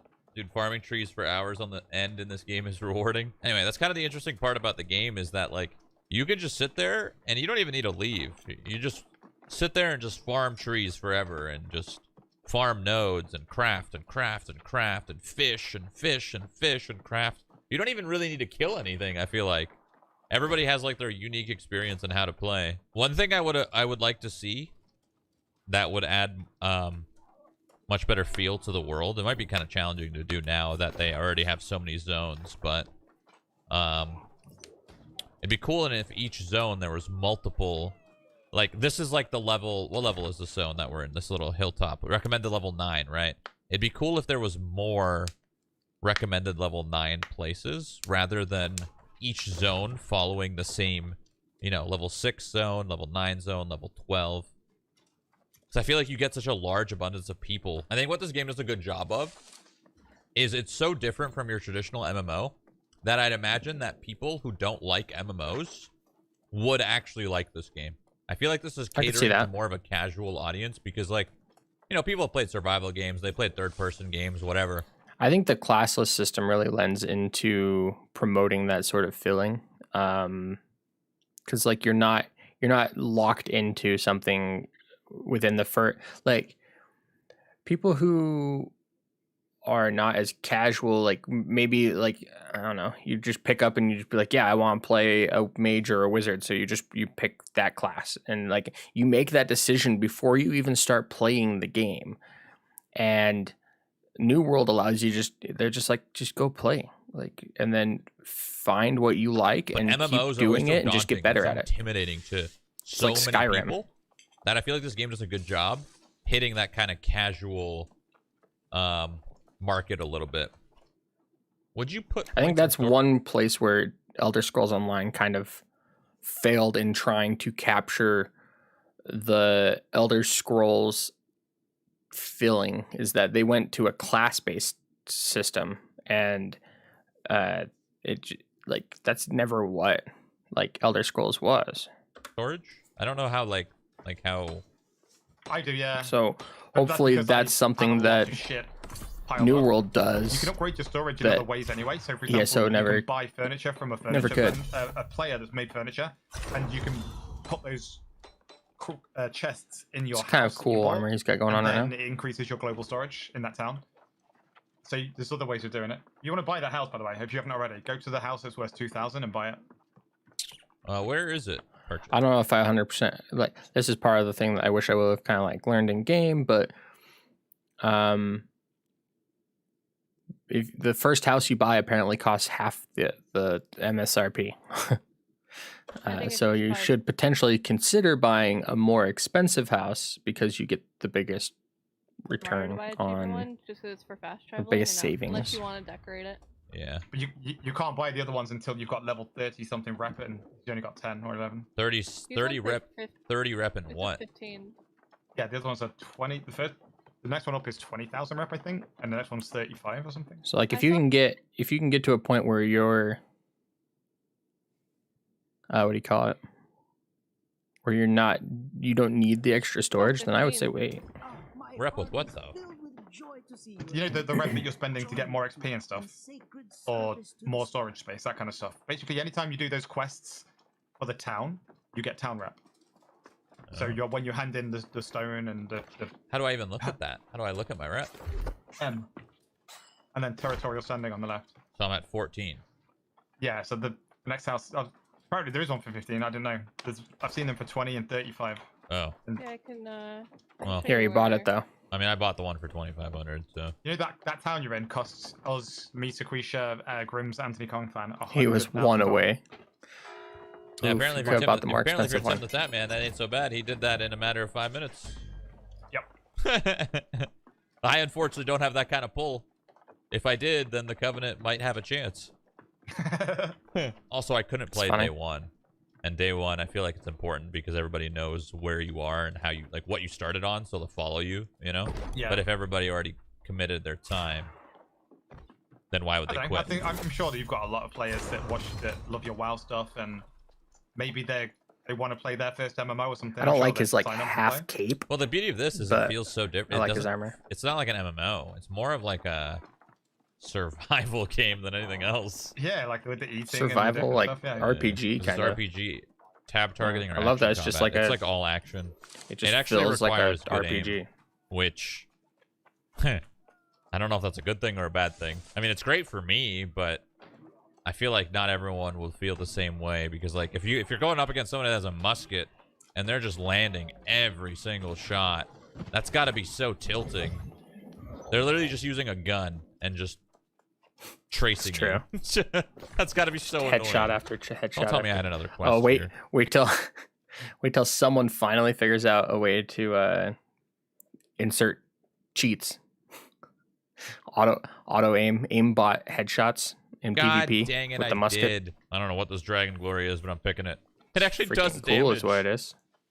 Wait. Oh no, that was the bleed, I think. I was like, what? Oh, fire motes. Oh, that's where you get motes. Okay, I like that. Even if you were to get like boosted, so to speak, and somebody gave you so much iron and this and that, you'd still have to eventually level your harvest.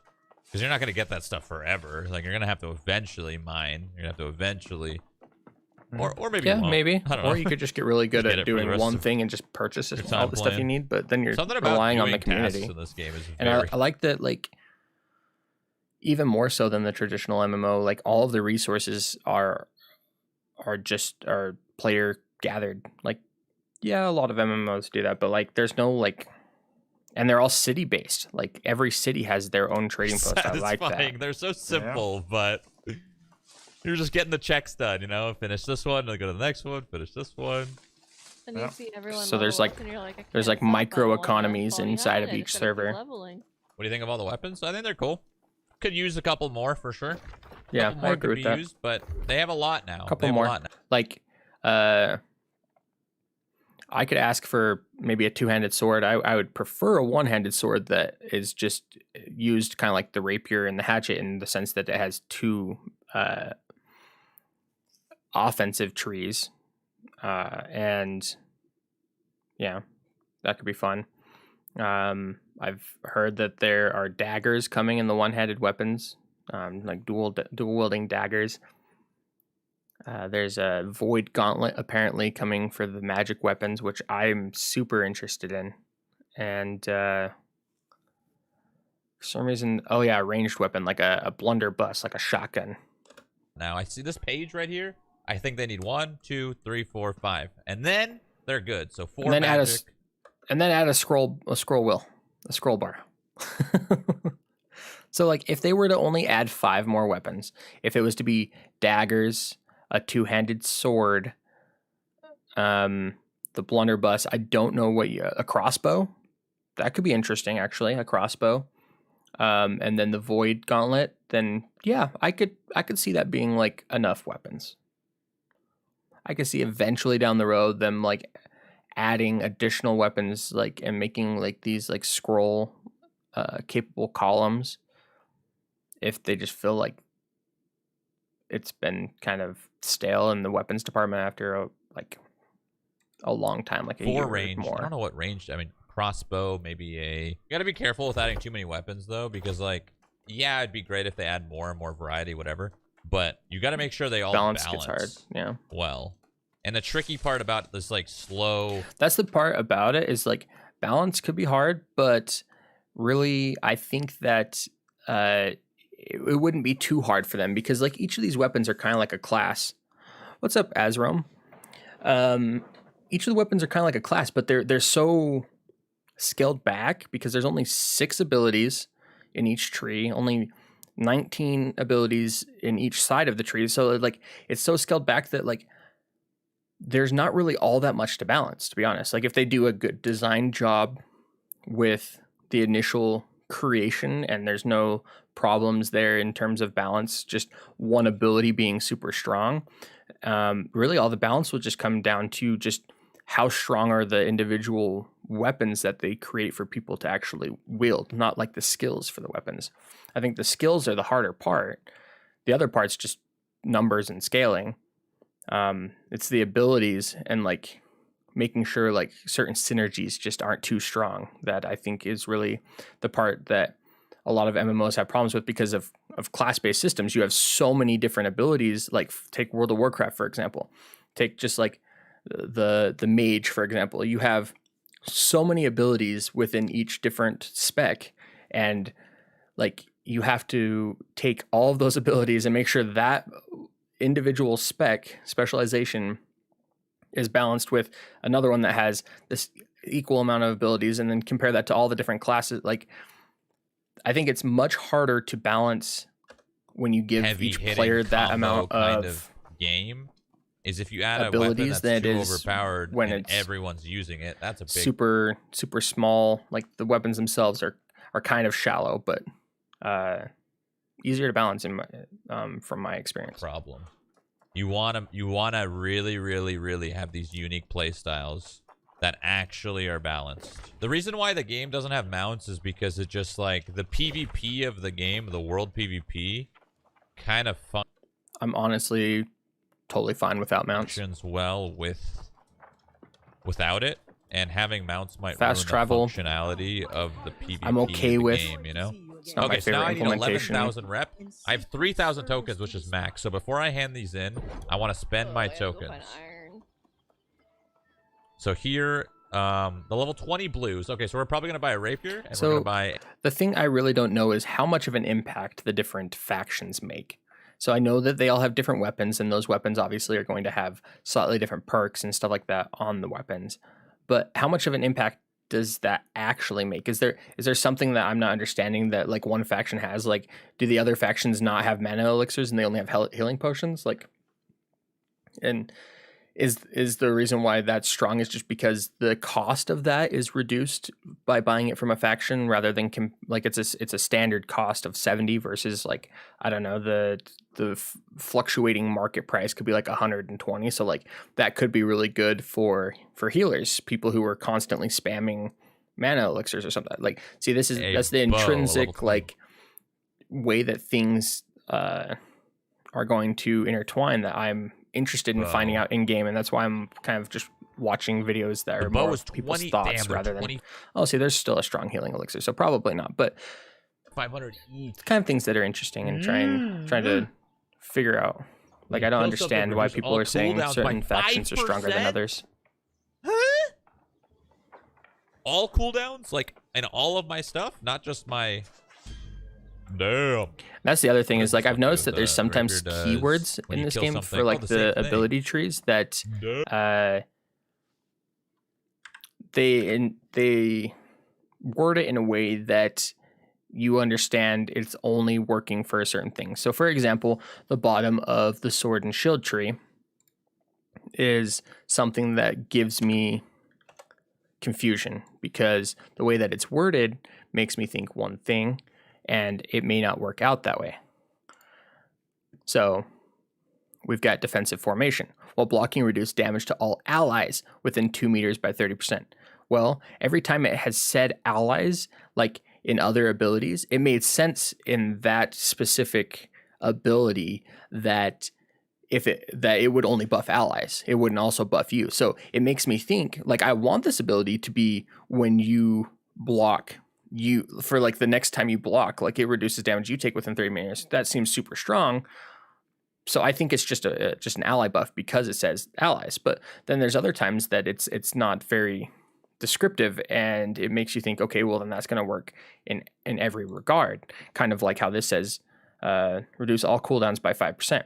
Well, is that just cooldowns for the bow, or is that cooldowns for your bow and for your other weapon? See, it's just like there's going to be some nuance that people are going to have to figure out in game to see how like the actual perk system is implemented.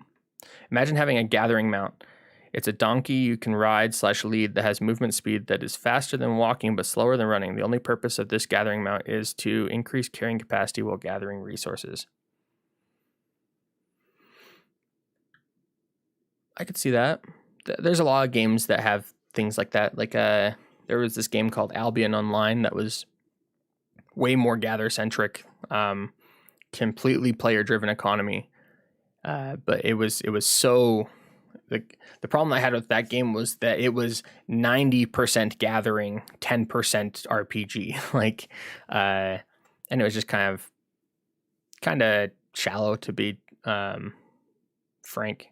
But I could see there being a gathering mount. I wouldn't say faster than walking speed, but there's always, like in other games that I've experienced a gathering mount, it's been like, I don't know, the gathering mount gets to slows down the more weight that it carries. I don't know. I'm down to see whatever the developers come up with. I just moved the... And all of I don't know if that's going to stay. Move the chat because it was sitting over Shroud's face. When you kill something. Oh, the same thing. Damn. Do I replace my bow or my rapier? Definitely my bow, right?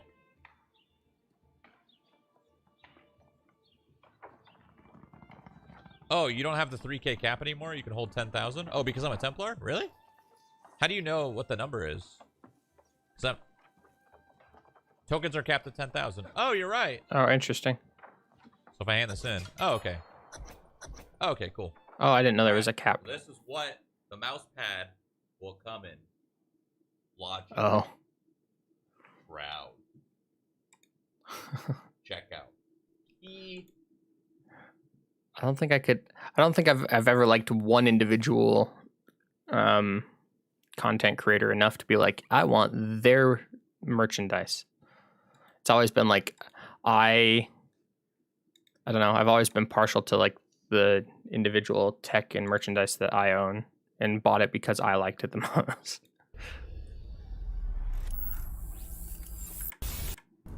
On game. Apparently, See what he thinks is the best weapon. Like an hour or something. So that's pretty cool. That's something that I'm interested in. Is like they're just being like ongoing things, like ongoing community, stupid. I look server-based things that are just fun to go. Like you log in on a Friday, or you plan. Like maybe there will be a system. I don't know if there's a system in game that kind of like lets you know upcoming war. Oh yeah, no, there was. I think it would like let me know at least like 2 days in advance that something was going to be going on. So like you could plan ahead for that.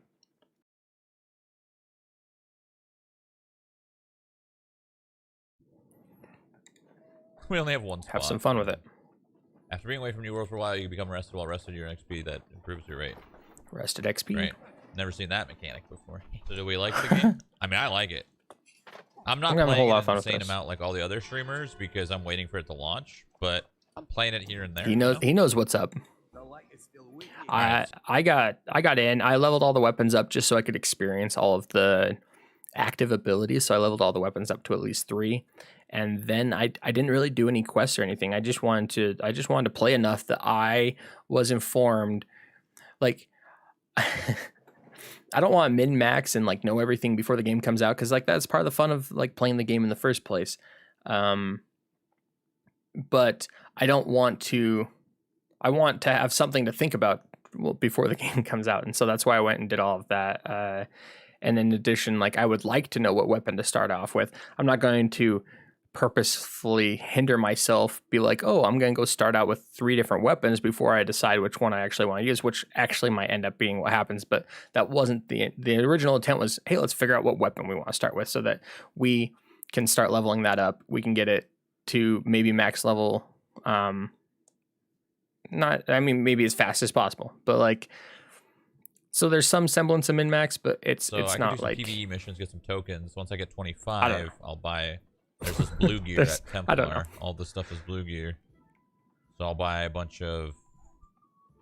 Is it just aesthetic differences? Like I've heard people, I've seen from different videos or whatever, seen portions of Reddit posts where they're talking about like certain faction being the best, and it just makes me wonder why. Which kind of sucks. And all the medium has dex and constitution and all that. Is that why? Is like the gear is between each different faction is specific? So like how this one is medium gloves with dexterity and constitution. Maybe there's another faction that has medium gloves with dexterity and intellect. So then that would be like, I'm assuming the syndicate.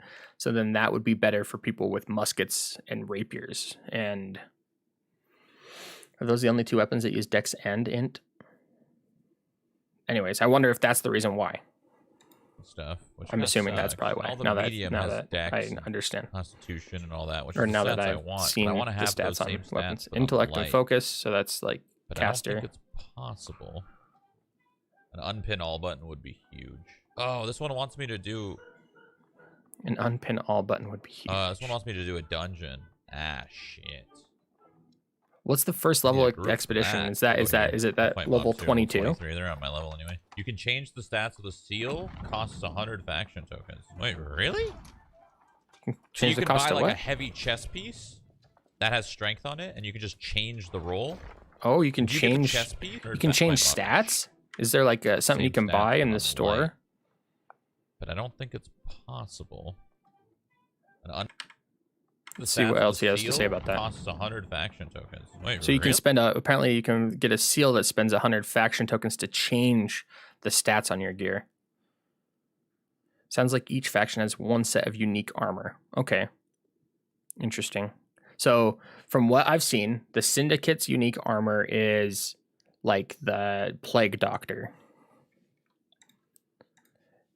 New World faction armor. Let's see if I can just find like a screenshot or an image. That's probably what it is right there.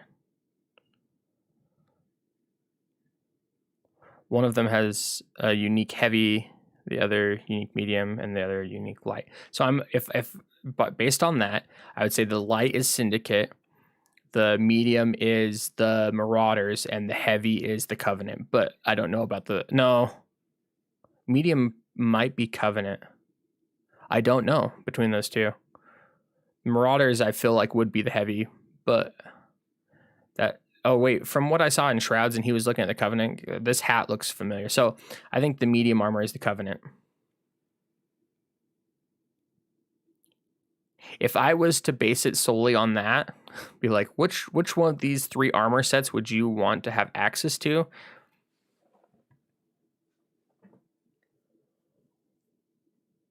I would probably go with the right side. This one's kind of cool, but I think I enjoy this one more. Like I'm looking at this without the helmets because I think all of the helmets and hats are ridiculous.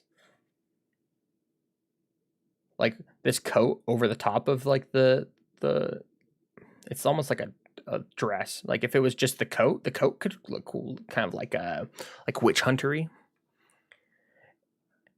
Marauders is the night looking one. I'm assuming you mean M is by like Marauders is M. That's what I would think too. Marauders just kind of goes hand in hand with like the heavy armor.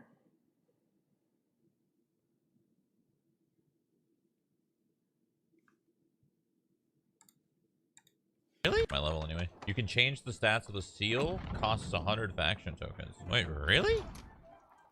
So you can buy like a heavy chest piece that has strength on it, and you can just change the roll. Do you get to choose what it changes to, or oh, that would be weird if it was just a random. So you spend 100 faction points. I kind of like that, and I kind of don't at the same time. I love the nighttime in this game. Corruption. Well, how much are the pieces? Because if the pieces are like, I don't know, 3,200 when they're like tier 3 blue items, and you spend 100 and it's like a random reroll, then that would be fine by me because like that means that the 100 isn't too hard to obtain. Maybe it's like one quest or something like that. So like, or maybe even less than one quest. Like I'd be fine with it being a random reroll because that would add a little bit more to the, I don't know, the endless grind of the game, but without feeling like it's an impossible feat to do. Like, and I don't want to be like, I don't want it to be like you just pick one. I mean, I might, but if someone's here. Thinking about it before actually experiencing it, just picking stats. Doing it. I don't know. You could just look at it as an increased cost to the gear, but yeah, I would be fine with it being random until I have to do it 40 times to get the gear or the stat roll that I want. Like, can't really do it. I don't know. I want all decks, and I have to roll 40 times to get it or something. It's gonna take so long, and I also don't have a staff. That would be annoying. There's 5 corrupted monolith. Yeah, this one might be getting done. This is something that we didn't experience. What the fuck? My dude's flying. I don't like that. With Shroud going through and oh my God, I can't hit him. Experiencing this, there's so many. I don't know at all what's going on, but it looks interesting and exciting. I really need random something arrows to look forward to, so that I can PvE easier. In case you guys are wondering, when this game comes out, I don't know how much I'm actually going to PvP. I like the PvE aspect more, which is really weird. I'll of course play in like wars and stuff, but I don't really care for the world PvP. Yeah, I don't think I'm going to do that either. I think I'm in the same boat as Shroud. I'm not going to care about running around and doing world PvP. I'm not gonna, I know that there's a feature that I saw when we were playing that you could turn on that would allow, I think it enables world PvP and gives you extra like bonus XP as like a reward. So like you're making the game more dangerous by allowing people to attack you, but in turn you're getting more XP. I just don't think I'm going to ever toggle that on. I don't want to deal with it. I don't want to be out gathering.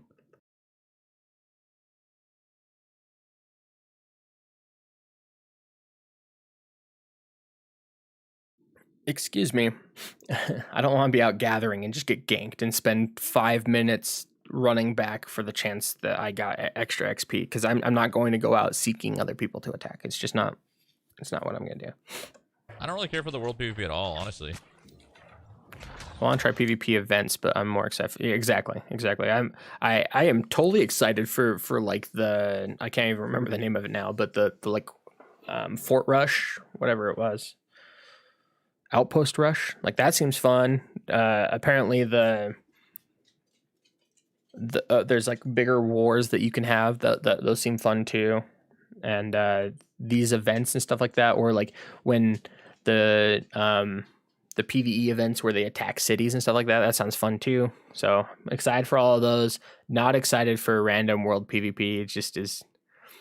That to me feels like I can see the appeal to it because it's exciting. It's dynamic. Like it makes the memorable moments, but it just feels like when you're playing Fortnite or Warzone, more so Fortnite, and you're going around, it's 5 to 10 minutes into the match, and all you're doing is just gathering resources, getting ready for that long game or something, and you're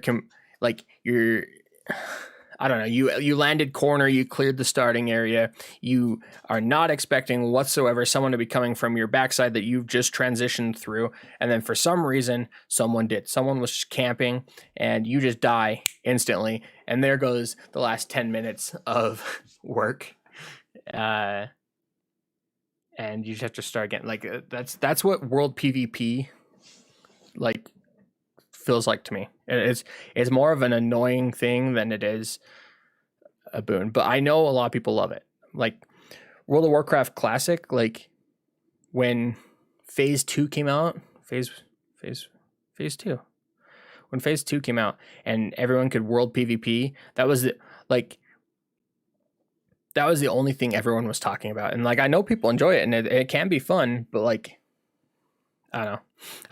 I enjoy structured PvP more than random encounter ganking. Like,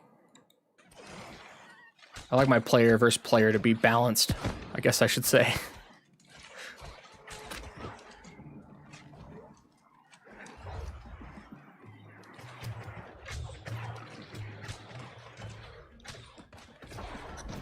Did we do it? What's going on? I think that they just have to destroy the corrupted monolith. Apparently that's what they need to do. Yeah, the 50 versus 50 it will be chaos. Sorry, I didn't respond to that because I was in the middle of talking about the other thing. And then... Yeah, the 50 versus 50 is going to be complete chaos. Oh. We do it? Nice. all of them fall like a foot. Boop. Hope that's fixed. I wonder if these guys are gonna move down here and do at the some point. Infested area. Sakura said there's a war. Doggo's biting her legs right now, Monarch. cleaning herself. She's such a dork. I just signed up for it. Monarch. I need to plug in my webcam at some point and set up a doggo 20 cam. minutes. I gotta run there. There's no other way I'm gonna make it. Or I guess I could spend this right off. I'm gonna get owned in the war anyway, so I'm not gonna even worry about prepping for it. Like, because I will just get owned. The closer I get, the less is off, right? Whoa. You okay?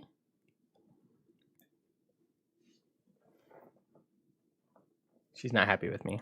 I laid a blanket over my bed, and I don't know if she doesn't like the texture of the blanket or what, but she is freaking out over there. No biting. Hey. No biting. No biting. All right, I will be right back. The doggo says, I want attention. So I'm going to go grab her a new bone, give her some attention. So I'll be right back. I can't teleport until I go to like...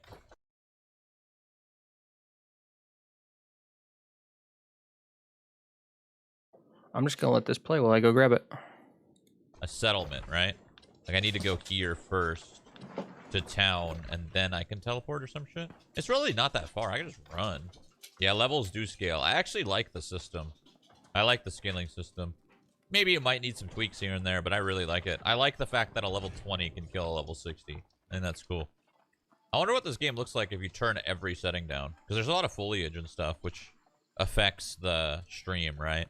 Like if you start cranking down settings in a video game, usually it ends up looking better just because there's less stuff to encode and whatnot. So like all the foliage and stuff and the little leaves and bushes and stuff, all of that affects the streaming quality a lot.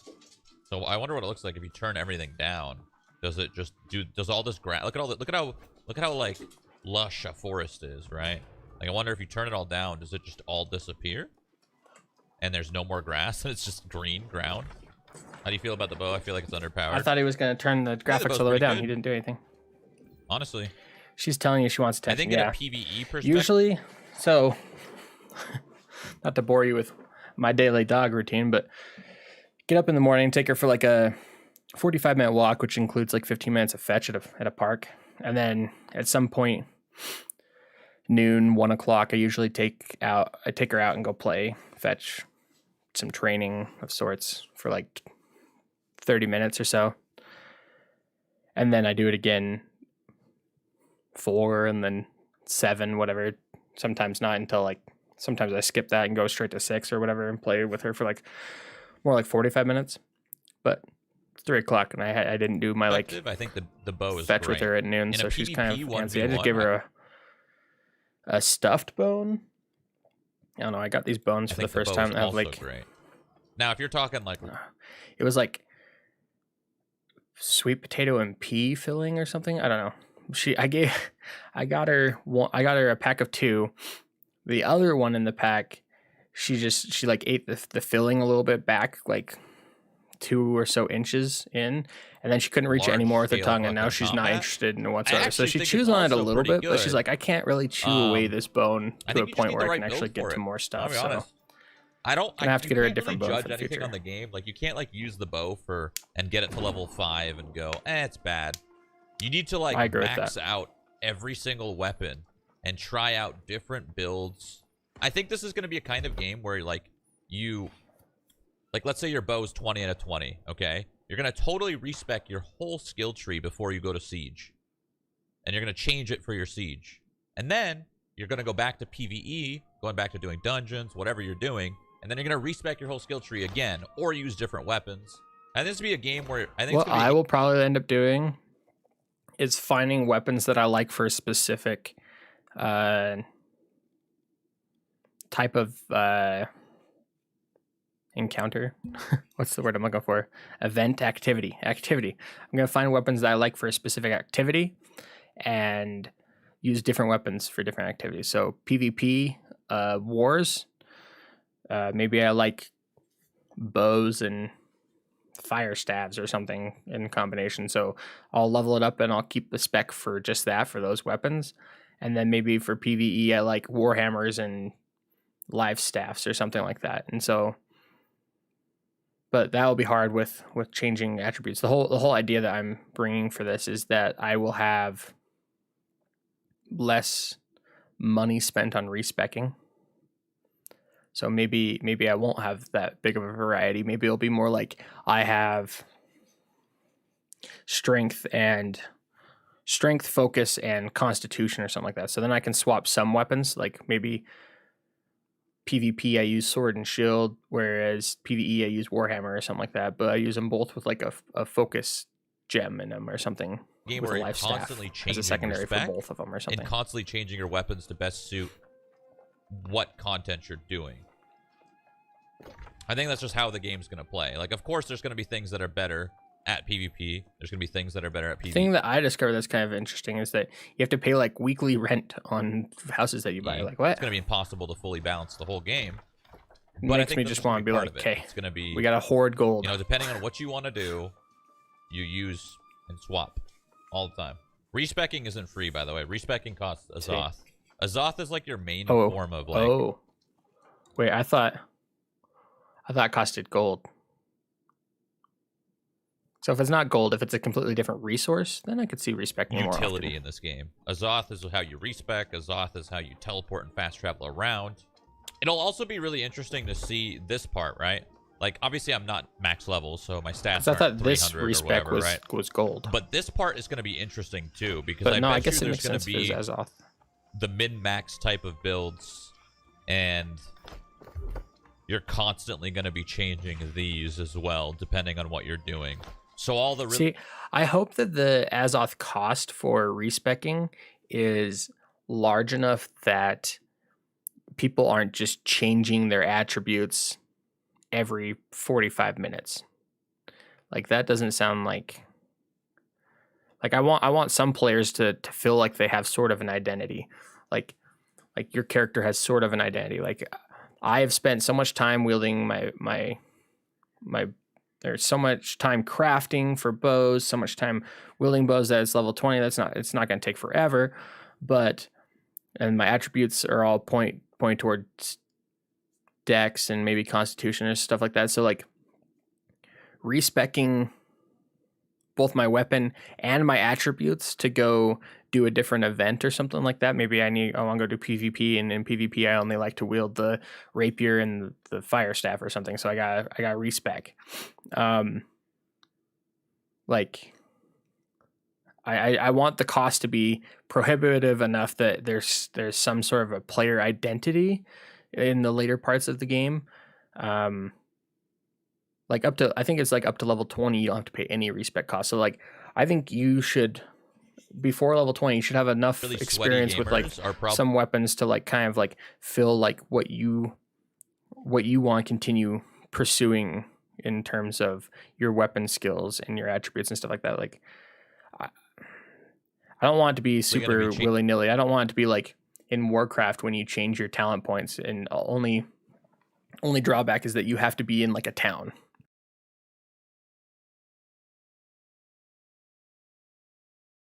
I want there to be some sort of semblance of identity for your character, like without that sense of like if it's just progression in any sort of means, like it's hard to find a balance point there because they want people to have like there's endless trade skills. You can get your trade skill up to 9,000 or maybe not that high, but 999 or whatever, and there you could have surpassed the things that you could actually craft like hundreds of skill points before. Like maybe at launch the highest skill thing that you can craft is at 135, but you can keep endlessly going with that skill.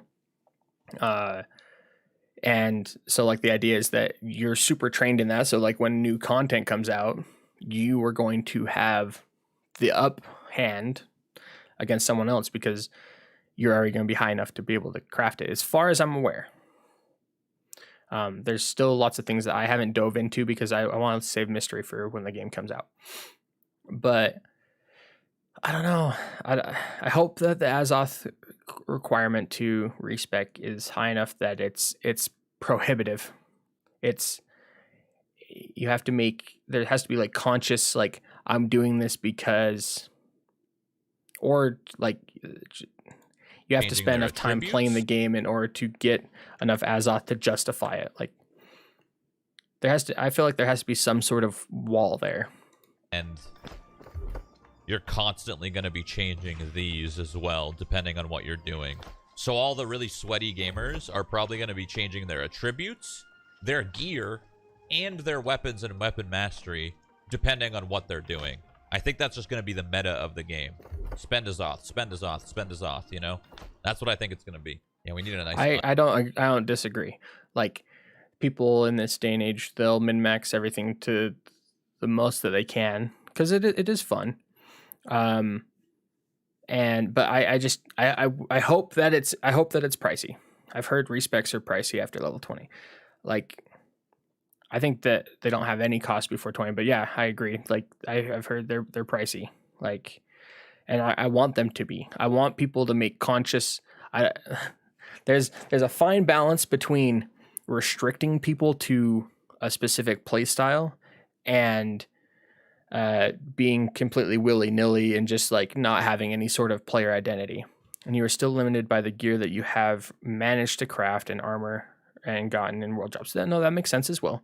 But after hearing that you could change stats on the gear that you have by spending faction tokens, like theoretically that wouldn't be too hard. You just buy a couple different, like let's say you go to your faction vendor, you purchase 2 sets of medium gear, because that's the gear that you like to wear, or a medium and a light, whatever, for the 2 different play styles that you like to play. And then you just re-roll all the stats on those gear to what you like. That's not too hard to get a number of set. Like, it's going to take you some time, but you can guarantee it. I guess that's the same with crafting things though too, but usually in games, things that you craft are weaker than what can drop. But I guess we'll wait and see for that. But as I was saying, like, there's a fine line between being too restrictive and being completely open, and I just want them to be, I don't want it to be inhibitive for people to go respec. Like, they're not going, the problem with it was kind of more restrictive in World of Warcraft Classic. It cost you 50 gold if you're respecing all the time. The cost would drop over time if you hadn't respected in a while, but it cost you 50 gold to respec. Well, some people wouldn't want to respec because if you're raiding every week, you just stay in your raid spec. And but some people, like our guild, for example, the raid resets would happen on Tuesday. So we would run for a little while every other week. We would run Monday night and then Tuesday night. So we'd run the last possible raid night of one lockout and the first possible day of the next lockout. So then we would have 12 days before we would raid again, so that people could, after those lockouts, they could go and respec and have 12 days to play PvP, do whatever other things that they want, and then come back and spec and respec for raiding, so that the cost was more minimal. People who were respecing every week, you'd be spending 50 gold to respec out of your raid spec for PvP or whatever, and then spending 50 gold again at the end of the week to come back. And like, when we're talking about gold, like, you were probably only spending 30 to 70 gold on raid night, like, consumables. So like, you're doubling the price of actually doing things in game by respecing that much. I think the resources needed to reroll /respec / whatever will be costly and will need some thought and planning. Yeah.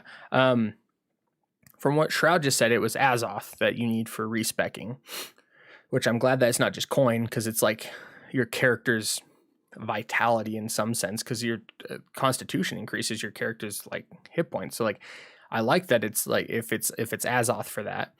I don't mind if it's coin for the weapon skills, I guess, because you could think of it like, I'm spending money to retool what my weapon can do. I like the idea that it's still Azoth though. And yeah, I just unpin all. I know I'm really hitting it home here, but it could be super expensive, and I think I would rather it be too expensive than not expensive enough. Yeah, I don't want. Could you imagine your world PvPing? Okay, you see this guy's name, and he's just not in a great spec or something for world PvP, but he still has it on because he wants the bonuses to XP or whatever. But he's still okay with it. Like, maybe he swaps to a different weapon after you guys have had combat once or twice, but after losing twice, what does he do? Well, he just goes back to town, respecs all of his stuff, and then comes out completely destroys you with a PvP build. Like, puts all of his points into Constitution and Strength, and then it just comes at you with like a Warhammer. Or I don't know what the meta is gonna be, but and then as soon as like he kills you, you guys have combat once or twice, and you're kind of like bored with it at that point.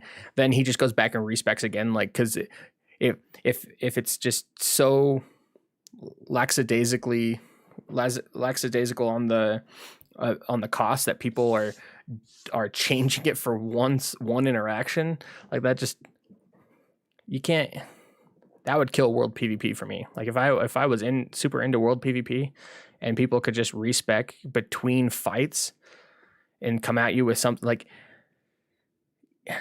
you learn kind of what a character, like in this game, it's kind of like, as Shroud was saying, and I think it might have been the previous video, the PvP is kind of unique because you don't know what a person's going to have. In PvP in World of Warcraft and traditional MMOs, you see a mage in PvP, and you probably know that he's a frost mage. And in knowing that he's a frost mage, then you know a large amount of his toolkit. So with this, the way that you learn that is through combat. Like, you can kind of tell based on their armor, but you could totally have like someone wielding, I don't know, like a life staff and like super heavy armor. So like, you don't know immediately. You can tell kind of based on what their weapons are and kind of what their armor is, but that's a whole lot of things to deduce all at once. And then if you were to be in combat with that person and then 2 minutes later they're a completely different spec, like, it could really throw you off and just really change the dynamic of the player versus player environment. All button. But you could say that that would be even more fun too. So I don't know. That's just my thoughts.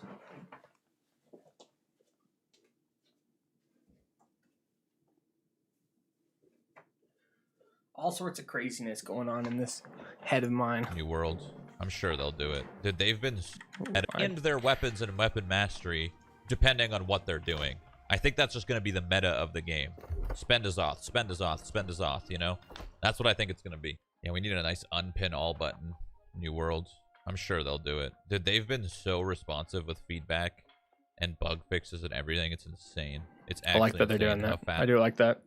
That they're very receptive to player feedback they and stuff. respond to everything. They're literally the Hawkeyes. They're all Hawkeyes. And they want They're all They want Hawkeyes. everything fixed. Hawkeyes. I'd like to get Rain of Arrows before the war starts. Just so I can have 3 freaking skills. So I need to get my mastery up. Hopefully I have enough time. Actually, when does the war start? Isn't it like hours away? I think it's hours away. I'm so excited for the launch, man. I'm so excited. This is gonna be I'm gonna kinda hard, grind so dude. Yeah. freaking hard in the launch.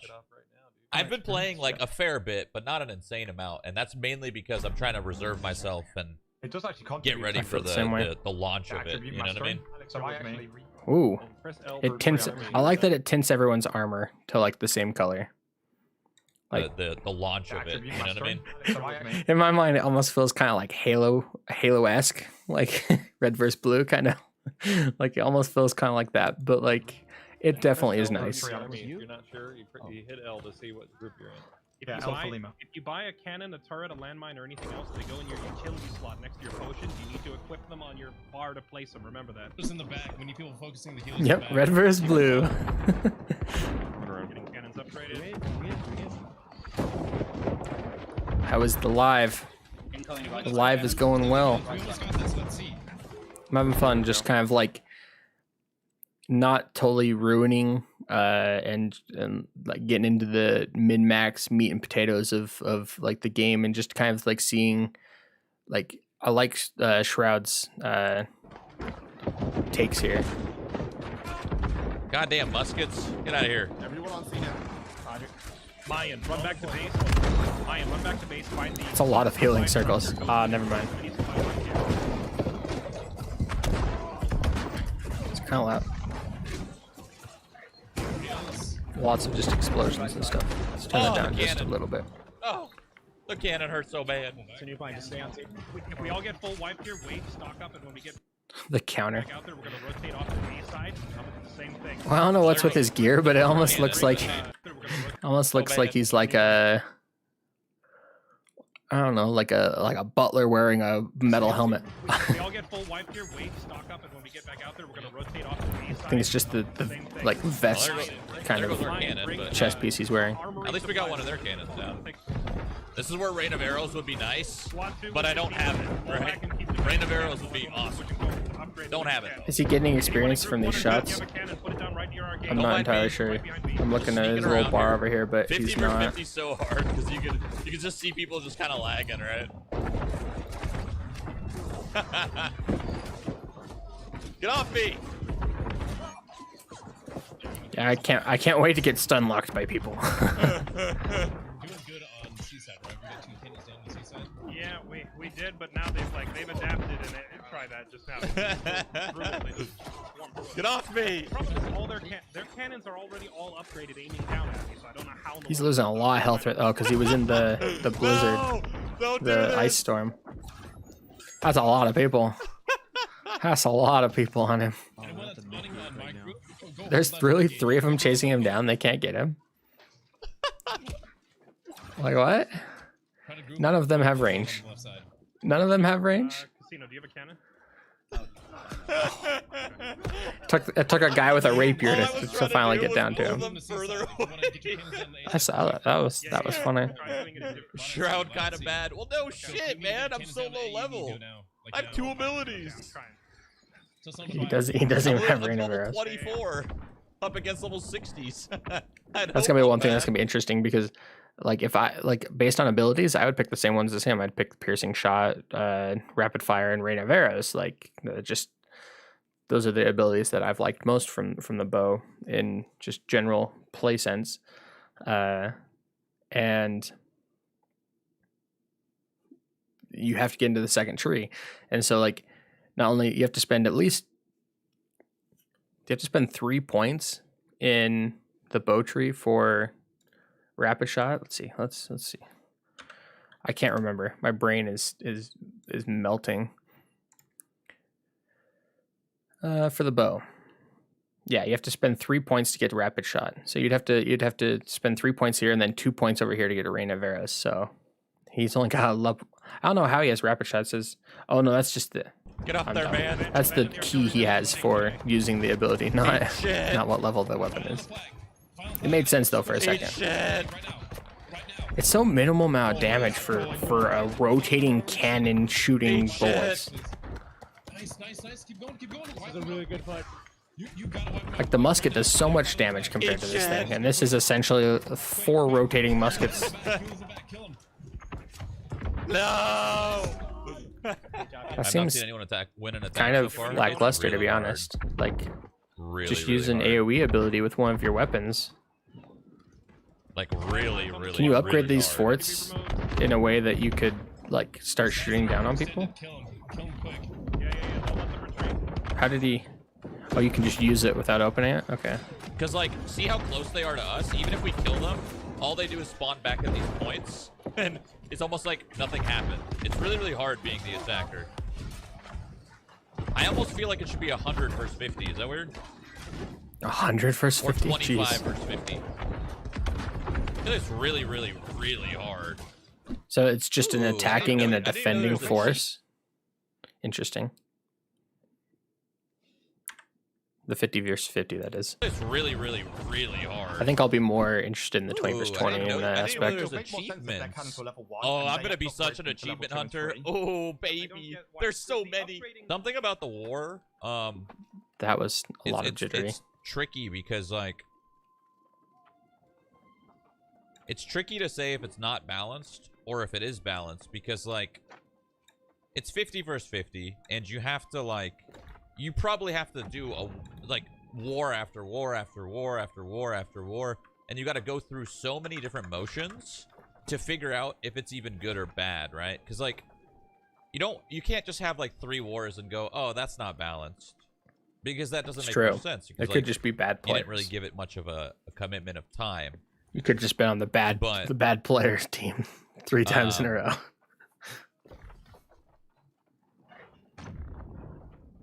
Like, you would need to attack like hundreds of times until you figure out, oh, okay, so that's the best way of utilizing that. They just declared war on First Light. Finally, you guys will get to defend. Yeah, I've never defended before. I'd imagine defending's more fun. Attacking seems very hard. Okay, so it's city versus city, not factions. Because factions are the outpost rush. So that's territories declaring war on each other that spawn the 50 versus 50. Like, that's what interesting. I think it's hard to factor in balance just because, like, if anybody can join, then, like, you have to account for, like, mastery levels, gear score, levels of the players, and then, of course, the coordination, right? I think the way you're supposed to kind of do it is have cannons being upgraded, obviously guarded, and then repeaters guarding those cannons in like a U, almost like a circle. So each repeater has line of sight of the other repeater. Because the repeaters weren't so, like, all that strong. Like, you know, just imagine like a circle, right? There's like making kind of like a U or circle where each repeater can kind of cover each repeater. Yeah, they and then couldn't you really just shoot at the spend base of them. 200 or 300 gold, turret, 4 repeaters, or sorry, cannon, 4 repeaters, and then just like have 20 people on it, right? And just guard it, guard it, guard it. The tricky part All is these they things have that cannons that can reach you can everything. think through. So if they have cannons that can destroy Because your if you can put cannons, those anywhere, those cannons and I don't know, what do you repeaters, and the do? way that he's Play talking the about it, line of sounds sight like game you can. where you I thought you had to kind of put them you know down what? on It's probably gonna be specific something like like that, where you play the line of sight game specific where you strategically platforms. put a cannon, maybe which when I saw that, I was behind kind of like, to the oh, that's kind of left unfortunate. of your base, so that it's only He just unlocked tracking to the 3 left-hand titles at side, one point. so At only one the time. left cannon, one cannon can reach 4? it. Maybe that's how you do it. So you go off to the Jeez. left, you place the cannon, so it's a 1v1. No other cannon can see you. You can see that cannon can see you, and then you guard off to the left. Then you do the same thing off to the right, and you just do it piece by piece by piece. Maybe that's how you do it? I don't know. Fun things to think through. You can't split. There is no way in hell you can split them because their cannons are so strong. They have max level cannons and they one-shot you, right? Their cannons are doing millions and millions of damage. So you have to... I seriously think that's the strat. I think the strat is... Imagine this is like your base here. Like this was where we spawn in. You go to outside to the left, back like here somewhere, and you make line of sight on the cannon, and it's a 1v1, guard this cannon. Then you go all the way to the right-hand side, make line of sight of the other cannon, boom. And then you get you knock out 2 of the ones on the sides to start, because those would be the easiest. You'll roll over I don't them. know enough about the 50v50. And then dealing with the ones in the middle, that's a challenge. I don't know how you do with that, but I don't know how you do that at all. I like it, though. I like that. It's actually... I know people are like getting mad at defense or attack or whatever the fuck, right? But I like... Oh, you can kind of turn. I like that nobody's been able to really figure it out yet. Because that means it's a good system. In my opinion, It's that true. means it's a good system. I If agree. nobody's really been able to figure it out yet, and we're still trying to learn it, then that's great. That's a good thing. I definitely There's have like just a one 1v1 kind of build. easy go-to for sure. strat, then My build is not a be siege dumb. build. That's for damn sure. Like in a 1v1, I'll slap ass. I got very, very good I have very good movement abilities. A lot of staggers, a lot of counters. In a 1v1, I'll slap ass, but in a war setting, it seems like everybody runs life staffs, battle axe or warhammer, and then muskets if they're trying to like poke people, they have muskets. But that doesn't mean I think there's a world in where I found the chest. Nice. I think there's a world in where the bow just could drops be onto it. Oh, there it because is. like if we're in a war when everyone slams together and you poison shot and drop a rain of arrows, that causes bleeding, that causes movement slow, and then you get the poison.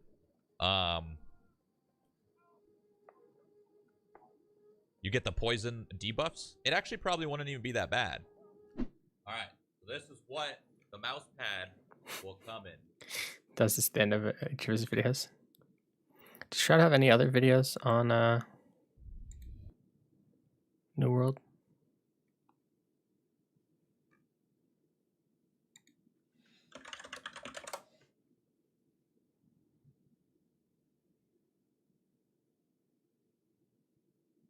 First time defending, that could be interesting to watch. Going to war.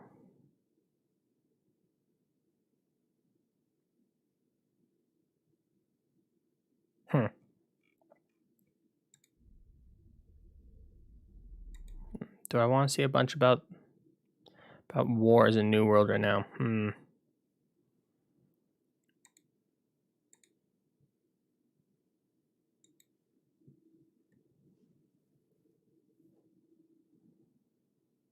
I bought a town in New World. All right, let's see the ridiculousness that is Tim the Tap Man having people give him money. More Tim the Tap Man, more me. We got a banger for you today, baby. I decided that I wanted to purchase a town. And not only did I purchase this town, but I became governor of the town. So what do you do? Form a company and this whole thing, his this company game is owned it all? awesome. The interactions you get with everybody is a riot. I think y'all are gonna love it. If you enjoy this and you enjoy these kind of excellent. There we go. Guys, we're at 16,000. We need to get more money. Everybody go to deposit funds to the treasury. Put the money in the basket. Wait, whose money? Ours? So yeah, so if you hit ATM, you can go to the treasury and you can do deposit funds. All right, listen. Everyone get into my company. We're gonna buy a village. Oh my gosh, these other people's microphone quality. Oh. Invite more people to the company and have people deposit it. We can only have 100 people in the company. Yeah, I was gonna say Right now, we have 78. All right, everyone donate to the fund. We're gonna buy a village. Tab, give coin. Tab, give coin. Wait, guys, give me coin. Everyone give me coin. Everyone listen that can hear me in the Marauder company. All right. Tab, give coin. Type in the name Tim the Tat Men, because someone took man and give Tim the Tat Men. You don't have to be in my company. Do it to Tim the Tat Men. This is not a scam. 20,000 more. Come on, guys. Give coin. It just gives it to him. He doesn't. They don't have to actually trade. Tim the Tat Men. Even if it's $1, I don't give a. If you're part of the Marauders, come on. I am an honest leader. Oh my gosh. I'm at 20,000. Okay, everyone stop. Everyone stop. I got it. I have it. Deposit. Total balance 80,000. How much do we need? 20. We need 16. My math right there. All right, we got it. 101,000. Okay, we got enough money. Now what do we do? Are we buying this fort? Now we have to go to the town and zone. Okay, so you're saying. Oh my god, no. Oh, it hurts. People. I can't understand that microphone, bro. Yeah. Better. Okay, hang on a minute. Better to get a town. Okay, guys, when I buy a town, isn't the money that comes into this area gonna give me money here? So wait, shouldn't we buy the starting zone if we're gonna collect money? Because everyone is here. Everyone's in Windsward right now. Yeah, we should buy that one. All right, okay, change of plans. All right, change of plans. We're buying Windsward. So this is the part of the game that I have no idea about. So, and it's kind of interesting to kind of see the outside in on it. Freaking flock of Marauders. This is why I don't want to play on the same server as like Tim or Asmin, because especially with the ability to have open mic. Like I'm assuming you can turn that off where you don't hear other people, but that's something I'm gonna want to have on. That's kind of nice. But like you just have people just like making weird ass sounds the whole time.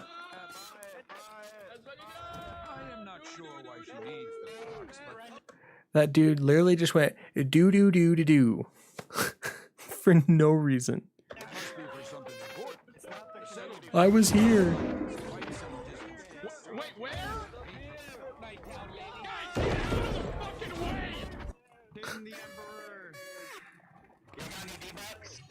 Pay territory upkeep. Dude, the fucking territory must be claimed at the fort! Guys, hold Yeah, that's the whole point of the fort, right? Just to have fort combat.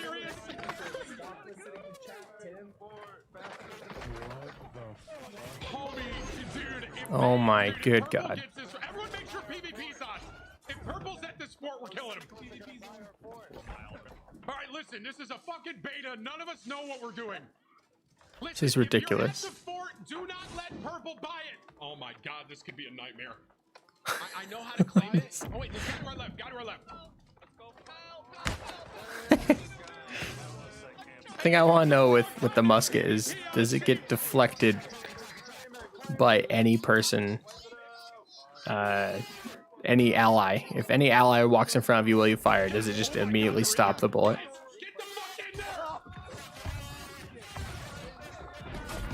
Oh no no.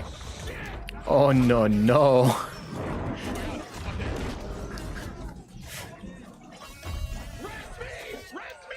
Oh my god. Fuck! Oh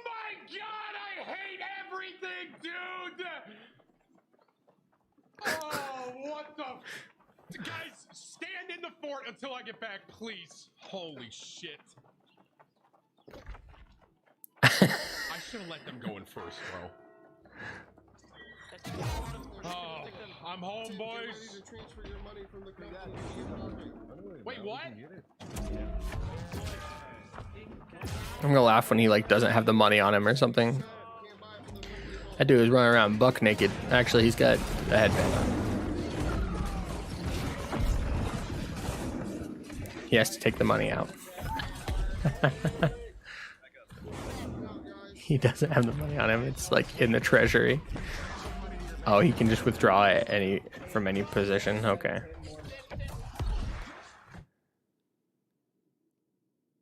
The fact that he can take it from... Yeah, see, too much noise. This is now officially Marauder's Town. Our territory. Oh my god.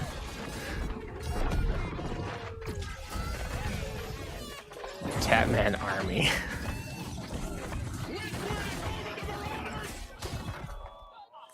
See, this would be like fun content to watch. I personally don't think it will be super fun content to be part of. unless the changing of the faction or the company that owns the town currently is like, I don't want it to be super easy for people to just be like come in and just like take it. But I don't want it to be super hard either. Like I'd be fine with it changing like weekly, unless like every time it changes, then all of the trading carts inside. So that's how it'll work out. I don't care if it changes like super frequently. If the trading carts in town and all of the upgrades and stuff like that stay around, it's like it is a bonus for the town, not the fact that it's a bonus created by a certain company. But then again, that's how a company makes money. They spend the money theoretically. Some like they like if they want to be in good standing, they'll spend it on upgrading the city. These are all things that I need to discover, and I want to discover while playing the game. Go back and set taxes. Apparently, I have to go set taxes. I'm a counselor in real life. So at this table in here, we'll be able to spend money on upgrades as well. Easy. Pay upkeep. Oh, that's so gold. That's it. It's only 500 gold for an upgrade. Wait, oh, that's wait. Tilted. Let's jump. I see taxes and fees. Yeah, bro, you're the governor. You gotta pay up. Yeah, you can pay it up, buddy. I can change property tax. Yeah, you gotta hook it up. You're Emperor Tatman. Dear God. So 20%. Emperor Tatman. Holy shit. Okay. Listen, I'm kidding. So maybe crafting. Do I do crafting like all the way? Did you guys see the new Booga skin on Fortnite? I'm leaving this city. Pump them up. He goes, I'm leaving this city. All right, listen. Right now, hang on. Right now, the crafting fee's 1. I'm gonna make it 2. Fair? Yo. Yeah. I'd make all the fees 2%. Yeah, this will set a new. Can I get an invite to the army? Until the next update. Okay. Hey, Tim. Question: are you full in your army or what? Wait. Now, trading tax is 5%. Should I up or down? Oh. Trading tax. You might want to leave that. That's like when you sell stuff on the auction house. All right, I'm gonna leave that at 5, and then refining fee is at 1%. Do I? It takes 24 hours for it to update, or he can't change it again for 24 hours. I think that's what it is. Could you imagine changing it to one thing, like, I don't know, early on in the day or something like that, and everyone like when they log in, they're like, oh, it's fine. It's a 1% for everything. That's kind of interesting. It's kind of low. And then like randomly in the middle of the day, some point someone like changes it all to like as max, and you don't see the change, and you just start doing a bunch of transactions and crafting and stuff. What do you mean they're fighting at the fort? What the fuck? They're fighting at the fort! Everyone get up to the fort, guys! Everyone up! Holy shit! Make sure your PvP's on now! Boys, hold the lines. So I don't know how cities change hands, and I think that's something I need to figure out.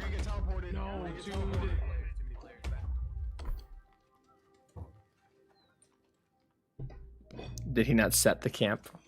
All right, we gotta go in waves. It's interesting that there can be too many people of your faction in the area. That's kind of nice for a balance standpoint. But like, how do you make sure you're the one in the zone? So we don't get teleported out. That would be super annoying. Like, what if you just want to participate? I can't defend But my balance standpoint makes sense, I guess. Guys, we're trying to upgrade the fort. I prepared. Okay, we got it. We got it. Good job. Good job. Hey, what do you mean crafting fee, refining fees high? Hey, I mean, it's 100% more than the default. All right, Tim, I have many questions, bro. Yeah, a lot happened this morning. Why am I seeing people Courage. yell in chat that they are trying to form an army to go against you to stop taxation without representation like this is the 1700s? Yeah, I don't know, man.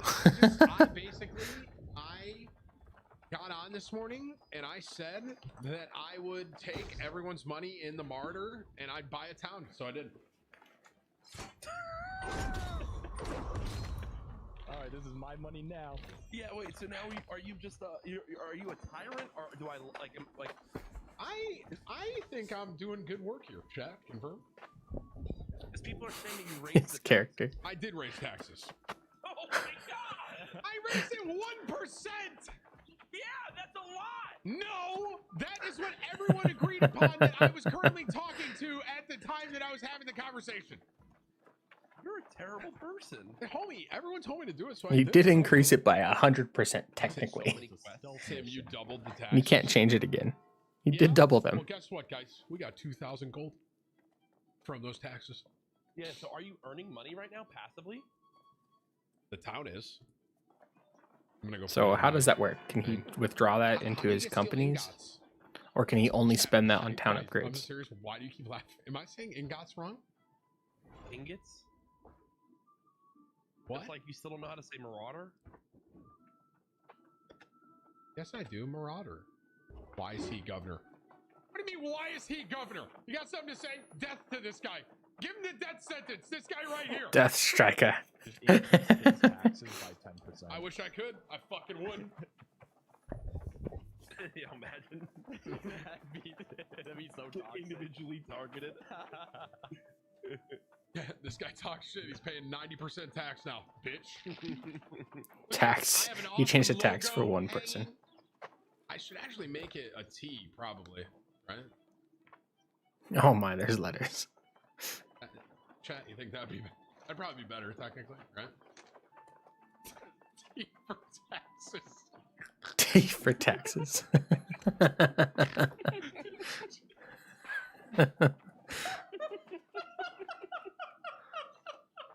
T for taxes.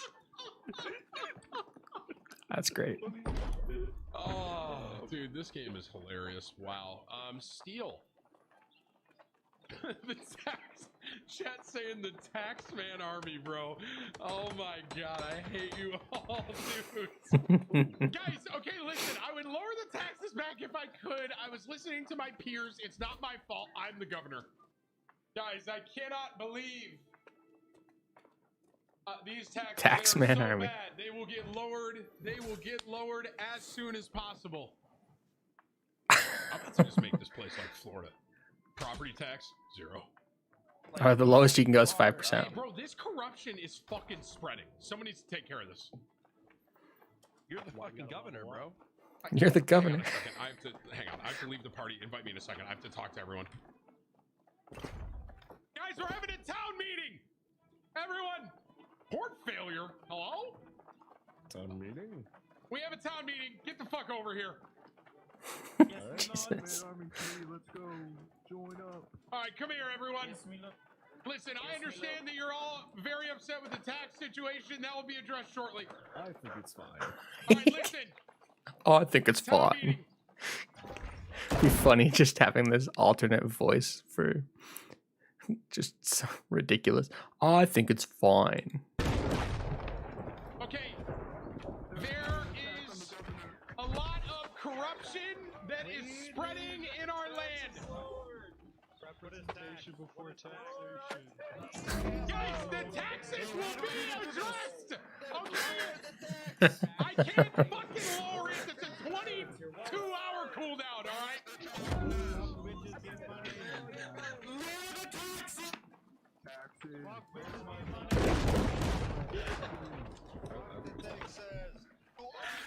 Guys, please listen to me. Listen. I'm sorry. Okay, I apologize about the tax situation that is at hand. It will be addressed shortly, okay? So much going on this screen.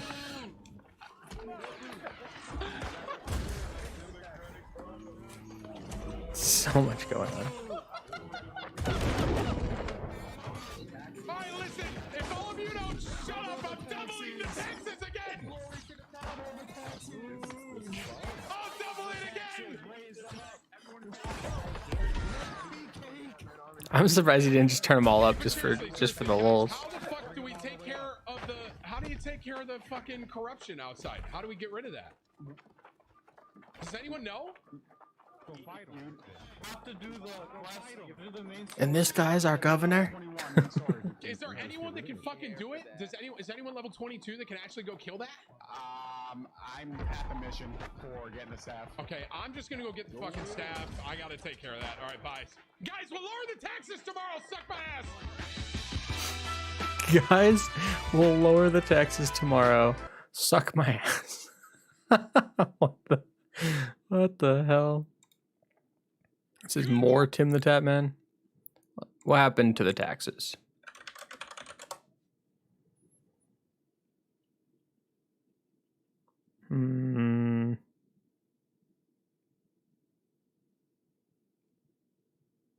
No.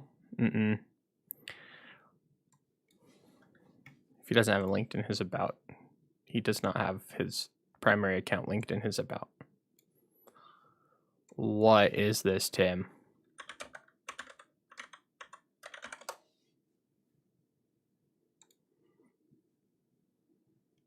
Got it.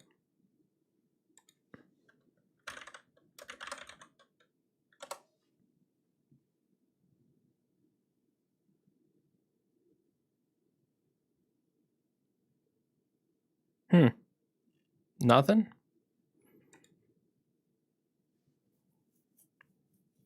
So weird.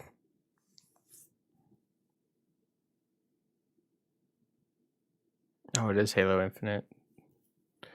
Like release or whatever. Beta or something. I don't know. Anyways.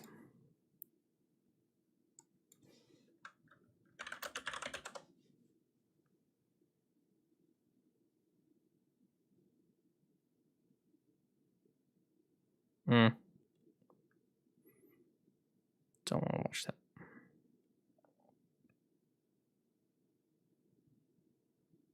All right. Let's see what this What's up, update guys? is apparently. Let's see.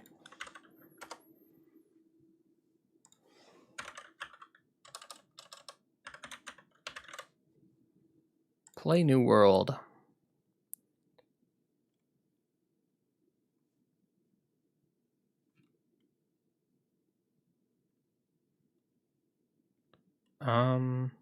Have they posted anything about that?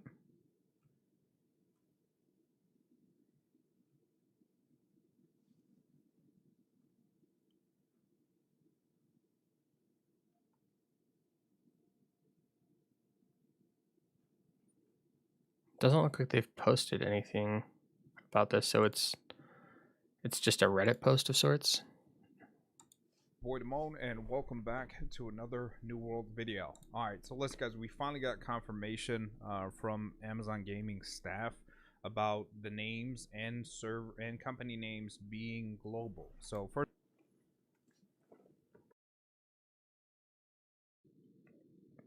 I want to scroll up here and then we'll read the official post. So basically, Alexandra, she's been handling all the community stuff. She's been a part of the community for ages. Shouts out to her. Said, thanks for reaching out. Names within New World are currently global, meaning first come, first served, and are locked to an account for a short amount of time, even after a character is deleted. All right. So, however, the way the system works, described Okay, so you could change your character. You could delete your character, start them on a new server without fear of losing your name during that transition create time. A character to lock your name to your account, and then jump out of the game. You'd be all set, so you don't actually need to wait in the queue or go to the starting beach to get your name. All of the bonus from pre-orders are account bound, so even if you create a character to reserve your name and delete said character, you'll be able to get the set bonuses on any character that you create. So that'll alleviate some things there. Hopefully this information helps, and we look forward to seeing you in a tournament. However, they were looking for some clear-ups here because they were, people had questions about the company name. So another Amazon Do we staff know for member sure this answers is here. We'll go through this. AGS staff? Hey, Are we everyone, sure I'm part of the that New they're World. not just able to just like change what their flair is? Community team, and I wanted to provide an official update. We have seen some confusion regarding character and company names and how they work for New World. We were looking at ways to make this smoother for launch, but we aren't sure it could be a quality solution by then. We have ideas on how to address this if you happen to miss the exact name you're looking for Make launch. some We'll good keep you New World updated content on that. I've seen a video or two of his. Yeah, does a pretty good job. It's a lot of he finds relevant information online and shares it. We understand so. folks are frustrated and wanted to provide a clear response as possible. Names with the New World are currently global, meaning first come, first served, and are locked to an account for a short amount of time, even after character is deleted.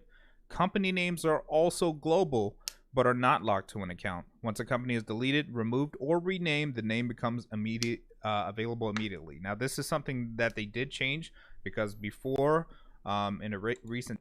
So, with this information, what I would say is that I'm going to be playing.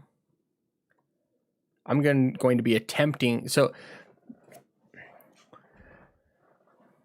if this is how it works, names within New World are currently global, meaning first come, first serve, and are locked to an account for a short amount of time, even after a character is deleted. What this means to me, and what I'm going to attempt to do based on the information that I have, is at 11 p.m. midnight, I think, local time, I'm going to attempt to make a character on a European server. Because that's the first servers that are going to go live. I'm going to attempt to make a character on a European server to save my character name. I don't know at what point you can go, you can create a company, but I'm going to try and race as fast as I can to get to a company so that I can create my company name. So I can create my character name, I can create a company name so that I can, so this is why having the, I'm trying not to be too frustrated with Amazon for having this rolling server start. I know that they're just trying to have it in best interest of having servers be stable. At least that's the only thing that I can see why you would want to have servers come up at different times. But the fact that names are global means, and companies are global, means that if anything, in my mind, it just means people are going to flood the European, like people who actively want to try and get a specific name or get a specific company name. The European servers, which there's not going to be as many because they're not opening all servers at once, means that those servers are going to be slammed. Like all the people who want to play and save their names are going to try and join those servers immediately. Oi. And so, as far as I'm aware, information-wise, EU's going to be, those servers are going to be ridiculous at launch. And I could see it long-term screwing up the EU servers. Like, for example, you pick one that is, I don't know, low population just so you can ensure you can get in and get your name. Well, maybe that makes it medium pop. Maybe that, and then people are like, oh, I'll go to this realm because it's medium pop. Well, 2 days later, when everyone has transitioned to the realm they actually want to play on, the server they actually want to play on, well, all of a sudden, maybe that server's died. And on top of that, like the fact that they spread out characters between the 4 starting zones, I could see one city all of a sudden being completely dead because like everyone who joined just joined so that they could have their character name and maybe go get a company name. Like it's not going to be good. At least that's from my understanding of how it's going to work. I feel like that's what people are going to do. In test phase, that wasn't a thing. So this is actually good. That means if a company name is modified, you can actually change this. They said, we understand there's a desire for some players to lock in the character name as soon as possible. It is possible to do this by creating a character on any available server. It is not necessary to enter a game when you do. They're fully expecting people to go onto other servers, create a character, and save their name. You so just creating. They're saying it's not necessary to enter the game when you do so. Okay, sure. Your character reserves the name. The character can later be deleted, and the name will be available to you. Read the word below and finished it with the end of deleted. After a small, approximately 1 minute delay. The character can later be deleted, and the name will be available to your account after a small, approximately 1 minute delay. What you're saying is what the entirety of the New World subreddit is right now. I don't doubt it. I really don't doubt it. Like I've never seen a rolling server release that I can think of for like a big game. Like I get the point of having and I actually like that they're having global names, because that means, like, say a couple months down the road, maybe a year more down the road, then if an individual server starts to die, well, they can merge it with another server. How that's going to work with the fact that companies can own towns and stuff like that, I don't know. What they'll probably do is, like, a month in advance, maybe longer in advance, they'll say, hey, these two servers are going to merge. Like, we're going to postpone all of city, when we merge them, like, all of the cities are going to be completely blank. So just prepare for that kind of thing. Like, give people at least a heads up on that kind of thing. But that means that you can easily merge servers into together, because names are going to be unique and companies are going to be unique. So you won't have any issues with individual players' accounts causing disruption or having to have your character name hyphen the original server you were on. They also seen some questions about pre-order bonuses, but he just retouched the fact that Luxendra said that with everything, you guys will be able to access your pre-order bonuses on, your whole entire account, regardless of region that you create a character. So, what does this mean for you guys? This means that on the 27th, when the European server opens, apologies to everybody on the EU server, but you guys are about to get flooded. But the idea is going to be everybody is going to be up. Like, why not have names be location based? They aren't going to merge EU servers with NAUS servers. You would think not. You really would. But this could create an even more longevity for the game. Like if you're going to do it for an area, like, I could see merits to both of it. But like, if you're going to do it in terms of expanding the longevity of the game by allowing you to merge player bases as player bases on individual servers shrink, then you could potentially compound that and do it forever until, like, potentially there's just one server. Like, if it ever gets to a point where there's just not enough people and like, you just get down to one server for the game, you could do that with the fact that they're not location based. But I don't know why you would consider that as being, like, that's not a very big pro, in my opinion. Like, I was like, oh, I'll just wait until Tuesday morning when I can play on my own realm, my own server.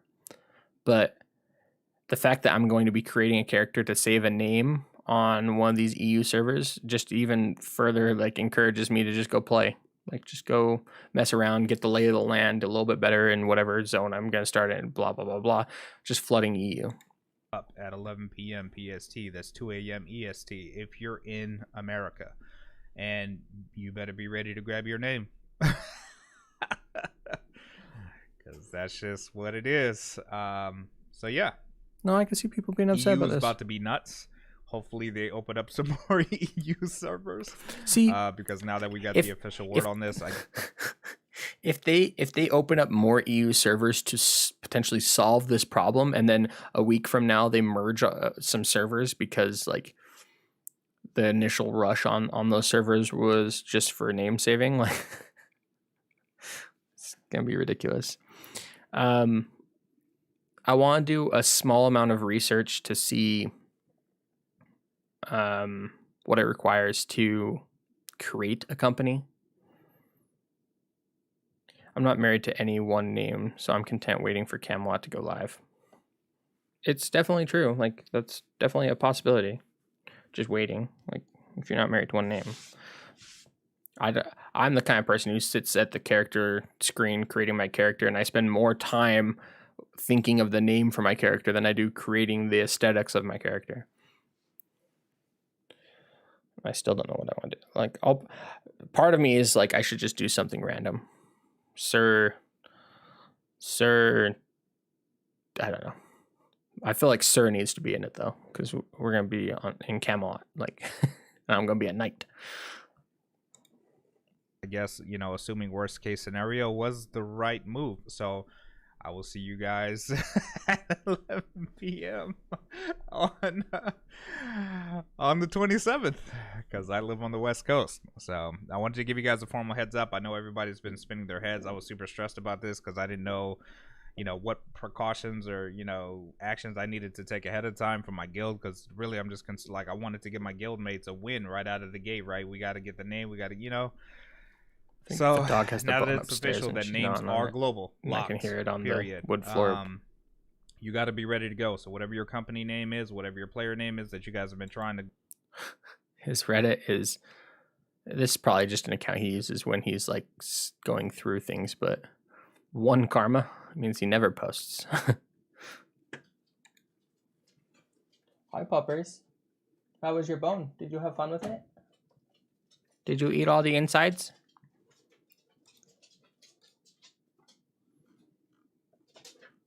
Hi. Someone. New World is the WoW killer. Hey, no biting. No biting, puppers. That's mean. You don't do that. You don't do that. That's mean. All right, well, I think that might be it for now. I might come back and hang out and do some more New World waiting room. But I wasn't really seeing very much additional content that I really wanted to check out. It's a world full of, I don't know, breaking all the mysteries of the game, which is part of the fun of the game. So what I'll probably do is move away from that. Maybe I'll try and find some more videos and then watch those later. But I don't want to just sit here and surf through the search page, and the doggo wants some attention. So maybe I'll go eat some food. It's getting kind of close to dinner time. Anyways, thanks for hanging out, and I will see you guys in the next live stream